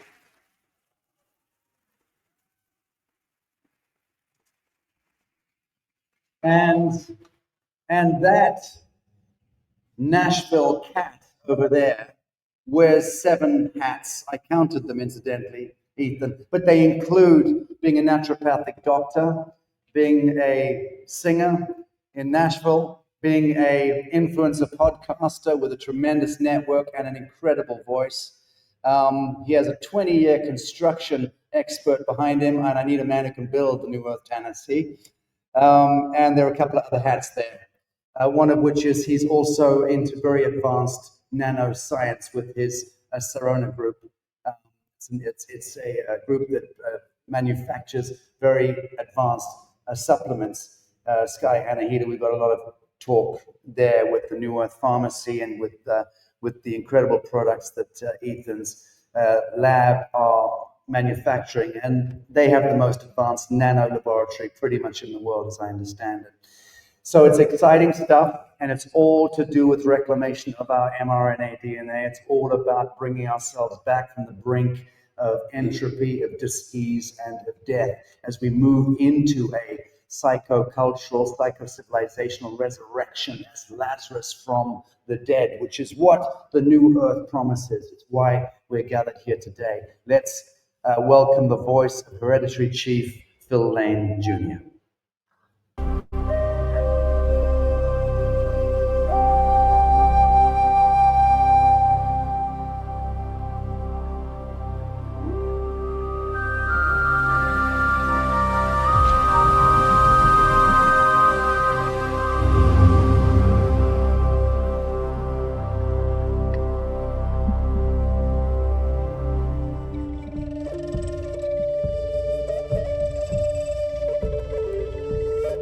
Mitakiapi, my very, very beloved relatives of our human family, and those gathered on the sacred lands of my ancestors, the Chickasaw, Cherokee, Choctaw, Creeks, and many other tribes that lived there in those lands now called Tanasi, in unity, in peace, in respect and honor. I want to remember them first, and they're with us here, closer than our closest vein, praying again that the sacred lands for New Earth and all the other relatives surrounding New Earth and around Mother Earth can come together again in peace and respect and honor as the Peacemaker teaches us to love one another, to be kind to one another, to respect one another, and help one another, especially when we're in need. This song I want to sing to begin, the sacred song of our white buffalo calf women, foundational song of the very foundations of our understanding. And it says this, Wayankie, Chinupa Kile Wakanyalo, Wayankie, behold, calling upon our beloved holy power, spirit, to behold this. And it says symbolically, the sacred pipe is holy. But what it's saying in its foundation is a bowl that represents Mother Earth, our Mother Earth sacred, our mother, and the stem, our plant relatives, they're sacred. And with our bundles, we always carry an eagle feather or another sacred item. They're sacred. And then when you put the bowl together with the stem, the male and female recreate life. When you join those two together, you have the human being. And we have a sacred soul that goes beyond time and space. And so with that, I want to sing this song, Wayankie Chinupa Kile Wakanyalo. Behold, everything is sacred, the mineral, the plant, our animal relatives, and all human beings, and all in the seen and unseen worlds. Wayankie!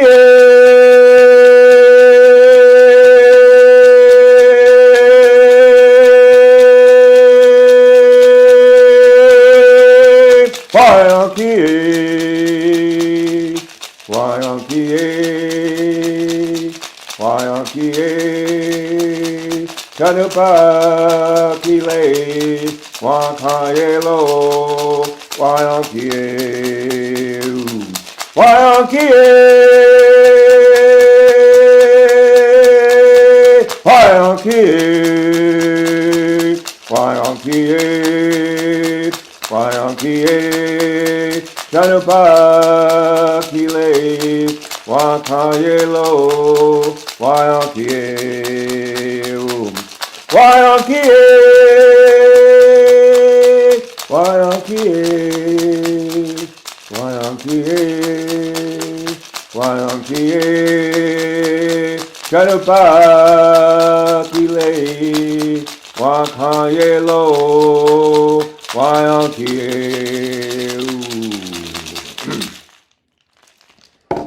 My beloved grandmother, Ella Deloria, many, many years past, shared the greatest value we have as a Dakota people, and I think that's shared by our indigenous people across the Americas, is to be a good relative to our beloved Mother Earth, who nourishes and feeds us through the power of the Holy Spirit, and to all relatives, whether it be plants, animals, other human beings, who are all created from the same sacred source, the same sacred essence, and for the same purpose.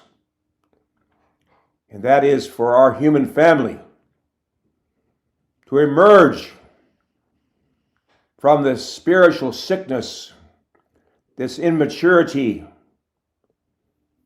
this adolescence, and to step into our spiritual maturity. For thy will be done on earth as it is in heaven. And so it is that a sincere effort is being made to proclaim a new day, to proclaim the rising of our human family, sometimes symbolically called the rising of the rainbow spiritual warriors or rainbow tribe, reflecting the diversity and unity of our human family in all life. So with this, I want to extend a very warm and loving handshake to everyone gathered in NewEarth, Tennessee, especially our beloved relatives and neighbors. And I ask, Creator, with all the strength of my heart, that land again shall return to peace between all people, as we received our relatives who came from Europe with an open heart and open hands. And then we knew from our prophecies it was a great time of preparation, for we know our beloved Creator would never, ever punish us for believing and living a good life and believing in His holy power. Never would our Creator leave us alone and punish us for being and walking a good path towards our beloved Creator. So we know this last 500 years has been a time of preparation, not punishment. And this preparation has prepared us for this sacred day, the day that shall not be followed by night. And so we wish everyone in this sacred circle we can be good relatives, not only to our beloved Mother Earth, but especially to all children. All children are children of our human family, and all and each and every child should be treated the same. As my good uncle, Vine Deloria Jr. said, any civilization in the future will be judged of how they treat those at the twilight of their lives, at the sunrise of their lives. For our elders teach our younger generations. And when you remove and don't respect our children and our elders and everyone, we see what's occurring today. For what? For what are all these wars going on? For why?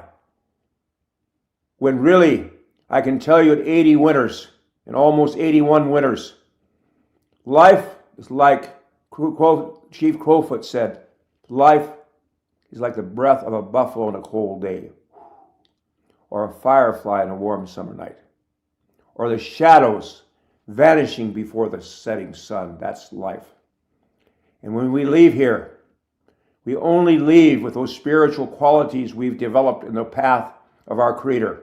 To be kind, to be loving, to be just, to be respectful, to be humble before the holy power of our Lord, who created all things,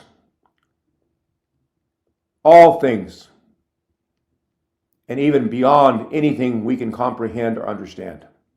And so, as our relatives gather, and all the relatives there who are praying, I've heard our beloved relatives who surround NewEarth, Tennessee, and their prayer circles, and I honor that. We honor all prayers. There's no wrong way to pray if we pray with love and kindness and forgiveness and justice in our hearts.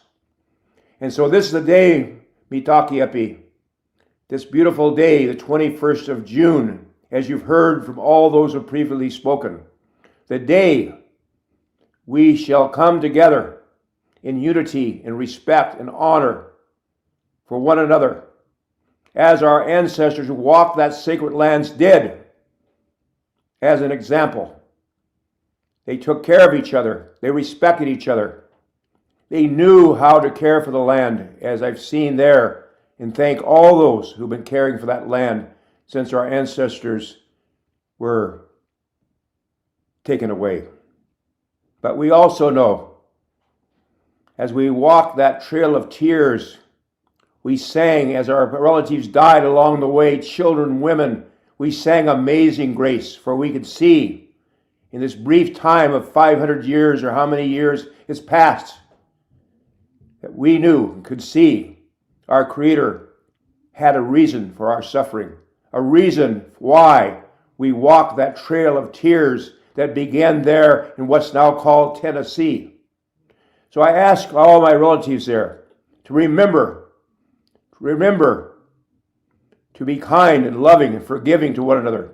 And those there I know who are strong in the teachings of Lord Jesus Christ, who gave his life to teach us forgiveness, to teach us love and compassion, as well as all the sacred teachers who have been sent by the Creator of all good things to uplift and inspire and unify our human family. And so, Mitaki Epi, I would like to say this closing prayer, a prayer from the soul of my heart.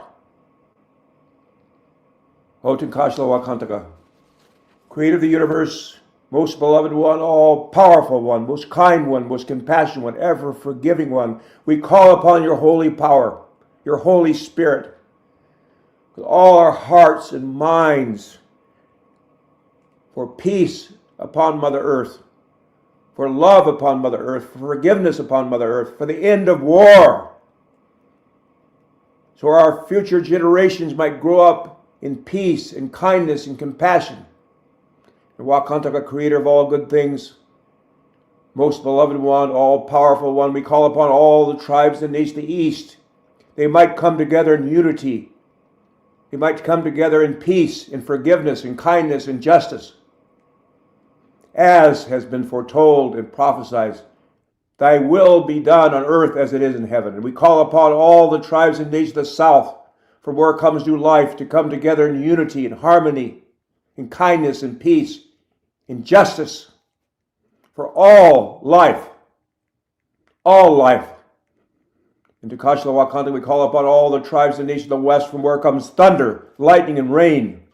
They might come together in unity and harmony and peace, and might awaken the thunderous power of your holy word, our hearts and minds, to this new day of awakening, this new day of peace has been promised by all the visionaries, by all those who gave their hearts and souls to the holy power, that there would come that day of our spiritual maturity, the day that shall not be followed by night. We call upon all the tribes and nations of the north, from where comes the white snow, the purifying north winds, to purify our hearts and minds, so no attachment to anything in this world of time and space, this world of material nothingness, that we might completely and totally be one with our beloved Creator and the sacred teachers He sent to uplift our hearts and minds. For we know that all that comes to us is for our own perfecting, our own growth, our own development. For we are sacred beings, each of us a sovereignty, ancient and perishable and everlasting, created by that power that no mind can grasp, no words can express, beyond the world of syllables and sounds. And so for that holy power, we ask this day, all those relatives who shared their good words, all those relatives who are here listening and in their hearts are sharing words of peace, that every thought of war might be replaced by a thought of peace, that every thought of conflict might be replaced with a thought of cooperation, of respect, of unity. And so, my beloved relatives, I want to close with this prayer for unity. O my God, unite the hearts of thy servants and reveal unto them thy great purpose. May they follow thy commandments and abide in thy law. Help them, O God, in their endeavor, and grant them strength to serve thee. O God, lead them not to themselves, but guide their steps by the light of knowledge, and cheer their hearts by thy love. Verily, thou art their helper and their Lord. So Mitaki, my very beloved relatives, again, I send my warm and loving greetings to each and every one of you. And I know in such a swift time, we'll all travel to the other side camp, beyond this world of time and space. And I pray that when we leave here, each and every one of us, we leave with a heart purified from anything but love and kindness and compassion and forgiveness, as was so taught and so practiced by our beloved relatives who came after my beloved relatives were taken away to another future, but for a purpose, a much higher purpose, to this very day in which we're here together. So with this, I want to share, as we share as Dakota people when we finish speaking. My name is Shinupasapa. My name is Shunkmano. And I stand fully responsible before the Creator for all my words and my actions. Halmi chante washtelo, Shunkmano hemeado, Shinupasapa meado, Halmi chante washde. My names are leader of warriors who takes the enemy's best horses. My name is a sacred black pipe born of thunder, lightning, and rain, and I'm fully responsible for all my words and my actions, as all of us, each of us are. Halmi chante washte.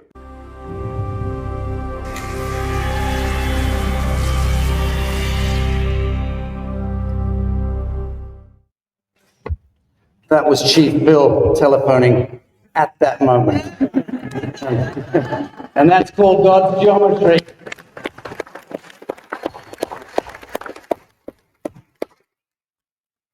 Oh, friends, that brings us to the close of this proclamation, ceremonial seating.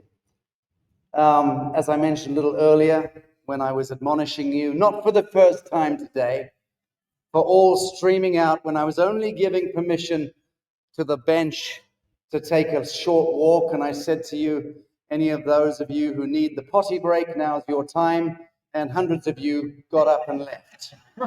And actually you left just as we were beginning the proclamation with all of the hereditary leaders and kings from around the world. So you were standing out there whilst they were broadcasting their messages to the world. I couldn't stop the broadcast, so it continued, but you missed it.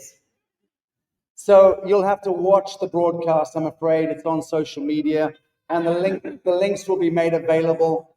But there you go. That's the Divine Comedy for you.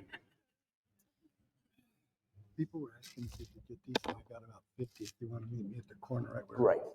So those of you who wish to get on board with our New Earth support for the CSPOA, I got that right. I've had that wrong a couple of times over the years. It didn't bode well, trust me.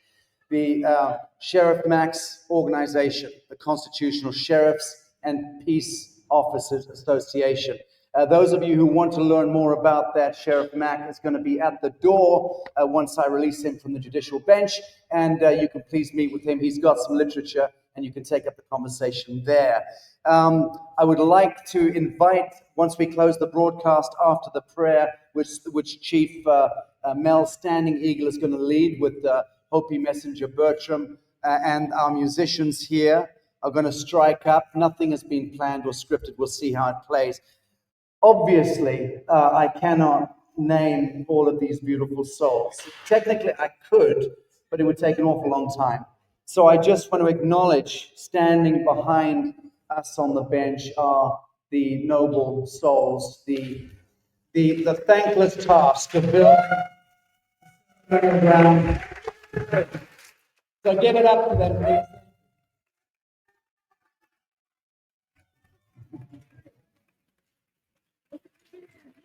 All right, take your seats. Thank you. Otherwise, the cameras don't get to see us, you see? Right, to the side.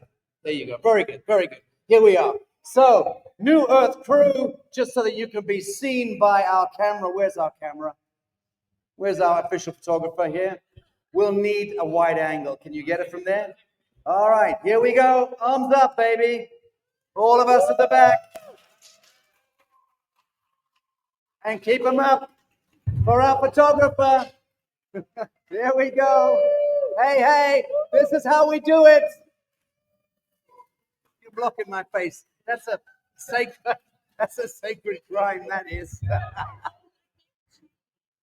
All right, but what I would like to do is I would like to thank General William Baker. I would like to thank Dr. David Martin and Kim Martin. I would love to thank Ethan Lucas. I don't need reminding him anything. I'm on the game. I would like to thank Marsha Ann Willardson. I'd like to thank Sheriff Richard Mack. Come on, for heaven's sake, you can do better than that.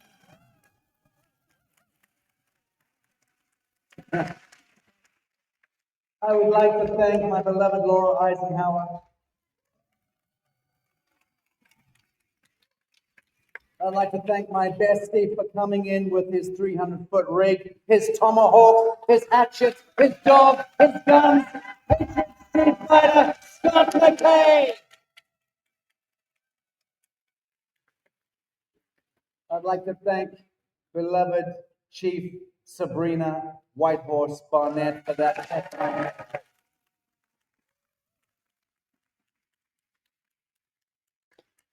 Hopi Messenger, Elder, the most humble man I've ever met, Hopi Bertram.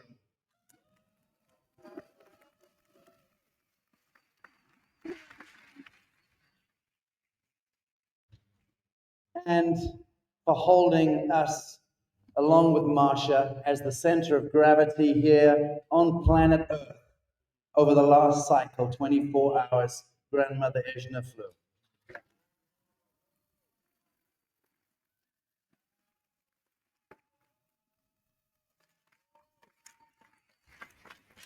And I'd like to introduce here, to lead the prayer and the ceremonial music on the way out,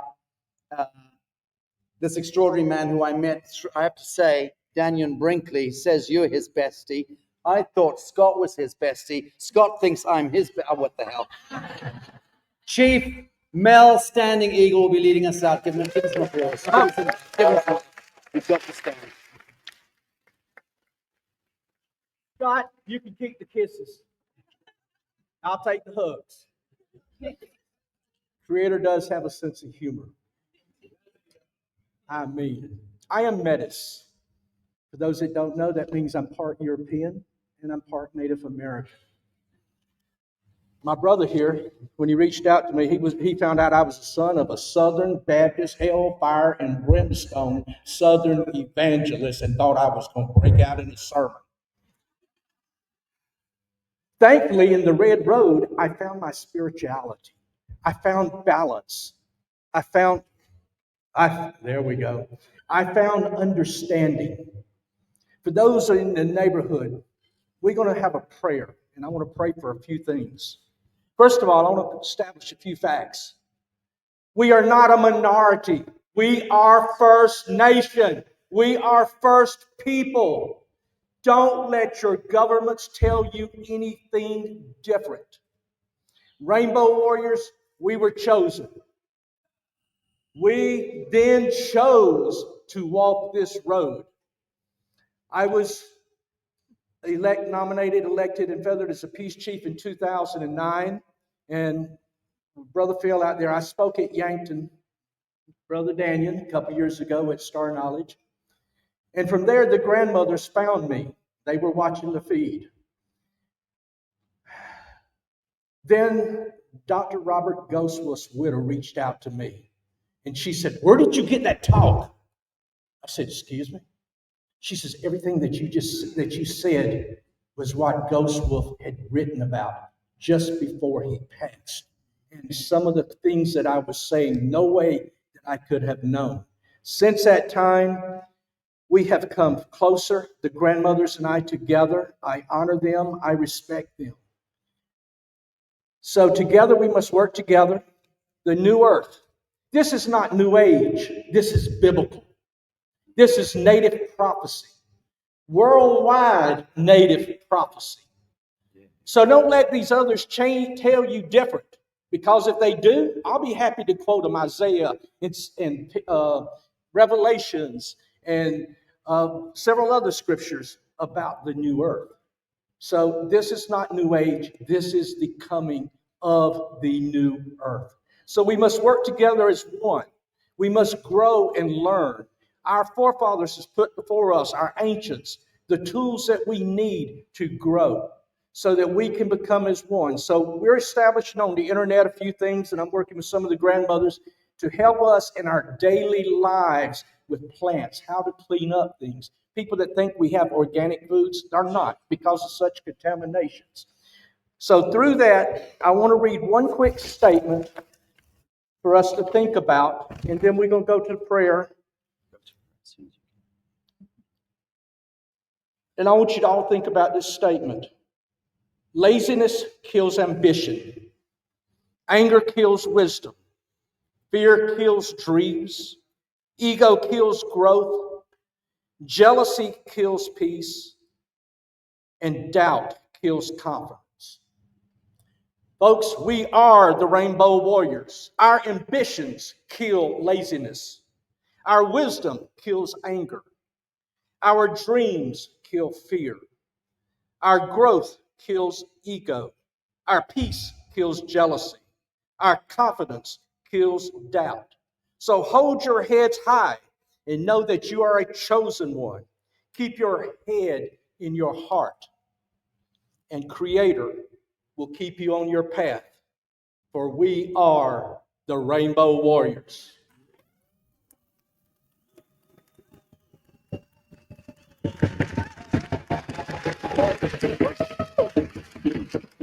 All right, my Hopi brethren, for those of you that follow Daniel, each week we put out a little piece that you can follow on the internet, and it's all focused on breath.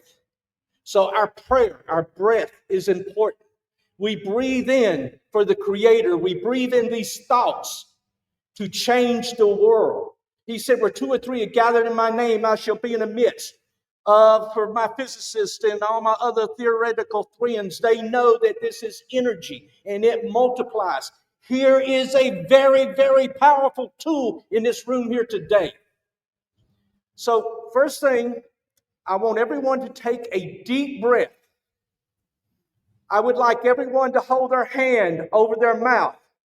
And I want you to think for one moment about all the missing Native American women and children And we ask Creator to help them be found and help stop this and help us clean up this mess. Breathe. Brother, may we have some heartbeat.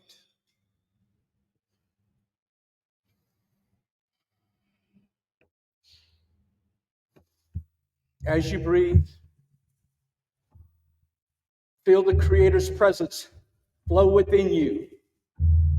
He said, anything I can do, you can do even greater. We have that power, so we must not limit ourselves. We argue our limitations, we have them. Don't. Let us be focused on those around us. Let us journey. Let us all work together to heal this planet. Heal this community. Bless this mission among our brothers and our sisters here that work so hard to bring us all here together. And may we all think, breathe, and pray in one accord as one. Aho! Yehete, from the heart. Thank you, my brother.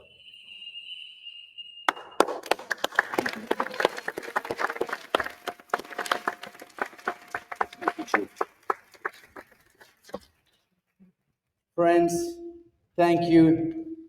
That ends the transmission. Ali next to me, Ethan. There you are, Sir Josh. Where are you? Thank you, Josh, representing the local community here. Okay, you're an absolute hero. Marsha, thank you. All right, friends, and thank you to our beloved denizens of the New Earth Tanasi project. Most of you are here. You are the ones who have made all of this possible, and do not forget that. And I'm looking to the camera broadcasting. This has been a marathon, almost 5-hour transmission. It was intended as 3 hours, but that is how it goes. Christy in the studio, Anna, all of the team around the world. We love you, friends, remotely. I know many of you wanted to be here. We're here in your stead, sending love through the ethers to the world as we close this transition. Give it up!